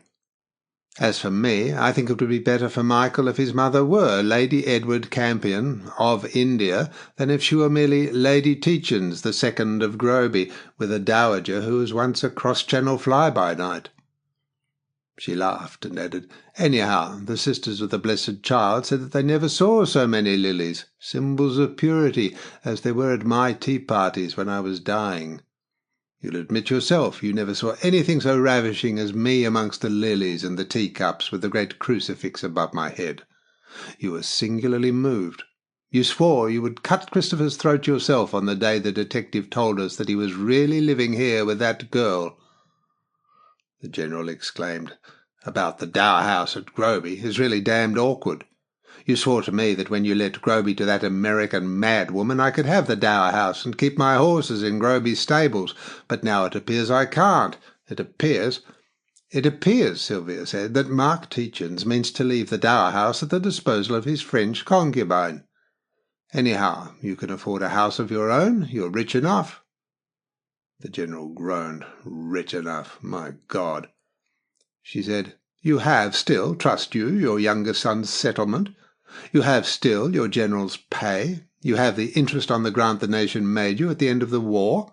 You have 400 a year as a member of Parliament. You have cadged on me for your keep and your man's keep and your horses and grooms at Groby for years and years." Immense dejection covered the face of her companion. He said, "Sylvia, consider the expense of my constituency. One would almost say you hated me." Her eyes continued to devour the orchard and garden that were spread out below her. A furrow of raw, newly turned earth ran from almost beneath their horses' hoofs nearly vertically to the house below. She said, "I suppose that is where they get their water supply, from the spring above here. Cramp the carpenter says that they are always having trouble with the pipes." The General exclaimed, "Oh, Sylvia, and you told Mrs. de Bray-Pape that they had no water supply, so they could not take a bath." Sylvia said, "If I hadn't, she would never have thought of cutting down Groby Great Tree. Don't you see that for Mrs. de Bray-Pape, people who do not take baths are outside the law? So, though she's not really courageous, she will risk cutting down their old trees." She added, "Yes, I almost believe I do hate misers, and you are more next door to a miser than anyone else I ever honoured with my acquaintance." She added further, "But I should advise you to calm yourself. If I let you marry me, you will have my Satterthwaite pickings, not to mention the Groby pickings till Michael comes of age, and the, 10,000 a year you will get from India. If out of all that you cannot skimp enough to make up for house room at my expense at Groby, you're not half the miser I took you for." A number of horses, with Lord Fittleworth and Gunning, came up from the soft track outside the side of the garden and onto the hard road that bordered the garden's top. Gunning sat one horse without his feet in the stirrups, and had the bridles of two others over his elbows. They were the horses of Mrs. de Bray-Pape, Mrs. Lowther, and Mark Tietjens. The garden with its quince trees, the old house with its immensely high-pitched roof, such as is seen in countries where wood was once plentiful, the thatch of Mark Tietjens' shelter, and the famous 4 counties ran from the other side of the hedge out to infinity. An aeroplane droned down towards them, many miles away. Up from the road ran a slope covered with bracken to many great beech trees along a wire hedge. That was the summit of Cooper's Common. In the stillness, the hoofs of all those horses made a noise like that of desultorily approaching cavalry. Gunning halted his horses at a little distance. The beast Sylvia rode was too ill-tempered to be approached. Lord Fittleworth rode up to the General and said, "God damn it, Campion, ought Heather Lowther to be down there? Her ladyship will give you no rest for a fortnight." He shouted at Gunning, "Here you, blast you, you old scoundrel! Where's the gate speeding complaint you have been interfering with?" He added to the General, "This old villain was in my service for 30 years, yet he's always counter-swinging the gates in your godson's beastly fields. Of course a man has to look after his master's interests, but we shall have to come to some arrangement. We can't go on like this." He added to Sylvia, "It isn't the sort of place Helen ought to go, is it? All sorts of people living with all sorts, if what you say is true." The Earl of Fittleworth gave in all places the impression that he wore a scarlet tailcoat, a white stock with a fox-hunting pin, white buckskin breeches, a rather painful eyeglass, and a silk top hat attached to his person by a silken cord. Actually, he was wearing a square, high, black felt hat, pepper and salt tweeds, and no eyeglass. Still, he screwed up one eye to look at you, and his lucid dark pupils, his contracted swarthy face with its little bristling black-grey moustache, gave him, perched on his immense horse, the air of a querulous but very masterful monkey. He considered that he was out of earshot of Gunning, and so continued to the other two. "Oughtn't to give away masters before their servants. But it isn't any place for the niece of the president of a show that Cammy has most of her money in. Anyhow, she will comb my whiskers." Before marrying the Earl, Lady Fittleworth had been Miss Camden Grimm. "Regular agapemone, so you say. A queer go for old Mark at his age." The General said to Fittleworth, "Here, I say, she says I'm a regular miser. You don't have any complaints, say, from your keepers that I don't tip enough? Tell her, will you? That's the real sign of a miser." Fittleworth said to Sylvia, "You don't mind my talking like that of your husband's establishment, do you?" He added that in the old days they would not have talked like that before a lady about her husband. Or perhaps, by Jove, they would have. His grandfather had had a... Sylvia was of opinion that Helen Lowther could look after herself. Her husband was said not to pay her the attention that a lady had a right to expect of a husband. So if Christopher... She took an appraising sideways glance at Fittleworth. That peer was going slightly purple under his brown skin. He gazed out over the landscape and swallowed in his throat. She felt that her time for making a decision had come. Times changed. The world changed. She felt heavier in the mornings than she had ever used to. She had had a long, ingenious talk with Fittleworth the night before on a long terrace. She had been ingenious even for her, but she was aware that afterwards Fittleworth had had a long bedroom talk with his Cammy. Over even the greatest houses a certain sense of suspense broods when the master is talking to the mistress. The master and the mistress, upon a word, usually from the master, take themselves off, and the house guests, at any rate in a small party, straggle, are uncertain as to who gives the signal to retire, suppress yawns even. Finally, the butler approaches the most intimate guests and says that the countess will not be coming down again. That night Sylvia had shot her bolt. On the terrace she had drawn for the Earl a picture of the menage upon whose roof she now looked down. It stretched out below her, that little domain, as if she were a goddess dominating its destinies. But she was not so certain of that.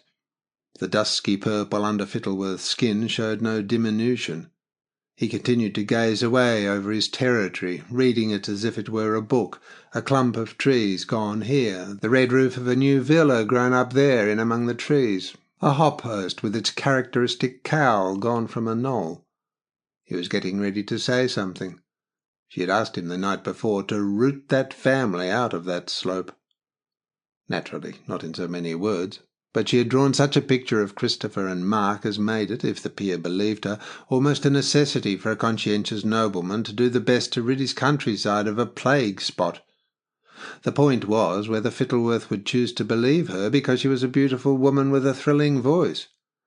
He was terribly domestic and attached to his transatlantic female, as only very wicked dark men late in life can contrive to be when they come of very wicked, haunty, and influential houses.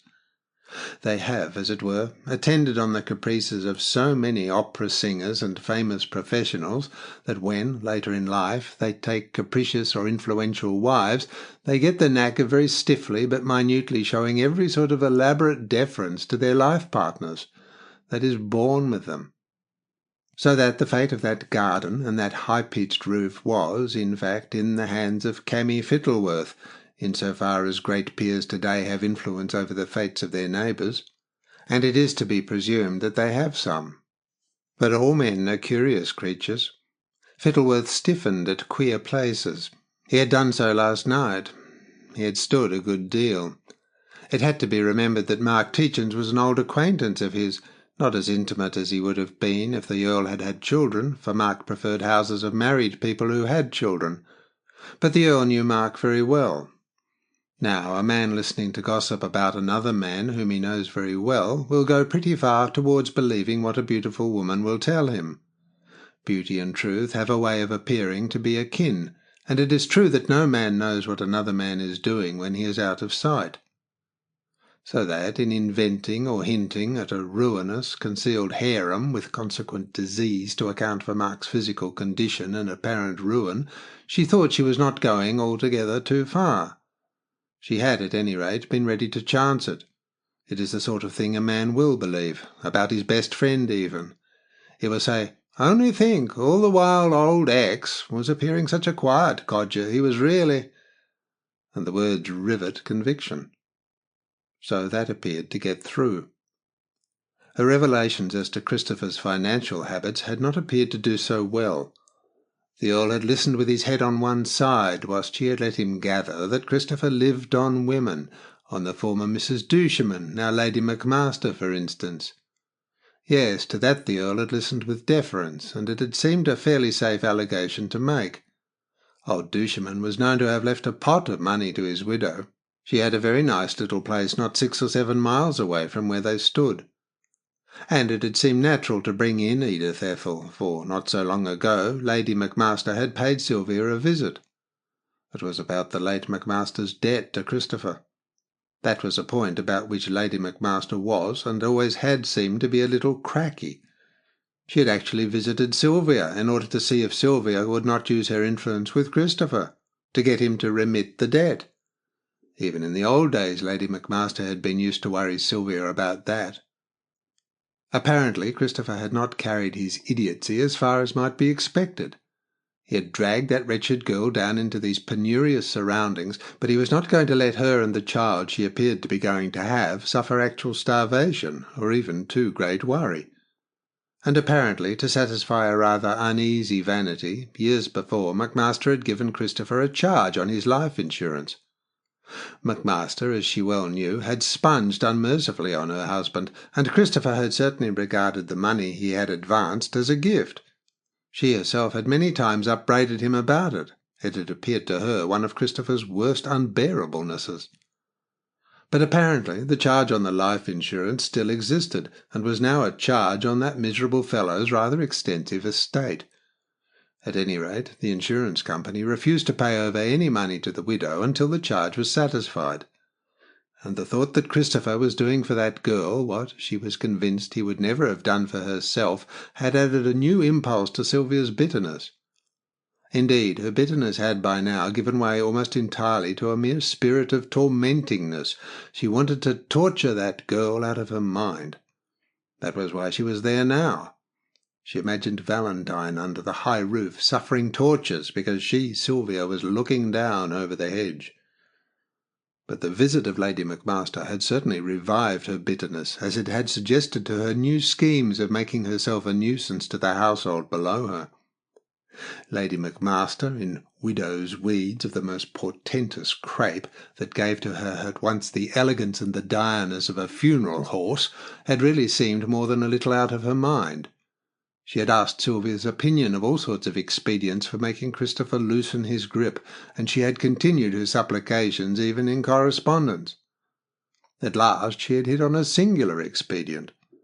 Some years before, apparently, Edith Ethel had had an affair of the heart with a distinguished Scottish litterateur, now deceased. Edith Ethel, as was well known, had acted the Egeria to quite a number of Scottish men of letters. That was natural. The McMaster's establishment was Scottish.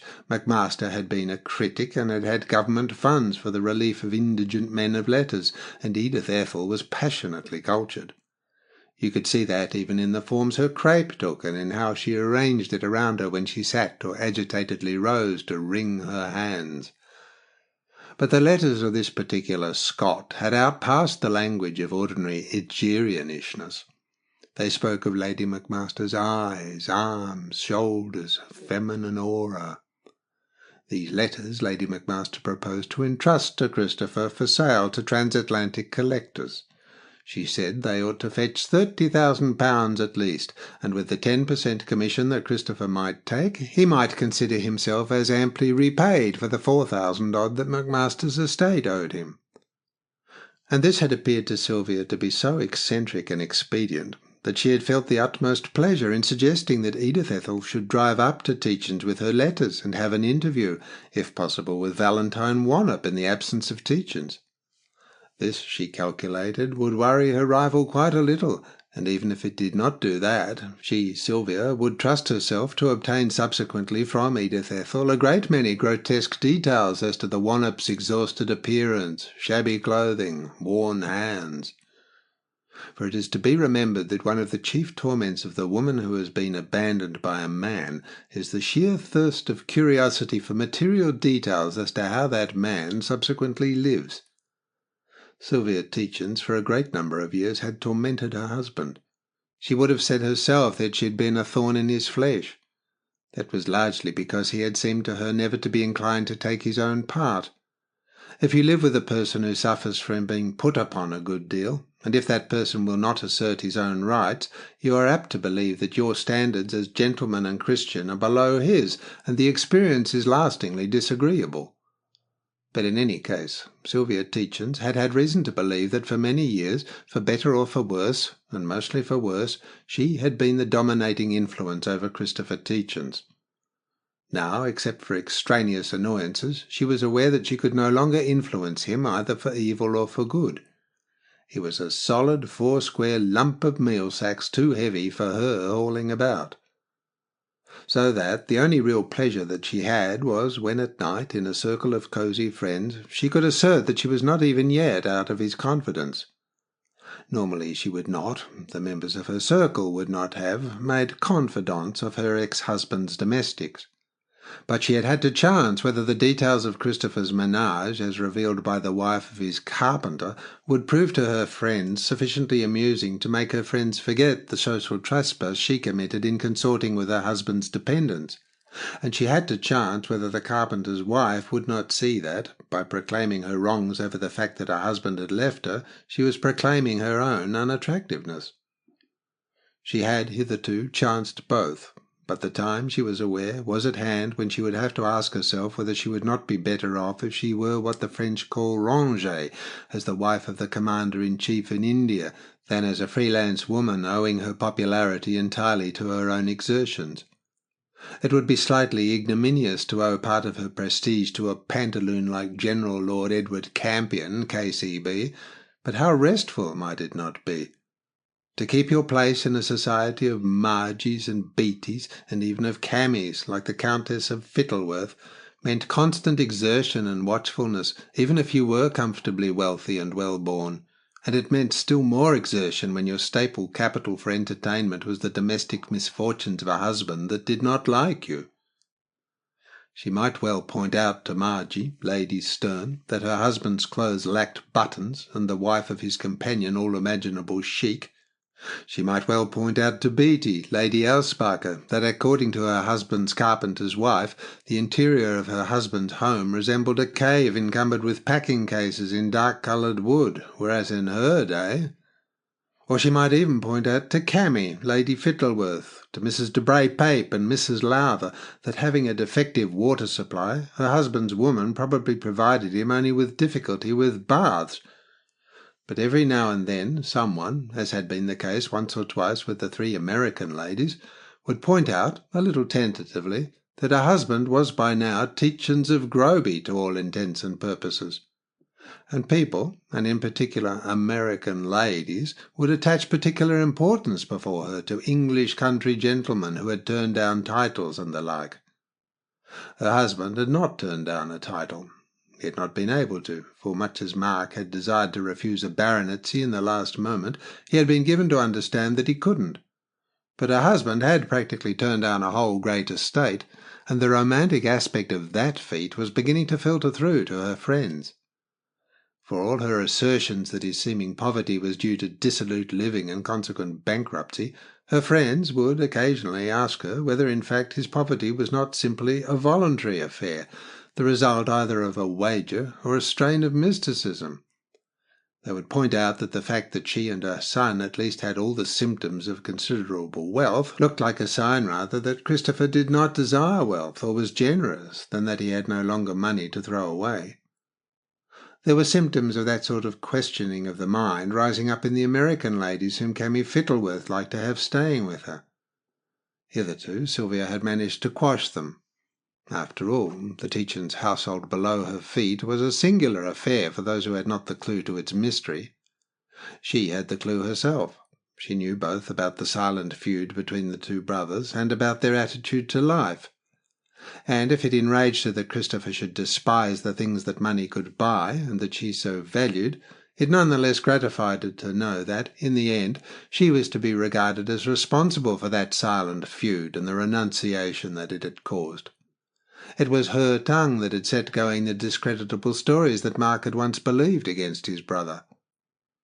But if she was to retain her power to blast that household with her tongue, she felt she ought to have details. She must have corroborative details. Otherwise she could not so very convincingly put over her picture of abandoned corruption. You might have thought that in her coercing Mrs. de Bray-Pape and her son into making that rather outrageous visit, and in awakening Mrs. Lowther's innocent curiosity as to the contents of the cottage, she had been inspired solely by the desire to torment Valentine Wannop. But she was aware that there was more than that to it. She might get details of all sorts of queernesses that, triumphantly, to other groups of listeners, she could retail as proof of her intimacy with that household. If her listeners showed any signs of saying that it was queer that a man like Christopher, who appeared like a kindly group of sacks, should actually be a triply crossed being compounded of a Lovelace, Pandarus, and a Satire, she could always answer, "Ah, but what can you expect of people who have hams drying in their drawing-room?" Or, if others alleged that it was queer, if Valentine Wannop had Christopher as much under her thumb as she was said to have, even by Sylvia, that she should still allow Christopher to run an agapemone in what was, after all, her own house, Sylvia would have liked to be able to reply, "Ah, but what can you expect of a woman upon whose stairs you will find, side by side, a hairbrush, a frying-pan, and a copy of Sappho?" That was the sort of detail that Sylvia needed. The one item she had. The Tietjens, she knew from Mrs. Carpenter Cramp, had an immense fireplace in their living-room, and after the time-honoured custom they smoked their hams in that chimney. But to people who did not know that smoking hams in great chimneys was a time-honoured custom, the assertion that Christopher was the sort of person who dried hams in his drawing-room would bring up images of your finding yourself in a sort of place where hams reclined on the sofa cushions. Even that was not a proof to the reflective that the perpetrator was a sadic lunatic, but few people are reflective, and at any rate it was queer, and one queerness might be taken as implying another. But as to Valentine, she could not get details enough. You had to prove that she was a bad housekeeper and a blue-stocking in order that it should be apparent that Christopher was miserable, and you had to prove that Christopher was miserable in order to make it apparent that the hold that Valentine Wannop certainly had over him was something unholy. For that it was necessary to have details of misplaced hairbrushes, frying-pans, and copies of Sappho. It had, however, been difficult to get those details. Mrs. Cramp, when appealed to, had made it rather plain that, far from being a bad housekeeper, Valentine Wannop did no housekeeping at all, whereas Marie Leone, Lady Mark, was a perfect devil of a ménagère. Apparently Mrs. Cramp was allowed no further into the dwelling than the wash-house, because of half-pounds of sugar and dusters that Mrs. Cramp, in the character of charwoman, had believed to be her perquisites. Marie Leone hadn't. The local doctor and the parson, both of whom visited the house, had contributed only palely coloured portraits of the young woman.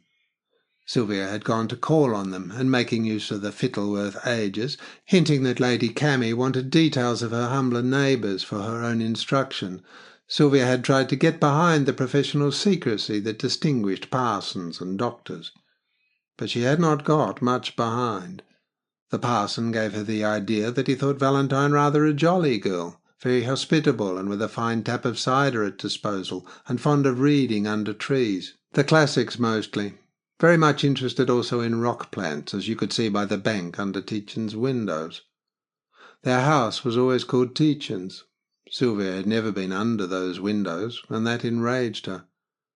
From the doctor, Sylvia, for a faint flash, gained the impression that Valentine enjoyed rather poor health.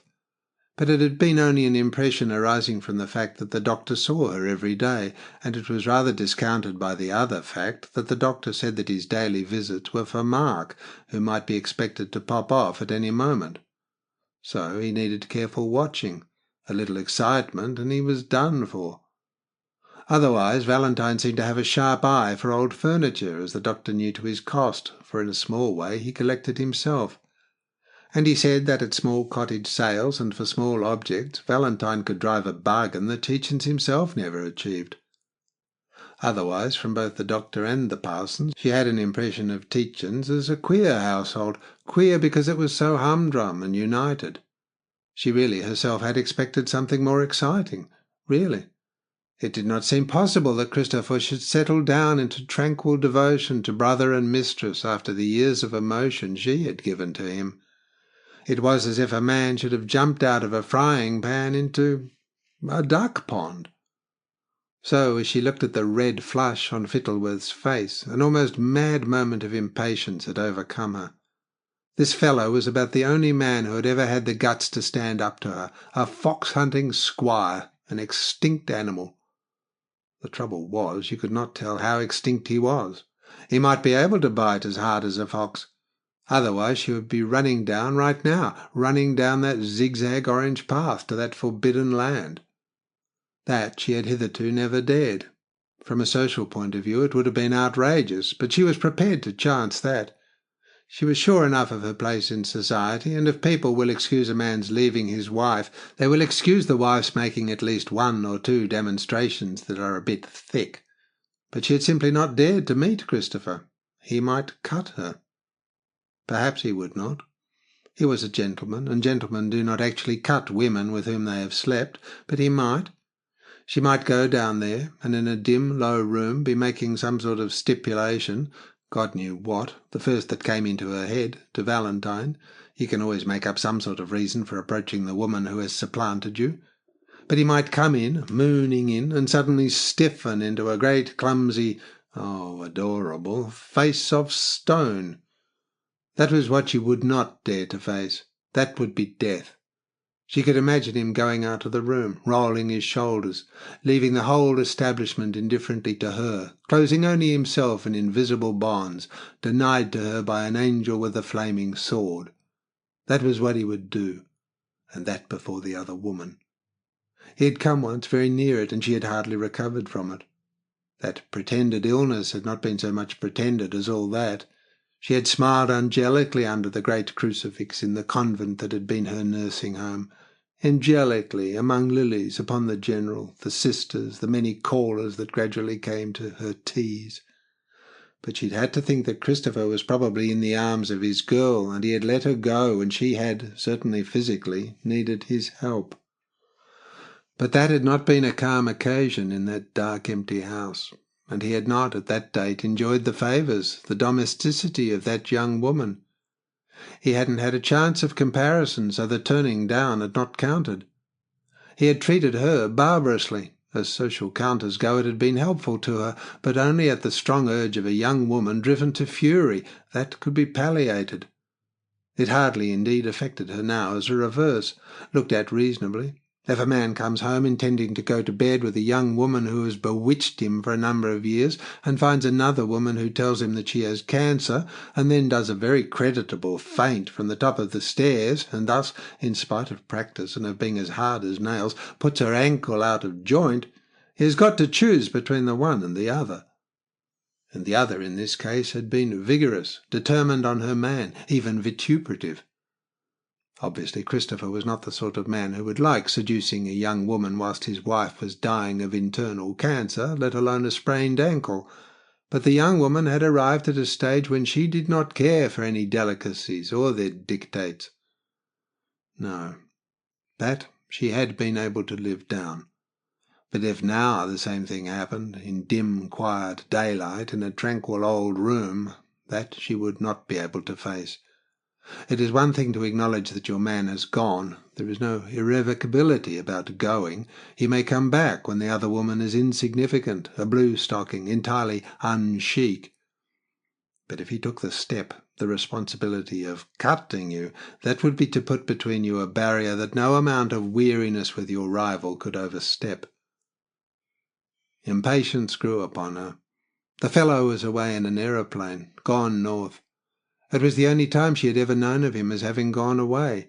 It was her only chance of running down those orange zigzags, and now it was all Lombard Street to a China apple that Fittleworth intended to disapprove of her running down, and you could not ignore Fittleworth. Part 2, Chapter 2. No, you could not ignore Fittleworth. As a fox-hunting squire he might be an extinct monster, though then again he might not. There was no knowing. But as a wicked, dark adept with bad women, and one come of a race that had been adept with women good and bad for generations, he was about as dangerous a person as you could find. That gross, slow, earthy, obstinate fellow Gunning could stand grouchily up to Fittleworth, answer him back, and chance what Fittleworth could do to him. So could any cottager. But then they were his people. She wasn't. She, Sylvia Tietjens, and she did not believe she could afford to outface him, nor could half England. Old Campion wanted India. Probably she herself wanted Campion to have India. Groby Great Tree was cut down, and if you have not the distinction, if you rid yourself of the distinction of Groby Great Tree just to wound a man to the heart, you may as well take India. Times were changing, but there was no knowing how the circumstances of a man like Fittleworth changed. He sat his horse like a monkey and gazed out over his land as his people had done for generations, bastard or legitimate. And it was all very well to regard him as merely a country squire married to a transatlantic nobody and so out of it. He hopped up to London, he and his cammy too, and he passed unnoticeably about the best places and could drop a word or so here and there, and for all the Countess's foreign and unknown origin, she had access to ears to which it was dangerous to have access, dangerous for aspirants to India. Campion might have his war services and his constituency, but Cammy Fittleworth was popular in the right places, and Fittleworth had his hounds, and when it came even to constituencies, the tradesmen of a couple of counties, and was wicked. It had been obvious to her for a long time that God would one day step in and intervene for the protection of Christopher. After all, Christopher was a good man, a rather sickeningly good man. It is, in the end, she reluctantly admitted, the function of God and the invisible powers to see that a good man shall eventually be permitted to settle down to a stuffy domestic life, even to chaffering over old furniture. It was a comic affair, but it was the sort of affair that you had to admit. God is, probably, and very rightly, on the side of the stuffy domesticities. Otherwise the world could not continue, the children would not be healthy. And certainly God desired the production of large crops of healthy children. Mind doctors of today said that all cases of nervous breakdown occurred in persons whose parents had not led harmonious lives. So Fittleworth might well have been selected as the lightning conductor over the house of Tietjens, and the selection was quite a good one on the part of the unseen powers, and no doubt predestined. There was no accident about Mark's being under the aegis, if that was what you called it, of the Earl. Mark had for long been one of the powers of the land, so had Fittleworth. They had moved in the same spheres, the rather mysterious spheres of good people who ruled the destinies of the nation insofar as the more decorative and more splendid jobs were concerned. They must have met about here and there consistently for years. And no doubt Mark had indicated that it was in that neighbourhood that he wanted to end his days, simply because he wanted to be near the Fittleworths, who could be relied on to look after his Marie Leone and the rest of them. For the matter of that, Fittleworth himself, like God, was on the side of the stuffy domesticities, and on the side of women who were in the act of producing healthy children. Early in life he had had a woman to whom he was said to have been hopelessly attached, and whom he had acquired in romantic circumstances, a famous dancer whom he had snapped up under the nose of a very great person indeed. And the woman had died in childbirth, or had given birth to an infant child and gone mad and committed suicide after that achievement.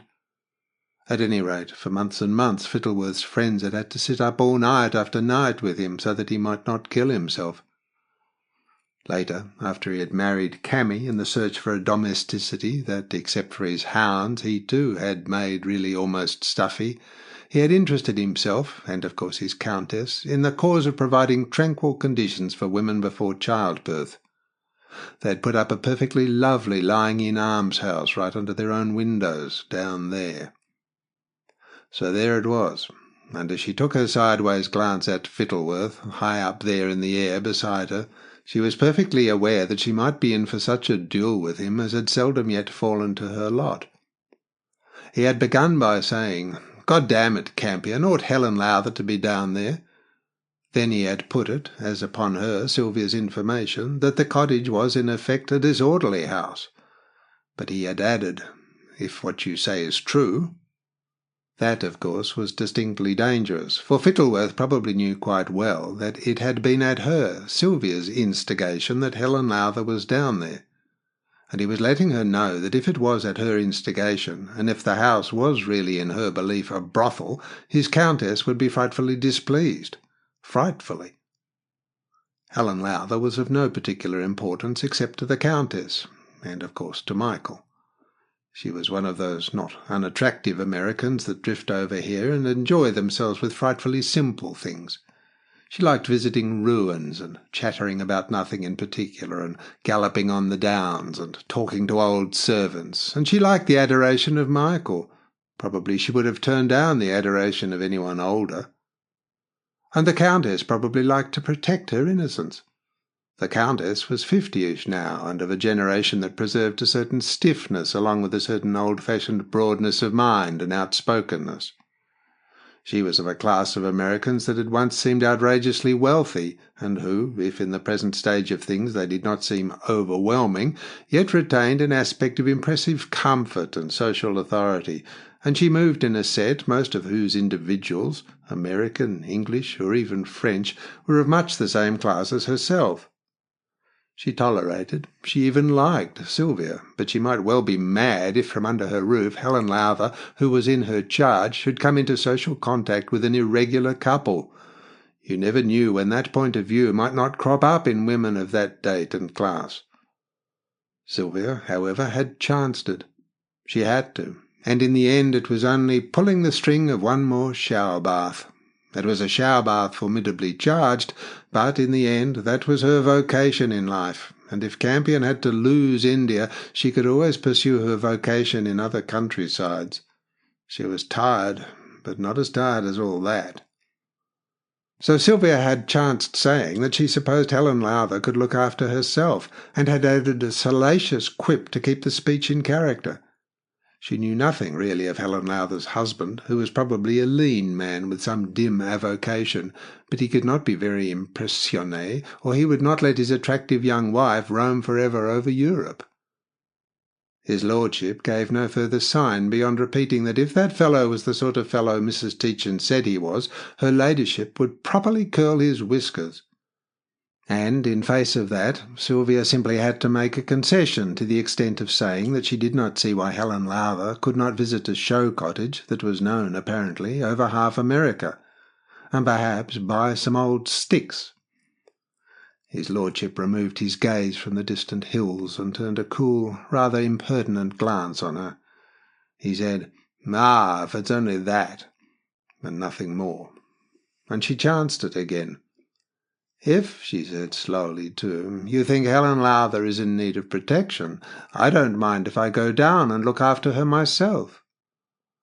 The General, who had tried several interjections, now exclaimed, "Sylvia, you wouldn't meet that fellow," and that rather spoiled it. For Fittleworth could take the opportunity to leave her to what he was at liberty to regard as the direction of her natural protector. Otherwise he must have said something to give away his attitude. So she had to give away more of her own with the words, "Christopher is not down there. He has taken an aeroplane to York to save Groby Great Tree. Your man Speeding saw him when he went to get your saddle, getting into a plane." She added, "But he's too late. Mrs. de Bray-Pape had a letter the day before yesterday to say the tree had been cut down, at her orders." Fittleworth said, "Good God!" Nothing more. The General regarded him as one fearing to be struck by lightning. Campion had already told her over and over again that Fittleworth would rage like a town bull at the bare idea that the tenant of a furnished house should interfere with its owner's timber. But he merely continued to look away, communing with the handle of his crop. That called, Sylvia knew, for another concession, and she said, "Now Mrs. de Bray-Pape has got cold feet, horribly cold feet. That's why she's down there. She's got the idea that Mark may have her put in prison." She added further, "She wanted to take my boy Michael with her to intercede. As the heir, he has some right to a view." And from those speeches of hers, Sylvia had the measure of her dread of that silent man. Perhaps she was more tired than she thought, and the idea of India more attractive. At that point Fittleworth exclaimed, "Damn it all, I've got to settle the hash of that fellow Gunning." He turned his horse's head along the road and beckoned the General towards him with his crop-handle. The General gazed back at her appealingly, but Sylvia knew that she had to stop there and await Fittleworth's verdict from the General's lips. She wasn't even to have any duel of sous-entendu with Fittleworth. She clenched her fingers on her crop and looked towards Gunning. If she was going to be asked by the Countess, through old Campion, to pack up, bag and baggage, and leave the house, she would at least get what she could get out of that fellow whom she had never yet managed to approach. The horses of the General and Fittleworth, relieved to be out of the neighbourhood of Sylvia's chestnut, minced companionably along the road, the mare liking her companion. "This fellow Gunning," his lordship began. He continued with great animation, "About these gates, you are aware that my estate carpenter repairs—" Those were the last words she heard, and she imagined Fittleworth continuing for a long time about his bothering gates, in order to put Campion quite off his guard, and no doubt for the sake of manners. Then he would drop in some shot that would be terrible to the old General. He might even cross-question him as to facts, with sly side questions, looking away over the country. For that she cared very little. She did not pretend to be a historian. She entertained rather than instructed. And she had conceded enough to Fittleworth, or perhaps it was to Cammy. Cammy was a great, fat, good-natured, dark thing with pockets under her liquid eyes, but she had a will, and by telling Fittleworth that she had not incited Helen Lowther and the two others to make an incursion into the Tietjens household, Sylvia was aware that she had weakened. She hadn't intended to weaken. It had happened. She had intended to chance conveying the idea that she intended to worry Christopher and his companion into leaving that country. The heavy man with the 3 horses approached slowly, with the air of a small army in the narrow road. He was grubby and unbuttoned, but he regarded her intently with eyes a little bloodshot. He said from a distance something that she did not altogether understand. It was about her chestnut. He was asking her to back that chestnut's tail into the hedge. She was not used to being spoken to by the lower classes. She kept her horse along the road. In that way the fellow could not pass. She knew what was the matter. Her chestnut would lash out at Gunning's charges if they got near her stern. In the hunting season it wore a large K on its tail. Nevertheless, the fellow must be a good man with horses, otherwise he would not be perched on one with the stirrups crossed over the saddle in front of him, and lead 2 others. She did not know that she would care to do that herself nowadays. There had been a time when she would have. She had intended to slip down from the chestnut and hand it too over to Gunning.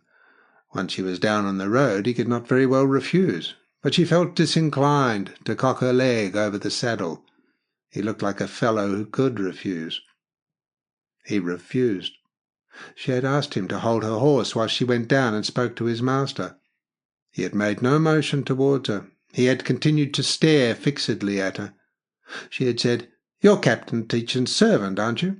I'm his wife, staying with Lord Fittleworth." He had made no answer, no movement, except to draw the back of his right hand across his left nostril for lack of a handkerchief. He said something incomprehensible, but not conciliatory. Then he began a longer speech. That she understood. It was to the effect that he had been 30 years man and boy with his lordship, and the rest of his time with the captain. He also pointed out that there was a hitching post and chain by the gate there, but he did not advise her to hitch it. The chestnut would kick to flinders any cart that came along the road, and the mere idea of the chestnut lashing out and injuring itself caused her to shudder. She was a good horsewoman. The conversation went on with long pauses. She was in no hurry. She would have to wait till Campion or Fittleworth came back, with the verdict probably. The fellow, when he used short sentences, was incomprehensible because of his dialect. When he spoke longer, she got a word or two out of it. It troubled her a little now that Edith Ethel might be coming along the road. Practically, she had promised to meet her at that spot and at about that moment. Edith Ethel proposing to sell her love letters to Christopher, or through him. The night before she had told Fittleworth that Christopher had bought the place below her with money he had from Lady McMaster, because Lady McMaster had been his mistress. Fittleworth had boggled at that. It had been at that moment that he had gone rather stiff to her. As a matter of fact, Christopher had bought that place out of a windfall. Years before, even before she had married him, he had had a legacy from an aunt, and in his visionary way had invested it in some colonial, very likely Canadian, property or invention or tramway concession, because he considered that some remote place, owing to its geographical position on some road, was going to grow.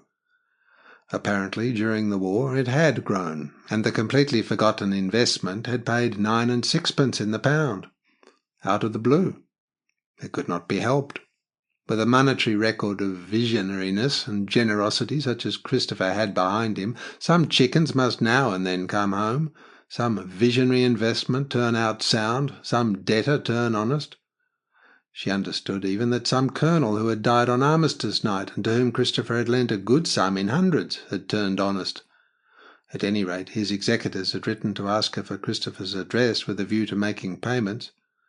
She hadn't at the time known Christopher's address, but no doubt they had got it from the War Office or somewhere. With windfalls like those he had kept afloat, for she did not believe the old furniture business as much as paid its way. She had heard through Mrs. Cramp that the American partners had embezzled most of the money that should have gone to Christopher. You should not do business with Americans. Christopher, it is true, had, years ago, during the war, predicted an American invasion, as he always predicted everything. He had, indeed, said that if you wanted to have money, you must get it from where money was going to, so that if you wanted to sell, you must be prepared to sell what they wanted, and they wanted old furniture more than anything else. That was why there were so many of them here. She didn't mind. She was already beginning a little campaign with Mrs. de Bray Pape to make her refurnish Groby, to make her export all the clumsy 1840 mahogany that the great house contained to Santa Fe, or wherever it was that Mr. Pape lived alone, and to refurnish with Louis XIV as befitted the spiritual descendant of the Maintenon. The worst of it was that Mr. Pape was stingy. She was, indeed, in a fine taking that morning, Mrs. de Bray Pape.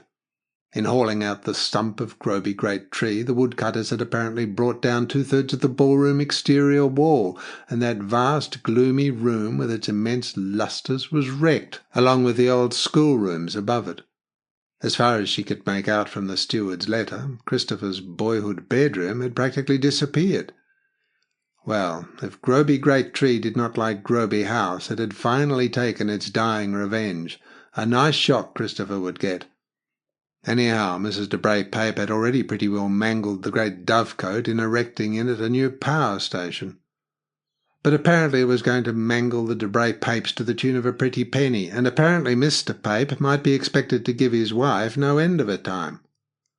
Well, you can't expect to be God's vice-regent of England without barking your shins on old hard things. No doubt Mark knew all about it by now. Perhaps it had killed him. She hoped it hadn't, because she still hoped to play him some tidy little tricks before she had done with him. If he were dead or dying beneath that parallelogram of thatch down there among the apple boughs, all sorts of things might be going to happen, quite inconvenient things. There would be the title. She quite definitely did not want the title. And it would become more difficult to injure Christopher. People with titles and great possessions are vastly more difficult to discredit than impoverished commoners, because the scale of morality changes. Titles and great possessions expose you to great temptations. It is scandalous, on the other hand, that the indigent should have any fun. So that, sitting rather restfully in the sunlight on her horse, Sylvia felt like a general who is losing the fruits of victory. She did not much care.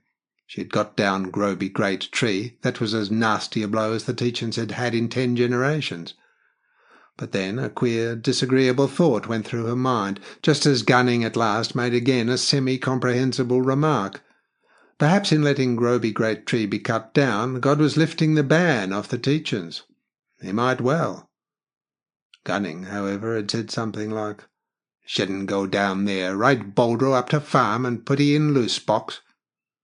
She gathered that if she would ride her horse to some farm, he could put in a loose box, and she could rest in the farmer's parlour.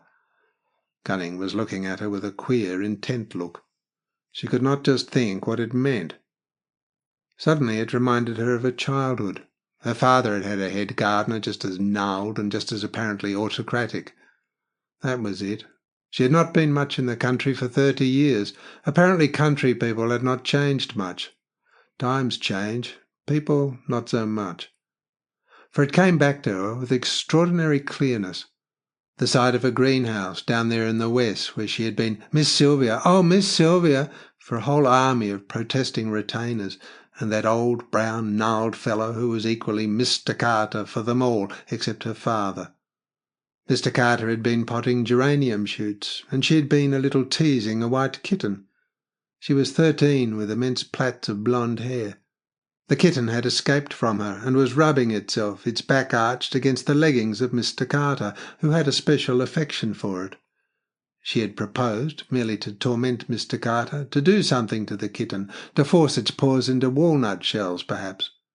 She had so little meant to hurt the kitten that she had forgotten what it was she had proposed to do.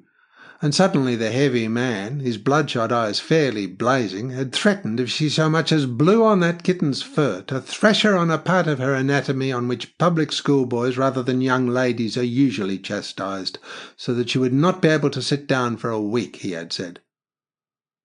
Oddly enough, it had given her a queer pleasure that returned always with the recollection. She had never otherwise in her life been threatened with physical violence, and she knew that within herself the emotion had often and often existed, if only Christopher would thrash her within an inch of her life. Oh yes, there had been Drake. He had half killed her, on the night before her wedding to Christopher. She had feared for the child within her. That emotion had been unbearable. She said to Gunning, and she felt for all the world as if she were trying a torment on Mr. Carter of years ago, "I don't see why I need to go to the farm. I can perfectly well ride Boldero down this path. I must certainly speak to your master." She had really no immediate notion of doing anything of the sort, but she turned her horse towards the wicket gate that was a little beyond Gunning. He scrambled off his horse with singular velocity, and under the necks of those he led. It was like the running of an elephant, and with all the reins bunched before him, he almost fell with his back on the little wicket towards whose latch she had been extending the handle of her crop. She had not meant to raise it. She swore she had not meant to raise it. The veins stood out in his hairy open neck and shoulders. He said, no, she didn't. Her chestnut was reaching its teeth out towards the led horses. She was not certain that he heard her when she asked if he did not know that she was the wife of the captain, his master, and guest of Lord Fittleworth, his ex-master. Mr. Carter certainly had not heard her years ago when she had reminded him that she was his master's daughter. He had gone on fulminating. Gunning was doing that too, but more slowly and heavily. He said first that the captain would tan her hide if she so much as disturbed his brother by a look. He would hide her within an inch of her life, as he had done already. Sylvia said that by God he never had. If he said he had, he lied. Her immediate reaction was to resent the implication that she was not as good a man as Christopher. He seemed to have been boasting that he had physically corrected her. Gunning continued dryly. "You put it in the papers yourself. My old missus read it me. Powerful set on Sir Mark's comfort, the captain is. Threw you downstairs, the captain did, and give you cancer. It doesn't show." That was the worst of attracting chivalrous attentions from professional people. She had begun divorce proceedings against Christopher in the way of a petition for restitution of conjugal rights, compounding with a shade of father concert and her conscience as a Roman Catholic, by arguing that a petition for the restoration of your husband from a strange woman is not the same as divorce proceedings. In England at that date it was a preliminary, and caused as much publicity as the real thing, to which she had no intention of proceeding.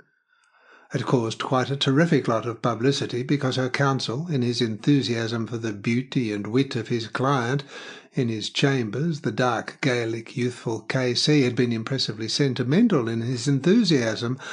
Learned counsel had overstepped the rather sober bounds of the preliminary aspects of these cases. He knew that Sylvia's aim was not divorce, but the casting of all possible obloquy on Christopher, and in his fervid Erse oratory he had cast as much mud as an enthusiastic terrier with its hind legs out of a fox's hole. It had embarrassed Sylvia herself, sitting brilliantly in court, and it had roused the judge, who knew something of the case, having, like half London of his class, taken tea with the dying Sylvia beneath the crucifix and amongst the lilies of the nursing home that was also a convent. The judge had protested against the oratory of Mr. Sylvian Hatt, but Mr. Hatt had got in already a lurid picture of Christopher and Valentine in a dark, empty house on Armistice night, throwing Sylvia downstairs, and so occasioning in her a fell disease from which, under the court's eyes, she was fading.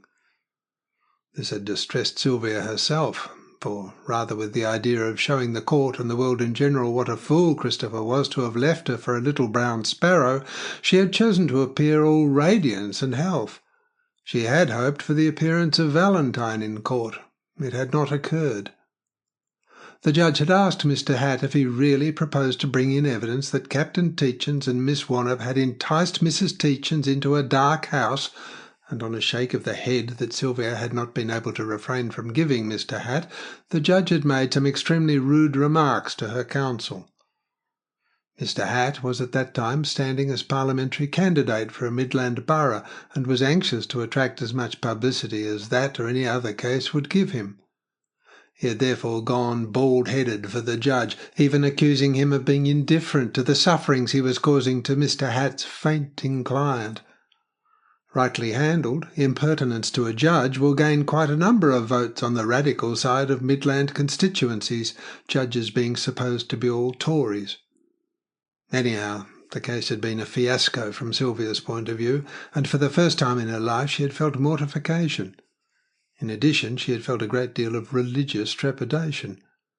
It had come into her mind in court, and it came with additional vividness there above that house, that years ago, in her mother's sitting-room, in a place called Lobshield, Father Concert had predicted that if Christopher fell in love with another woman, she, Sylvia, would perpetrate acts of vulgarity. And there she had been, not only toying with the temporal courts in a matter of marriage, which is a sacrament, but led undoubtedly into a position that she had to acknowledge was vulgar. She had precipitately left the court when Mr. Hatt had, for a second time, appealed for pity for her, but she had not been able to stop it. Pity! She appeal for pity! She had regarded herself, she had certainly desired to be regarded, as the sword of the Lord smiting the craven and the traitor to beauty, and it was to be supported that she was to be regarded as such a fool as to be decoyed into an empty house, or as to let herself be thrown downstairs. but qui facet per alium is herself responsible, and there she had been in a position as mortifying as would have been that of any city clerk's wife. The florid periods of Mr. Hat had made her shiver all over, and she had never spoken to him again. And her position had been broadcasted all over England, and now, here in the mouth of this gross henchman, it had recurred, at the most inconvenient moment. For the thought suddenly recurred, sweeping over with immense force, God had changed sides at the cutting down of Groby Great Tree. The first intimation she had had that God might change sides had occurred in that hateful court, and had, as it were, been prophesied by Father Concert. That dark saint and martyr was in heaven, having died for the faith, and undoubtedly he had the ear of God. He had prophesied that she would toy with the temporal courts. Immediately she had felt herself degraded, as if strength had gone out from her. Strength had undoubtedly gone out from her. Never before in her life had her mind not sprung to an emergency. It was all very well to say that she could not move physically, either backwards or forwards, for fear of causing a stampede amongst all those horses, and that therefore her mental uncertainty might be excused. But it was the finger of God, or of Father Concert, who as saint and martyr was the agent of God, or perhaps God himself was here really taking a hand for the protection of his Christopher, who was undoubtedly an Anglican saint. The Almighty might well be dissatisfied with the other relatively amiable saint's conduct of the case, for surely Father Concert might be expected to have a soft spot for her, whereas you could not expect the Almighty to be unfair even to Anglicans.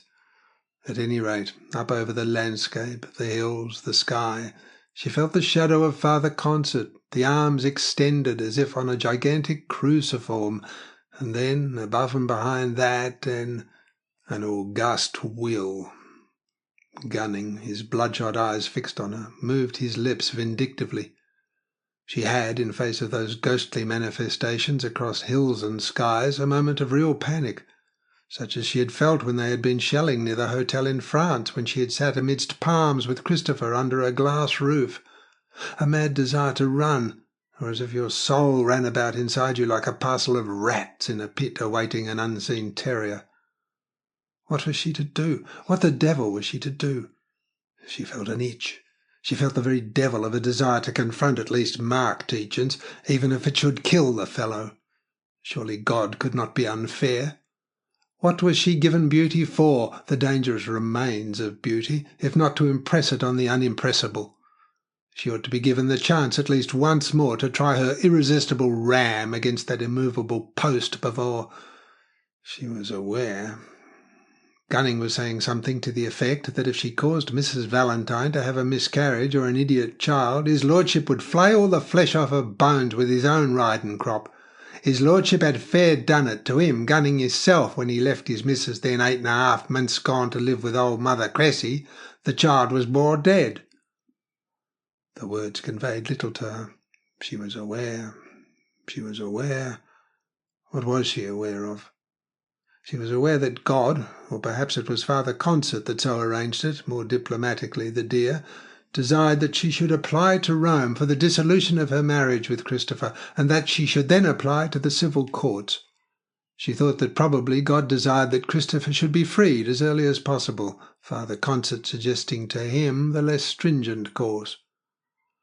A fantastic object was descending at a fly-crawl the hill road that went almost vertically up to that farm amongst the beeches. She did not care.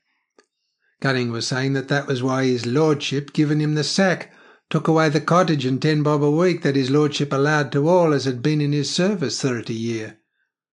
She said, "What? What's that?" Then it came back to her that Gunning had suggested that she might give Valentine a miscarriage. Her breath made a little clittering sound like the titturation of barley ears in her throat. Her gloved hands, reins and all, were over her eyes, smelling of Morocco leather. She felt as if within her a shelf dropped away, as the platform drops away from beneath the feet of a convict they are hanging. She said, "Good." Then her mind stopped. The clittering sounded in her throat, continuing, louder, louder.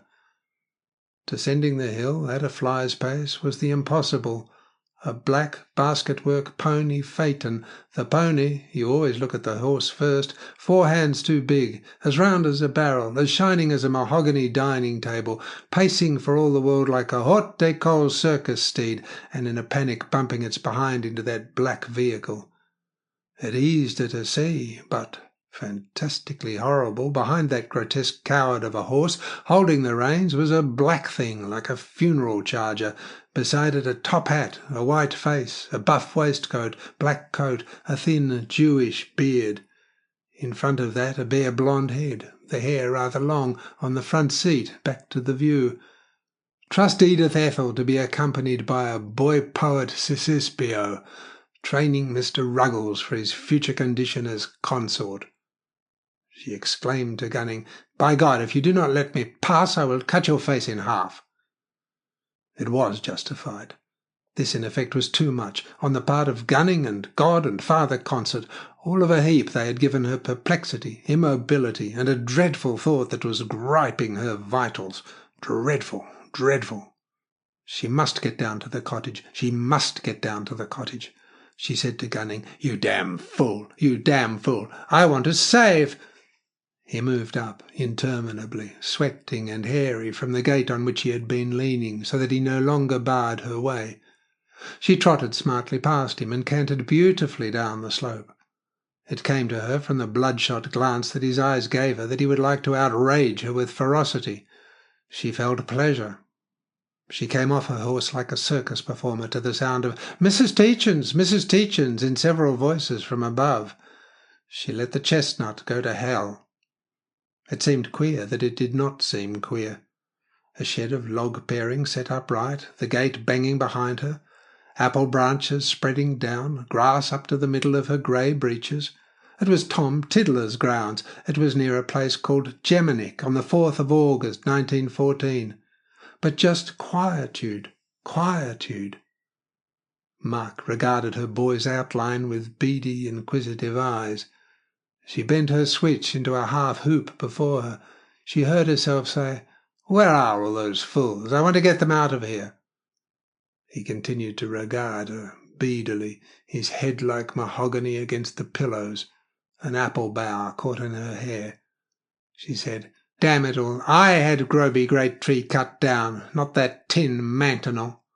But as God is my saviour, I would not tear another woman's child in the womb." He said, "You poor bitch, you poor bitch. The riding has done it." She swore to herself afterwards that she had heard him say that, for at the time she had had too many emotions to regard his speaking as unusual. She took, indeed, a prolonged turn in the woods before she felt equal to facing the others. Tietjens had its woods onto which the garden gave directly. Her main bitterness was that they had this peace. She was cutting the painter, but they were going on in this peace. Her world was waning. It was the fact that her friend Bobby's husband, Sir Gabriel Blantyre, formerly Bossenheim, was cutting down expenses like a lunatic. In her world there was the writing on the wall. Here they could afford to call her a poor bitch, and be in the right of it as like as not. Part 2, Chapter 3. Valentine was awakened by the shrill overtones of the voice of the little maid coming through the open window. She had fallen asleep over the words "Saepe te in somnis vidi" to a vision of white limbs in the purple Adriatic. Eventually the child's voice said, "We only says mem to friends of the family," shrilly and self-assertively. She was at the casement, dizzy and sickish with the change of position and the haste, and violently impatient of her condition. Of humanity she perceived only the top of a three-cornered grey hat and a grey panniered skirt in downward perspective. The sloping tiles of the potting shed hid the little maid. Aligned small lettuce plants like rosettes on the dark earth ran from under the window, closed by a wall of sticked peas. Behind them the woods, slender grey ash trunks going to a great height. They were needed for shelter. They would have to change their bedroom. They could not have a night nursery that faced the north. The spring onions needed pricking out. She had meant to put the garden pelletry into the rocks in the half-circle, but the operation had daunted her. pushing the little roots into crevices with her fingers, removing stones, troweling in artificial manure, stooping, dirting her fingers, would make her a wretch. She was suddenly intensely distressed at the thought of the lost coloured prints. She had searched the whole house, all imaginable drawers, cupboards, presses. It was like their fate that when they had at last got a good, an English client, their first commission from her should go wrong. She thought again of every imaginable unsearched parallelogram in the house, standing erect, her head up, neglecting to look down on the intruder. She considered all their customers to be intruders. It was true that Christopher's gifts lay in the way of old furniture dealing and farming, but farming was ruinous. Obviously, if you sold old furniture straight out of use in your own house, it fetched better prices than from a shop. She did not deny Christopher's ingenuity, or that he was right to rely on her hardihood. He had at least the right so to rely, nor did she mean to let him down. Only she passionately desired little Chrissy to be born in that bed with the thin fine posts, his blonde head with the thin fine hair on those pillows. She passionately desired that he should lie with blue eyes gazing at those curtains on the low windows. Those, with those peacocks and globes. Surely a child should lie gazing at what his mother had seen whilst she was awaiting him. And where were those prints? 4 parallelograms of faint, silly colour, promised for tomorrow morning. The margins needed breadcrumbing. She imagined her chin brushing gently, gently back and forward on the floss of his head. She imagined holding him in the air as in that bed she lay, her arms extended upwards, her hair spread on those pillows. Flowers, perhaps, spread on that quilt, lavender. But if Christopher reported that one of those dreadful people with querulous voices wanted a bedroom complete, if she begged him to retain it for her, well, he would. He prized her above money, she thought. She knew that he prized the child within her above the world. Nevertheless, she imagined that she would go all on to the end with her longings unvoiced, because there was the game, his game. Oh, hang it, their game. And you have to think whether it is worse for the unborn child to have a mother with unsatisfied longings, or a father beaten at his— No, you must not call it a game. Still, roosters beaten by other roosters lose their masculinity, like roosters, men. Then, for a child to have a father lacking masculinity, for the sake of some peacock and globe curtains, spindly bedposts, old glass tumblers with thumb-mark indentations. On the other hand, for the mother, the soft feeling that those things give. The room had a barrel-shaped ceiling, following the lines of the roof almost up to the roof-tree, dark oak beams, beeswaxed. That beeswaxing. Tiny low windows almost down to the oaken floor. You would say, too much of the show place, but you lived into it.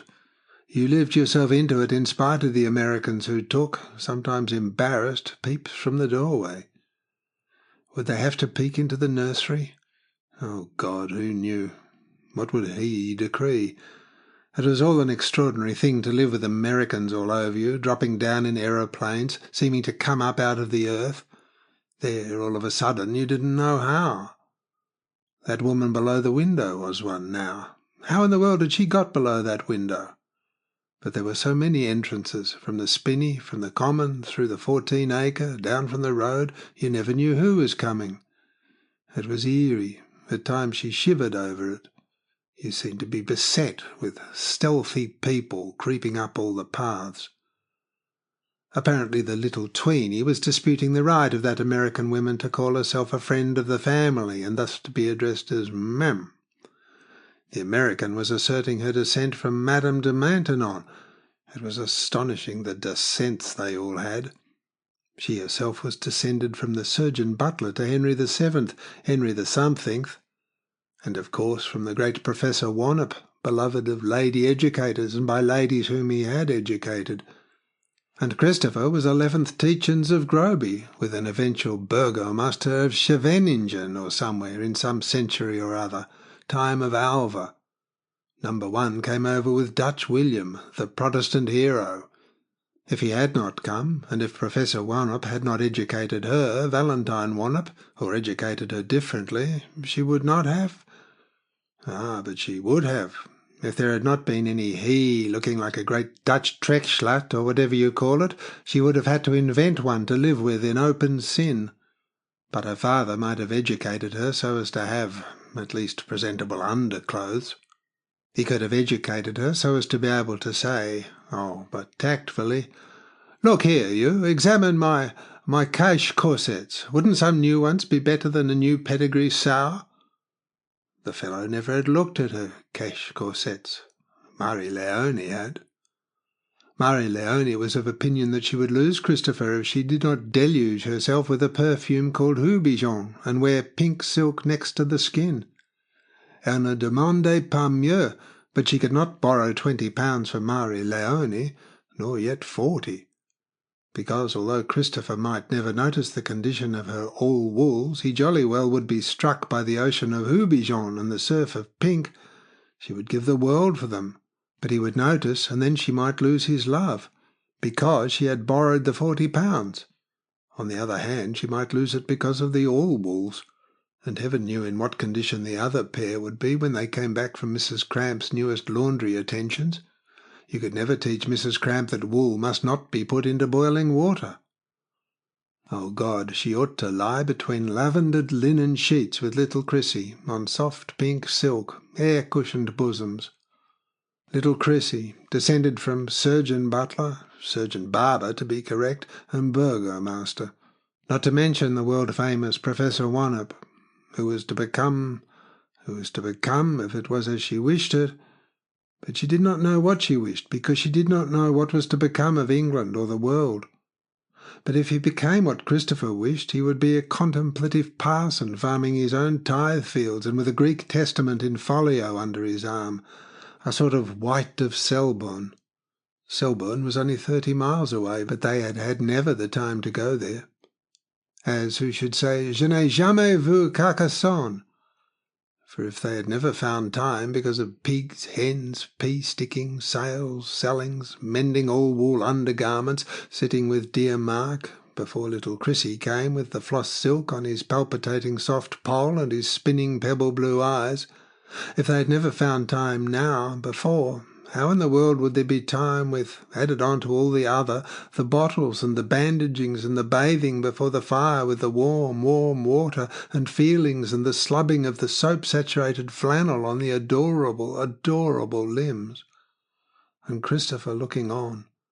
He would never find time to go to Selborne, nor Arundel, nor Carcassonne, nor after the strange woman. Never, never. He had been away now for a day and a half, but it was known between them, without speaking, that he would never be away for a day and a half again. Now, before her pains began, he could seize the opportunity. Well, he had seized it with a vengeance. A day and a half, to go to Wilbraham Sale, with nothing much that they wanted. She believed that he had gone to Groby in an aeroplane. He had once mentioned that, or she knew that he had thought of it, because the day before yesterday, when he had been almost out of his mind about the letting of Groby, he had suddenly looked up at an aeroplane and had remained looking at it for long, silent. Another woman it could not be. He had forgotten about those prints. That was dreadful. She knew that he had forgotten about them. How could he, when they wanted to get a good English client for the sake of little Chrissy? How could he? How could he? It is true that he was almost out of his mind about Groby and Groby Great Tree. He had begun to talk about that in his sleep, as for years at times he had talked, dreadfully, about the war. "Bring dem Hartmann eine Kerze." "Bring the Major a candle," he would shout dreadfully beside her in the blackness. And she would know that he was remembering the sound of picks in the earth beneath the trenches. And he would groan and sweat dreadfully, and she would not dare to wake him. And there had been the matter of the boy, Aranjuez, aye.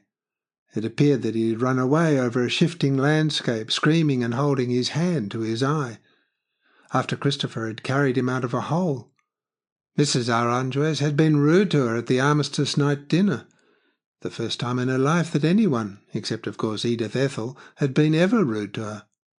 Of course you did not count Edith Ethel Duchemin, Lady McMaster. But it's queer. Your man saves the life of a boy at the desperate risk of his own. Without that there would not have been any Mrs. Arrangeworth. Then Mrs. Arrangeworth is the first person that ever in your life is rude to you, leaving permanent traces that made you shudder in the night. Hideous eyes. Yes, but for a miracle there might have been no Christopher. Little Arrangeworth, it had been because he had talked to her for so long, praising Christopher, that Mrs. Arrangeworth had been rude to her. Little Arrangeworth had said that the German bullets had gone over them as thick as the swarm of bees that came out when Gunning cut the leg off the skep of his scythe. Well, there might have been no Christopher. Then there would have been no Valentine Wannop. She could not have lived. But Mrs. Arrangeworth should not have been rude to her. The woman must have seen with half an eye that Valentine Wannop could not live without Christopher. Then why should she fear for her little, imploring, eyeless creature? It was queer. You would almost say that there was a Provy who delighted to torment you with, if it hadn't been that... Christopher probably believed that there was a Provy, or he would not dream for his little Chrissy a country parsonage. He proposed, if they ever made any money, to buy a living for him, if possible near Salisbury. What was the name of the place? A pretty name. Buy a living where George Herbert had been parson. She must, by the by, remember to tell Marie Leone that it was the black Orpington labelled 42, not the red 16 that she had put the setting of India Runners under.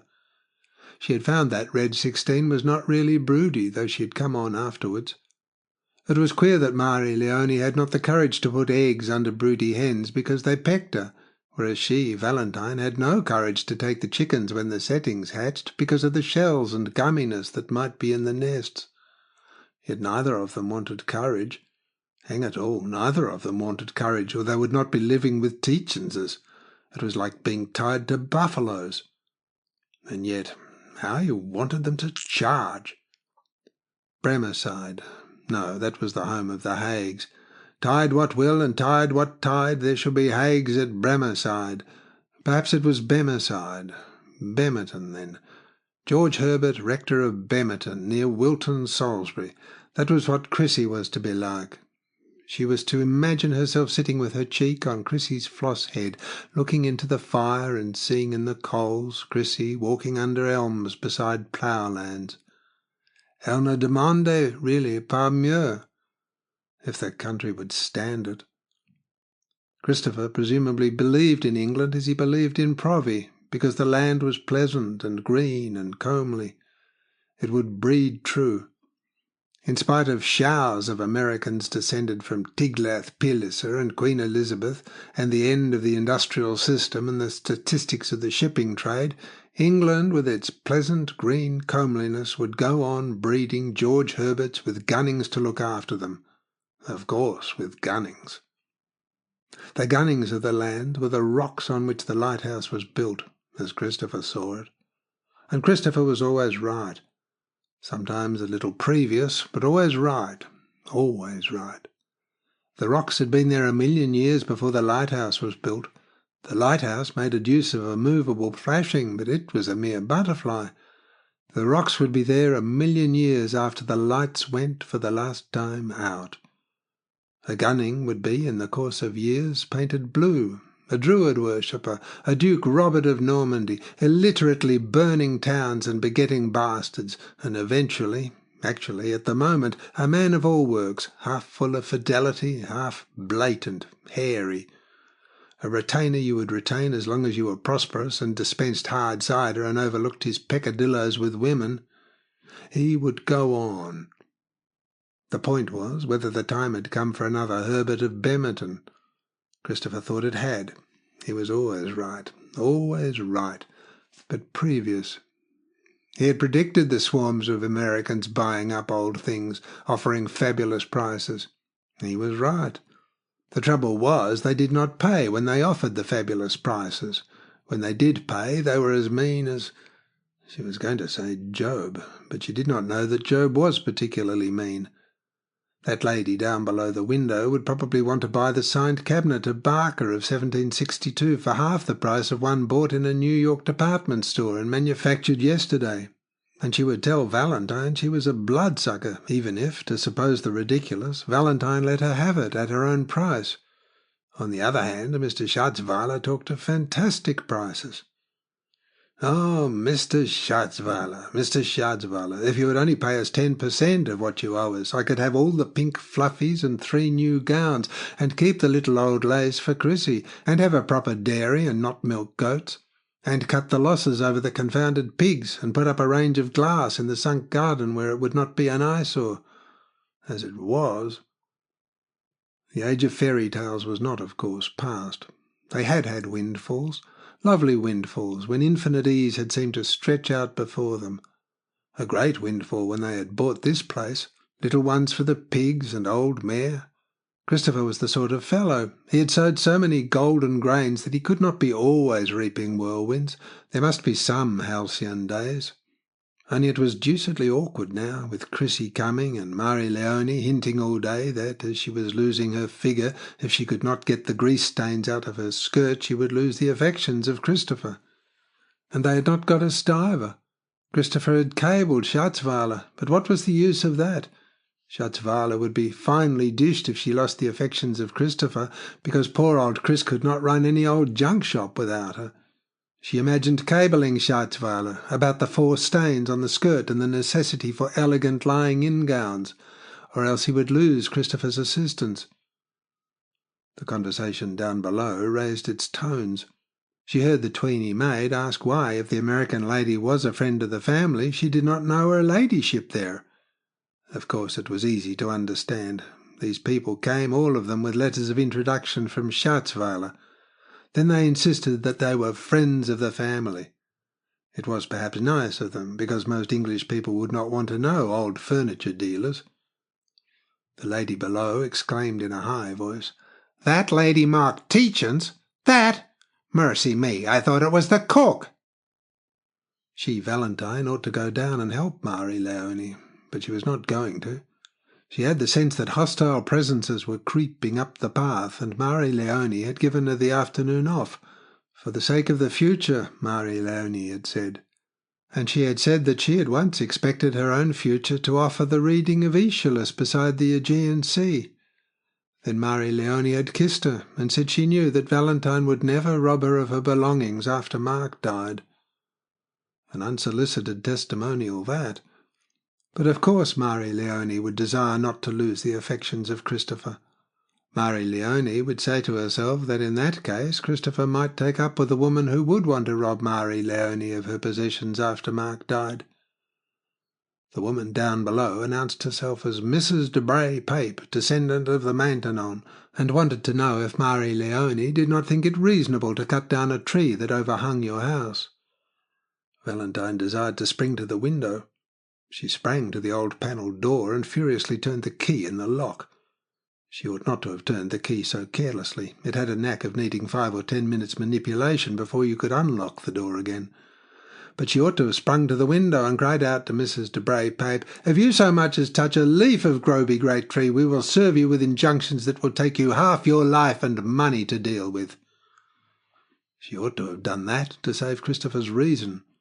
But she could not. She could not. It was one thing living with all the tranquillity of conscience in the world in open sin. It was another confronting elderly Americans who knew the fact. She was determined to remain shut in there. An Englishman's house may no longer be his castle, but an Englishwoman's castle is certainly her own bedroom. When once, 4 months or so ago, the existence of little Chrissy being manifest, she had expressed to Christopher the idea that they ought no longer to go stodging along in penury, the case being so grave, they ought to take some of the Groby money for the sake of future generations. Well, she had been run down. At that stage of parturition, call it, a woman is run down and hysterical. It had seemed to her overwhelmingly the fact that a breeding woman ought to have pink fluffy things next to her quivering skin and sprayings of, say, Houbijon all over her shoulders and hair, for the sake of the child's health. So she had let out violently at poor wretched old Chris, faced with the necessity for denying his gods, and had slammed to and furiously locked that door. Her castle had been her bedroom with a vengeance then, for Christopher had been unable to get in, or she to get out. He had had to whisper through the keyhole that he gave in. He was dreadfully concerned for her. He had said that he hoped she would try to stick it a little longer, but if she would not, he would take Mark's money. Naturally, she had not let him, but she had arranged with Marie Leone for Mark to pay a couple of pounds more a week for their board and lodging, and as Marie Leone had perforce taken over the housekeeping, they had found things easing off a little.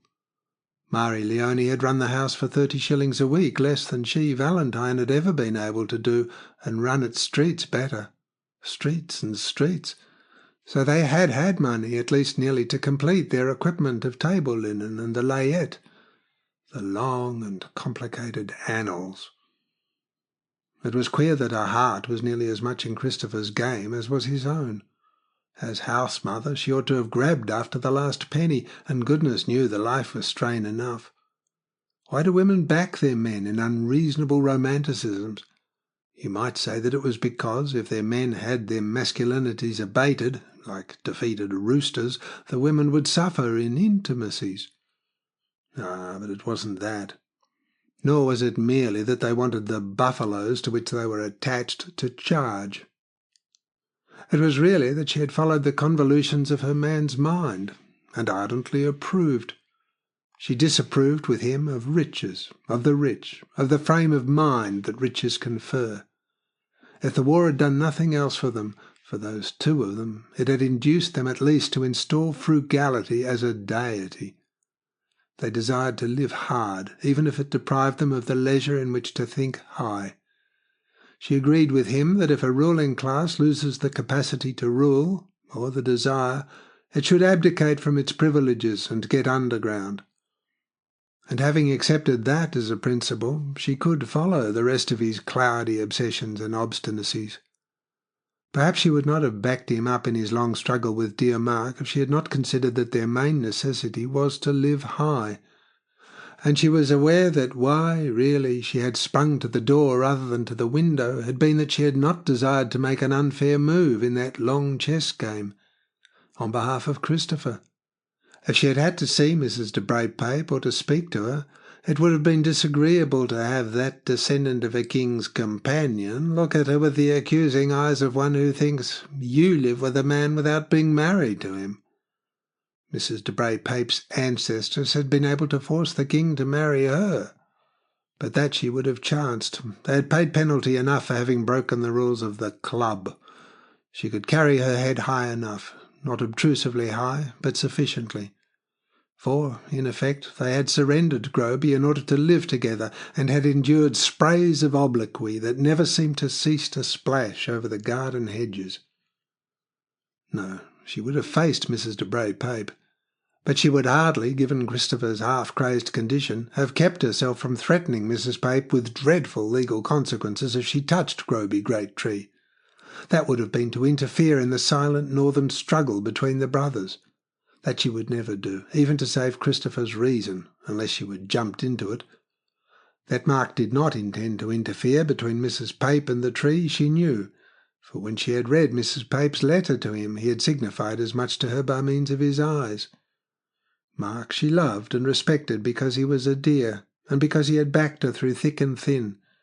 Without him, there had been a moment on that dreadful night. She prayed God that she would not have to think again of that dreadful night. If she had to see Sylvia again, she would go mad, and the child within her, deep, deep within her, the blight would fall on the little thread of brain. Mrs. de Braypape, God be thanked, provided a diversion for her mind. She was speaking French with an eccentricity that could not be ignored.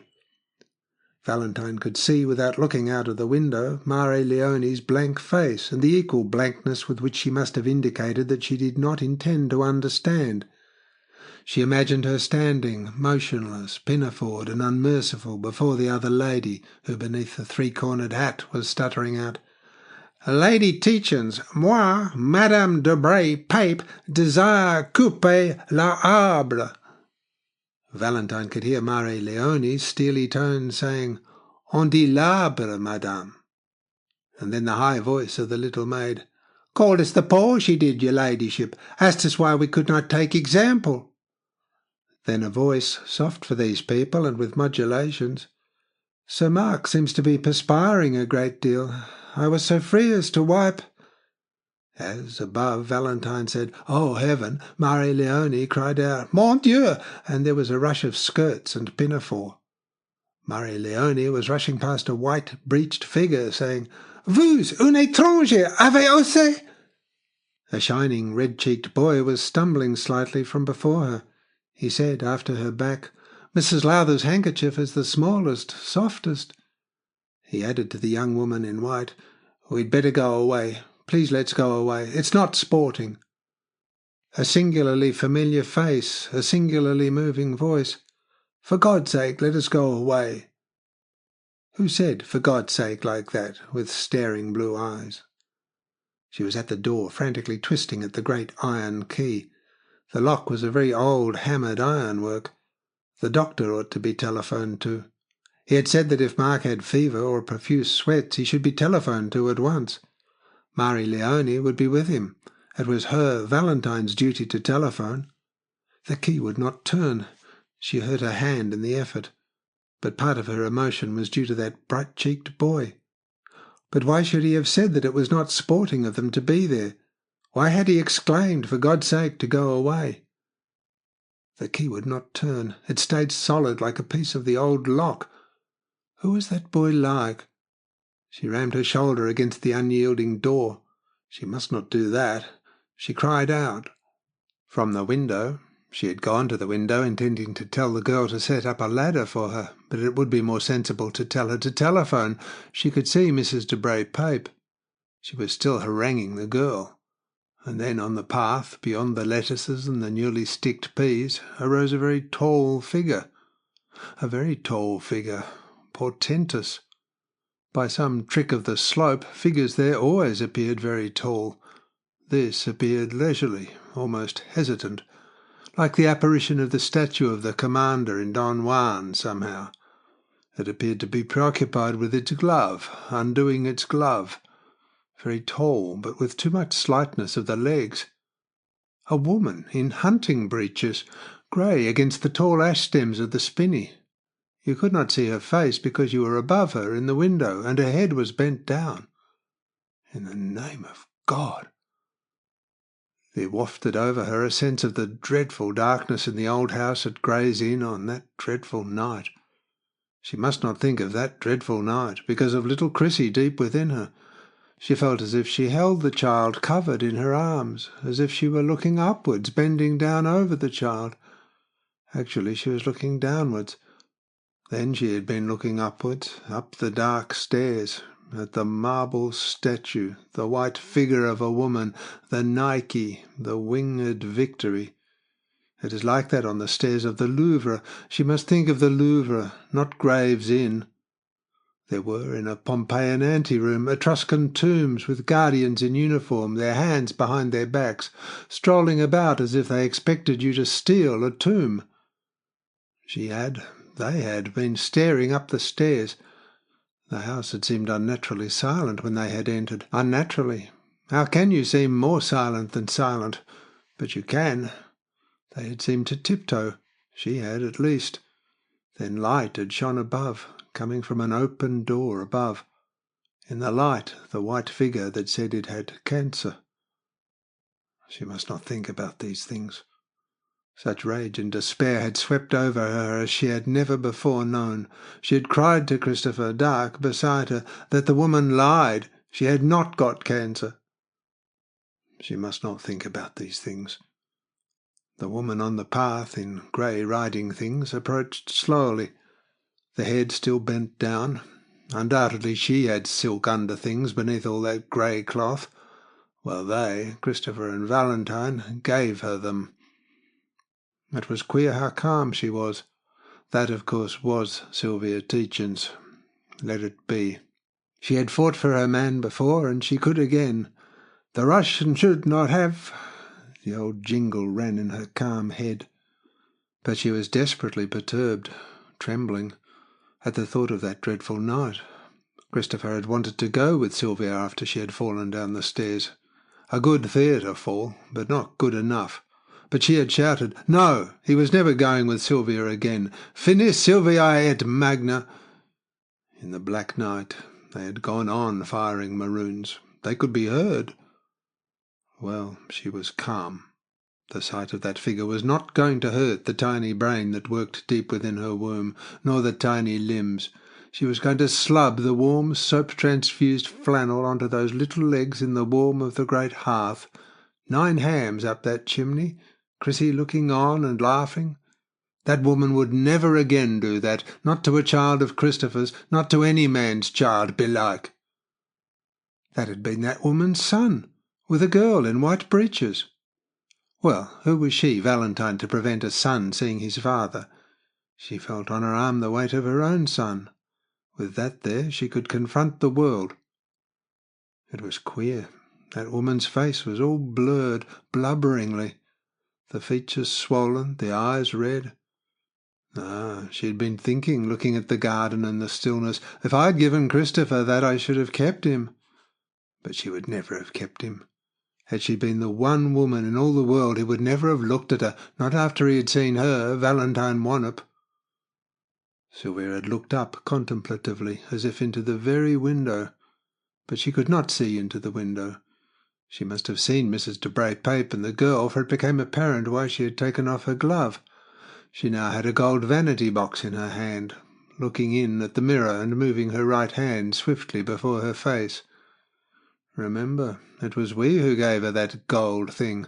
Remember it hard. Sudden anger came over her.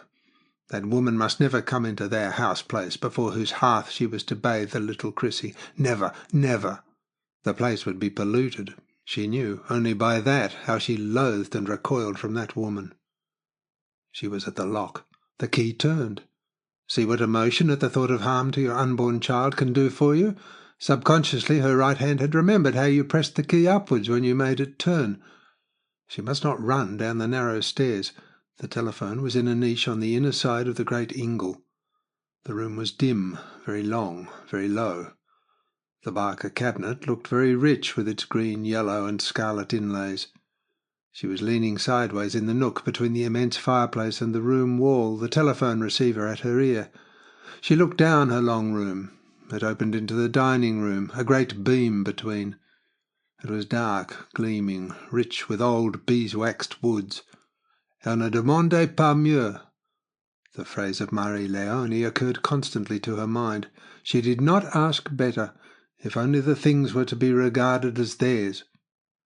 She looked into the distant future when things would spread out tranquilly before them.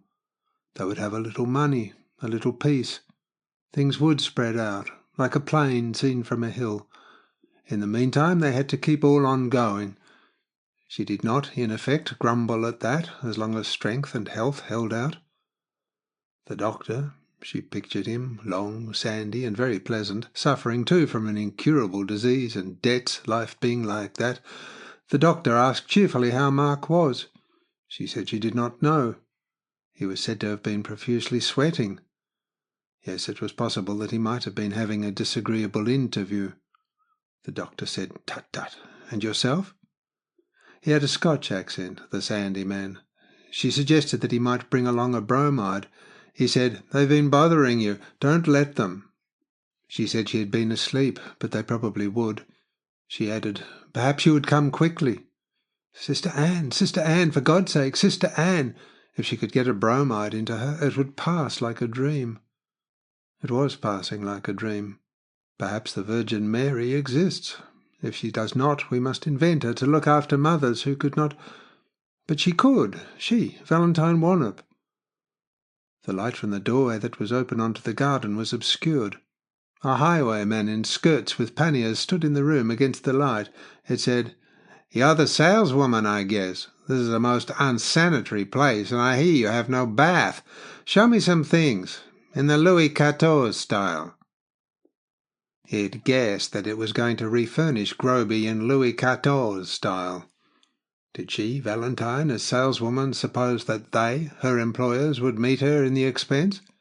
Mr. Pape had had serious losses in Miami. They must not suppose that the Papes could be bled white. This place ought to be pulled down as unfit for human habitation, and a model workman's cottage built in its place. People who sold things to rich Americans in this country were sharks. She herself was descended spiritually from Madame de Maintenon. It would be all different if Marie Antoinette had treated the Maintenon better. She, Mrs. de Bray Pape, would have the authority in the country that she ought to have. She had been told that she would be made to pay an immense sum for having cut down Groby Great Tree. Of course the side wall of the house had fallen in. These old houses could not stand up to modern inventions. She, Mrs. de Bray Pape, had employed the latest Australian form of tree stump extractor, the wee whiz-bang. But did she, as saleswoman, but doubtless more intimate with her employers than was necessary, considering the reputation of that establishment, did she consider— Valentine's heart started. The light from the doorway was again obscured. Marie Leone ran panting in. Sister Anne, in effect. She said, "Le téléphone, vite!" Valentine said, "J'ai déjà téléphoné. Le docteur sera ici dans quelques minutes. Je te prie de rester à côté de moi." "I beg you to remain beside me." Selfish, selfish. But there was a child to be born. Anyhow, Marie Leone could not have got out of that door. It was blocked. Ah! Sylvia Tietjens was looking down on Valentine. You could hardly see her face against the light. Well, it did not amount to more than that. She was looking down because she was so tall. You could not see her face against the light. Mrs. de Bray Pape was explaining what spiritual descent from grand seigneurs did for you. She was bending her eyes on Valentine. That was the phrase. She said to Mrs. de Bray Pape, "For God's sake, hold your damned tongue. Get out of here." Mrs. de Bray Pape had not understood. For the matter of that, neither did Valentine take it in. A thin voice from a distance thrilled, "Mother! Mother!" For it was like a statue. Marvellous how she had made her face up. 3 minutes before it had been a mush. It was flawless now, dark-shadowed under the eyes, and sorrowful, and tremendously dignified, and kind. Damn, damn, damn! It occurred to Valentine that this was only the second time that she had ever seen that face. Its stillness now was terrible. What was she waiting for before she began the Billingsgate that they were going to indulge in before all these people? For she, Valentine, had her back against the wall. She heard herself begin to say, "You have spoilt—" She could not continue. You cannot very well tell a person that their loathsomeness is so infectious as to spoil your baby's bathing place. It is not done. Marie Leone said in French to Mrs. de Bray Pape that Mrs. Tietjens did not require her presence. Mrs. de Bray Pape did not understand. It is difficult for a Maintenon to understand that her presence is not required. The first time that she, Valentine, had seen that face in Edith Ethel's drawing-room, she had thought how kind, how blindingly kind it was. When the lips had approached her mother's cheek, the tears had been in Valentine's eyes. It had said, that face of a statue, that it must kiss Mrs. Wannop for her kindness to Christopher. Damn it, it might as well kiss her, Valentine now. There would have been no Christopher today but for her.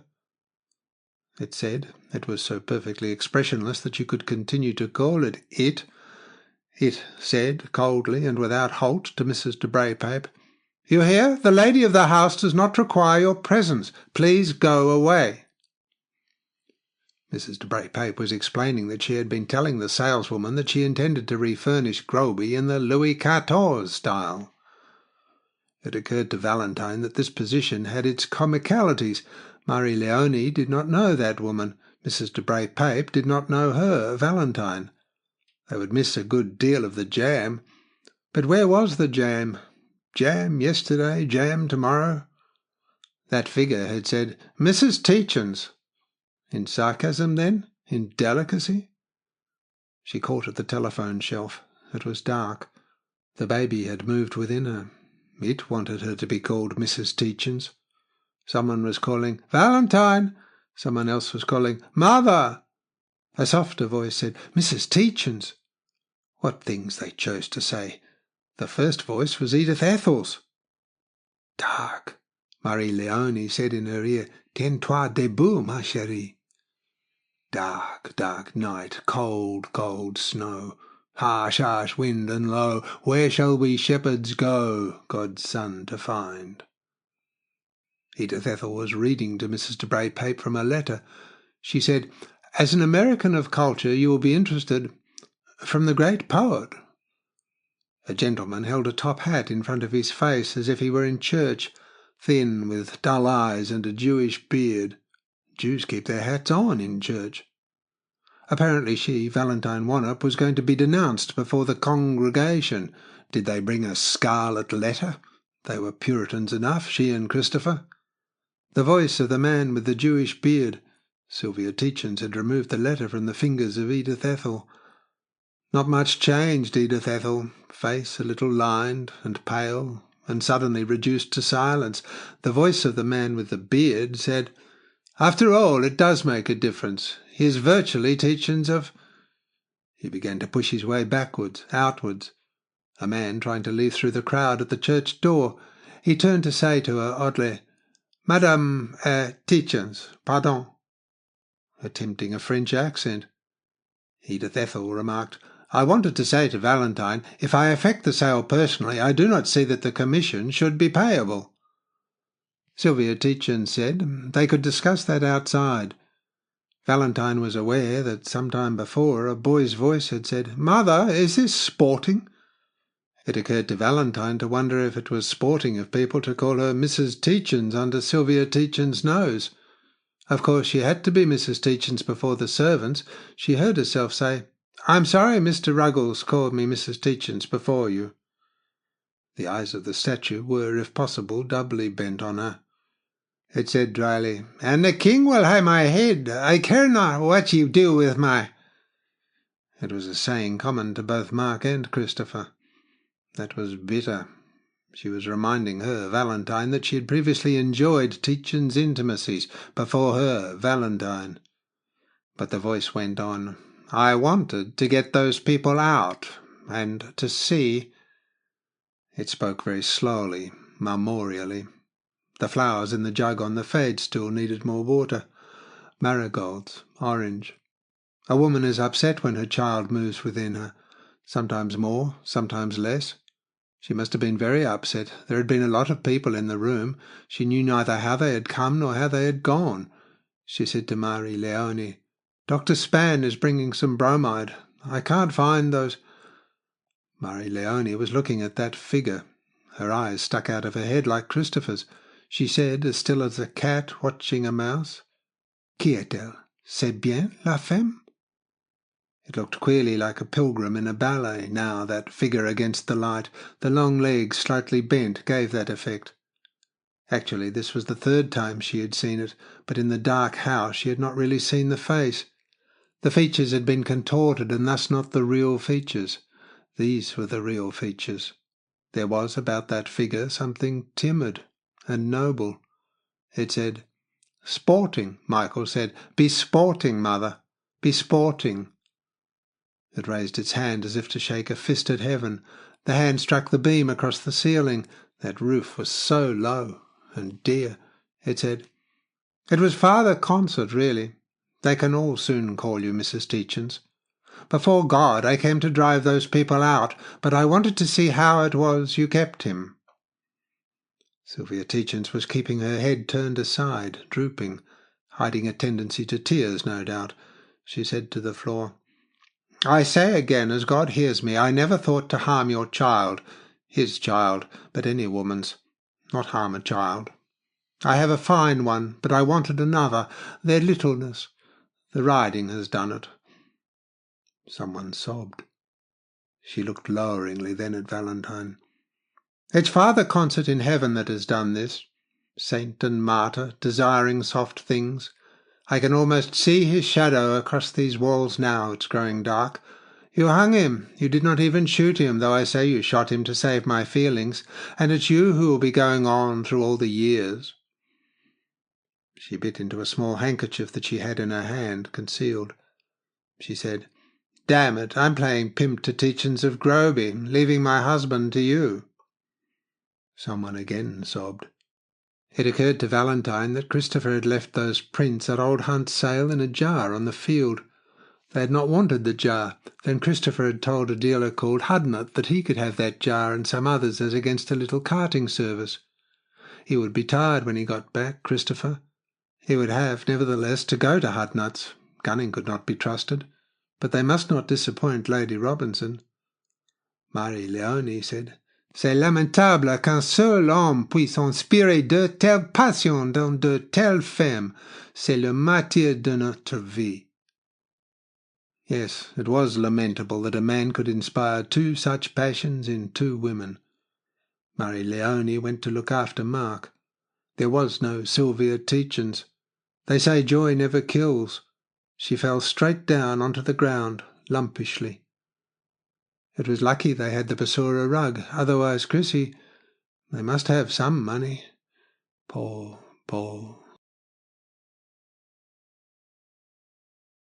Part 2, Chapter 4. Mark Tietjens had lain considering the satisfaction of a great night he had lately passed. Or perhaps not lately, at some time. Lying out there in the black nights, the sky seemed enormous. You could understand how somewhere heaven could be concealed in it, and tranquil at times. Then you felt the earth wheeling through infinity. Night birds cried overhead, herons, duck, swans even. The owls kept closer to the ground, beating along the hedgerows.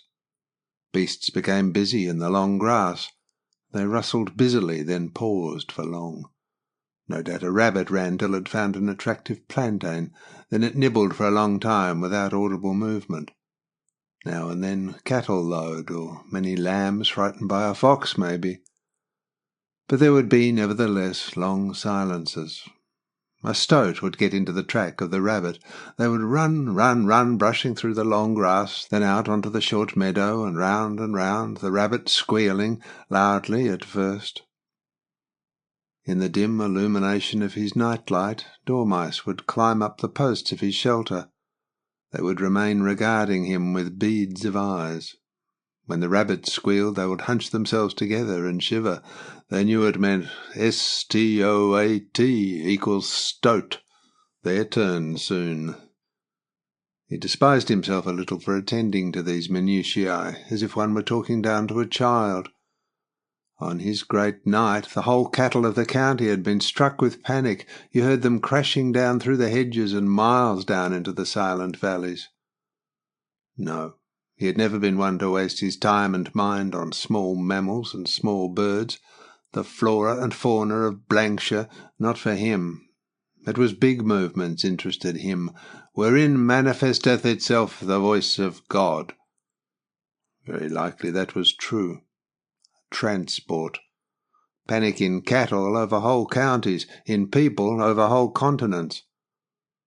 Once, years and years ago, when he had been aged 12 and on a visit to grandfather, he had taken a gun to Redcar Sands from Groby over the moors, and with one shot he had brought down 2 terns, a sandpiper, and a herring gull.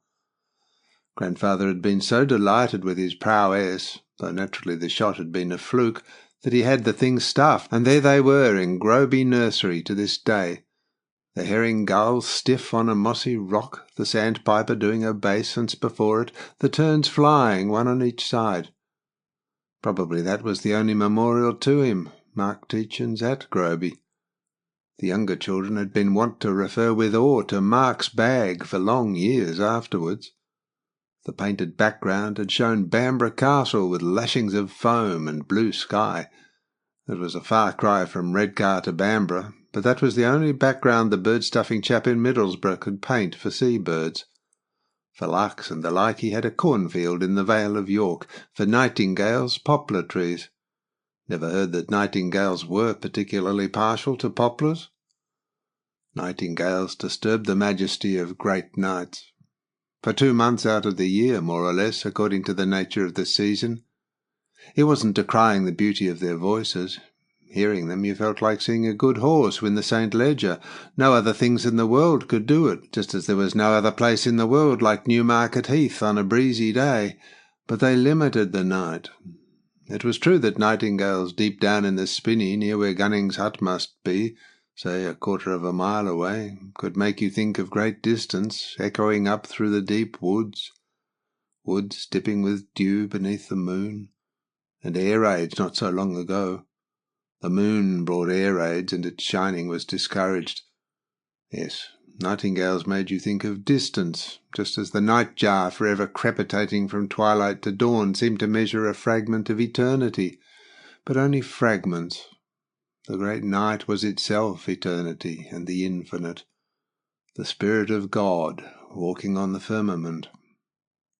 Cruel beggars, nightingales. They abused one another with distended throats all through the nights. Between the gusts of gales you could hear them shouting on, telling their sitting hens that they, each one, were the devils of fellows, the other chap down the hill by Gunning's hut being a bedraggled, louse-eaten braggart. Sex ferocity. Gunning lived in a bottom, in a squatter's cottage, they said, with a thatch like Robinson Crusoe's bonnet, a wise woman's cottage. He lived with the wise woman, a chalk white-faced slattern, and a granddaughter of the wise woman whom, because she had a cleft palate and only half a brain, the parish, half out of commiseration, half for economy, had nominated mistress in the school up the hill. No one knew whether Gunning slept with the wise woman or the granddaughter. For one or the other he had left his missus, and Fittleworth had tanned his hide and taken his cottage from him. He thrashed them both impartially with a hunting thong every Saturday night, to learn them and to remind them that for them he had lost his cottage and the 10 bob a week Fittleworth allowed such hinds as had been in his service 30 years. Sex ferocity again. And how shall I they true love know from another one? Oh, by his cockled hat and staff, and by his sandalled shoon. An undoubted pilgrim had suggested irresistibly the lines to him. It was naturally that bitch Sylvia. Wet eyes she had. Then some psychological crisis was going on inside her. Good for her. Good for Val and Chris, possibly. There was no real knowing. Oh, but there was. Here to that, the bitch pack giving tongue. Heard ye ever the like to that, sirs? She had had great Groby tree torn down, but as God was her maker, she would not tear another woman's child within her. He felt himself begin to perspire. Well, if Sylvia had come to that, his, Mark's, occupation was gone. He would no longer have to go on willing against her. She would drop into the sea in the wake of their family vessel and be lost to view. But damn it, she must have suffered to be brought to that pitch. Poor bitch, poor bitch. The riding had done it. She ran away, a handkerchief to her eyes. He felt satisfaction and impatience. There was some place to which he desired to get back, but there were also things to be done, to be thought out. If God was beginning to temper the wind to these flayed lambs, then he could not remember what he wanted to think about. It was, no, not exasperating, numb. He felt himself responsible for their happiness. He wanted them to go rubbing along, smooth with the rough, for many long, unmarked years. He wanted Marie Leone to stay with Valentine until her deliverance, and then to go to the dower house at Groby. She was Lady Tietjens. She knew she was Lady Tietjens, and she would like it. Besides, she would be a thorn in the flesh of Mrs. He could not remember the name. He wished that Christopher would get rid of his Jewish partner so as to addle a little brass. It was their failing as Tietjenses that they liked toadies. He himself had bitched all their lives by having that fellow Ruggles sharing his rooms, because he could not have borne to share with an equal, and Ruggles was half Jew, half Scotchman. Christopher had, for toadies, firstly McMaster, a Scot, and then this American Jew. Otherwise, he, Mark, was reconciled with things. Christopher, no doubt, was wise in his choice. He had achieved a position in which he might, with just a little more to it, anticipate jogging away to the end of time, leaving descendants to carry on the country without swank. It came to his mind to remember, almost with pain. He had accepted nephew Mark as nephew Mark, a strong slip. A good boy, but there was the point. The boy had the right sort of breeches. But if there were incest... Crawling through a hedge after a rabbit was thinkable. Father had been in the churchyard to shoot rabbits to oblige the vicar. There was no doubt of that. He did not want rabbits. But supposing he had mishit a bunny and the little beast had been throwing gymnastics on the other side of the quickset, Father would have crawled through then rather than go all the way to the lich gate and round.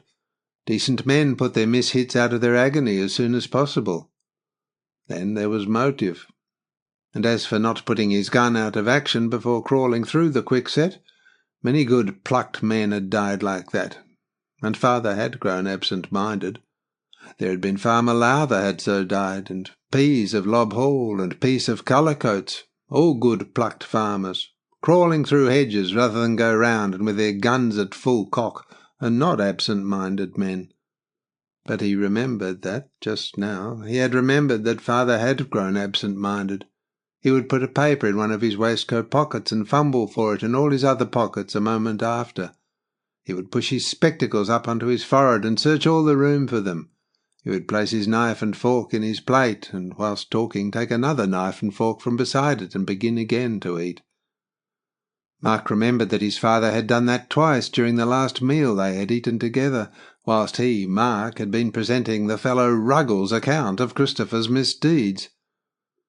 Then it would not be incumbent on him, Mark, to go up to his Father in heaven and say, "Hullo, sir, I understand you had a daughter by the wife of your best friend, she being now with child by your son." Rather ghostly so to introduce yourself to the awful ghost of your father. Of course you would be a ghost yourself, still with your billycock hat, umbrella, and racing glasses, not an awful ghost, and to say to your father, "I understand that you committed suicide," against the rules of the club, for I consider it no grief to be going there where so many great men have preceded me. Sophocles, that, wasn't it? So, on his authority, it was a damn good club.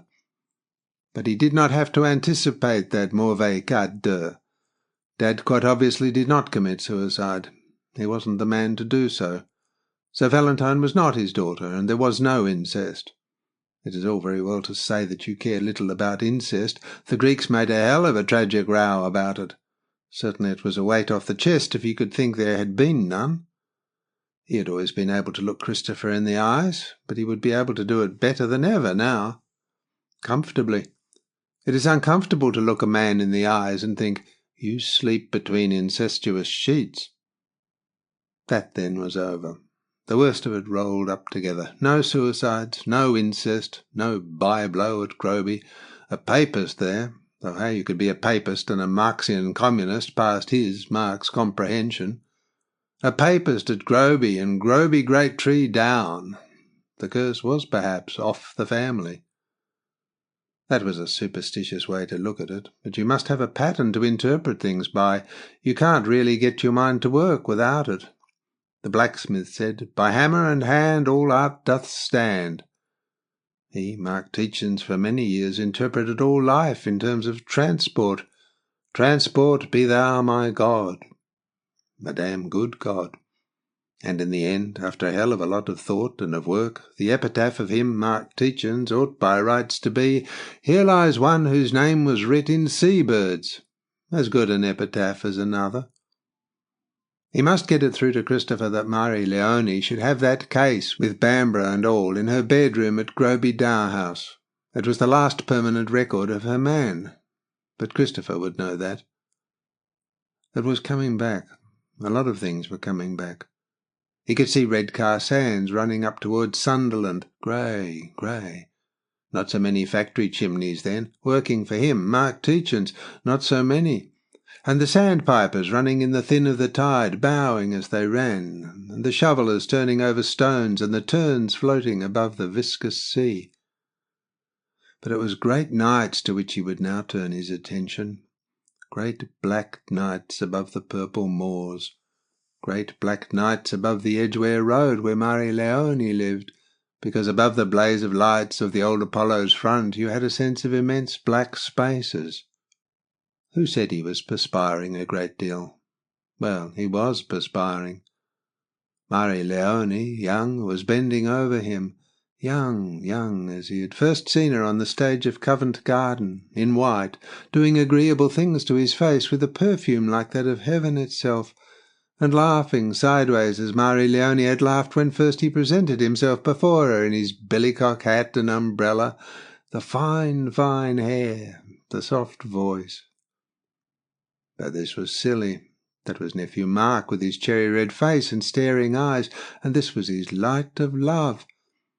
Naturally, like uncle, like nephew, he would pick up with the same type of woman as his uncle. That made it certain that he was no byblow, pretty piece against the apple boughs. He wanted great nights then. Young Mark, though, should not pick up with a woman older than himself. Christopher had done that, and look.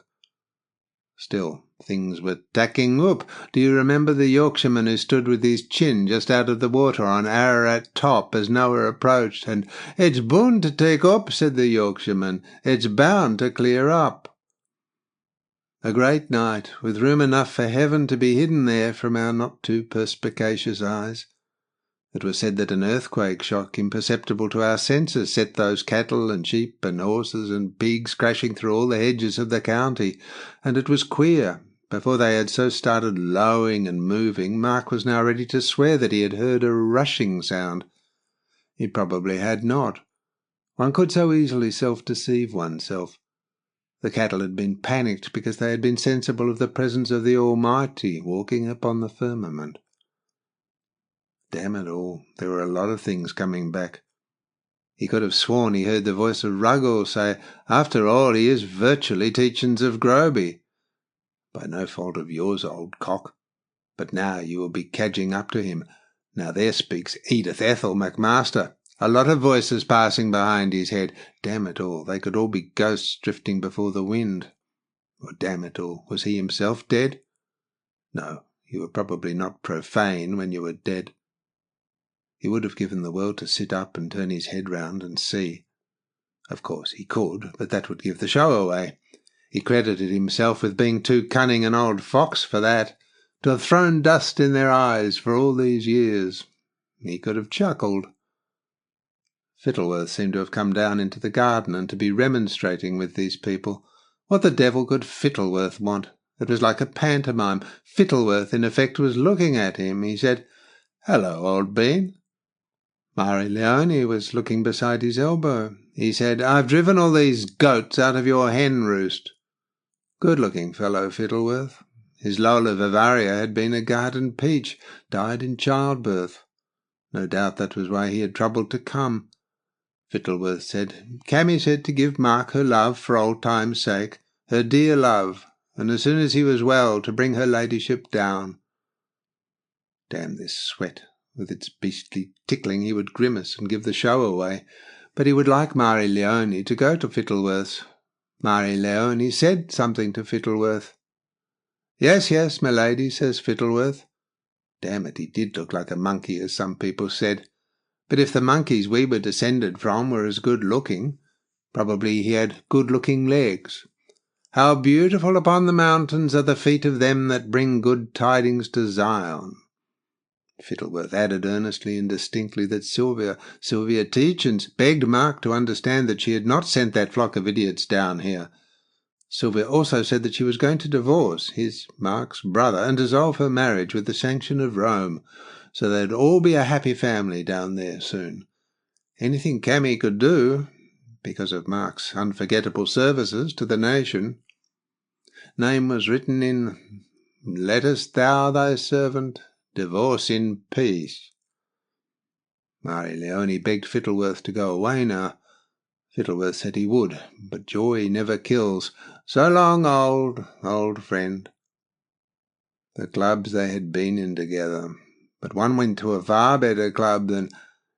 His breathing was a little troublesome. It was darkish, then light again.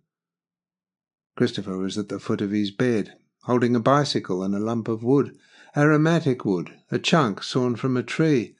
His face was white, his eyes stuck out, blue pebbles. He gazed at his brother and said, Half Groby Wall is down. Your bedroom's wrecked. I found your case of seabirds thrown on a rubble heap."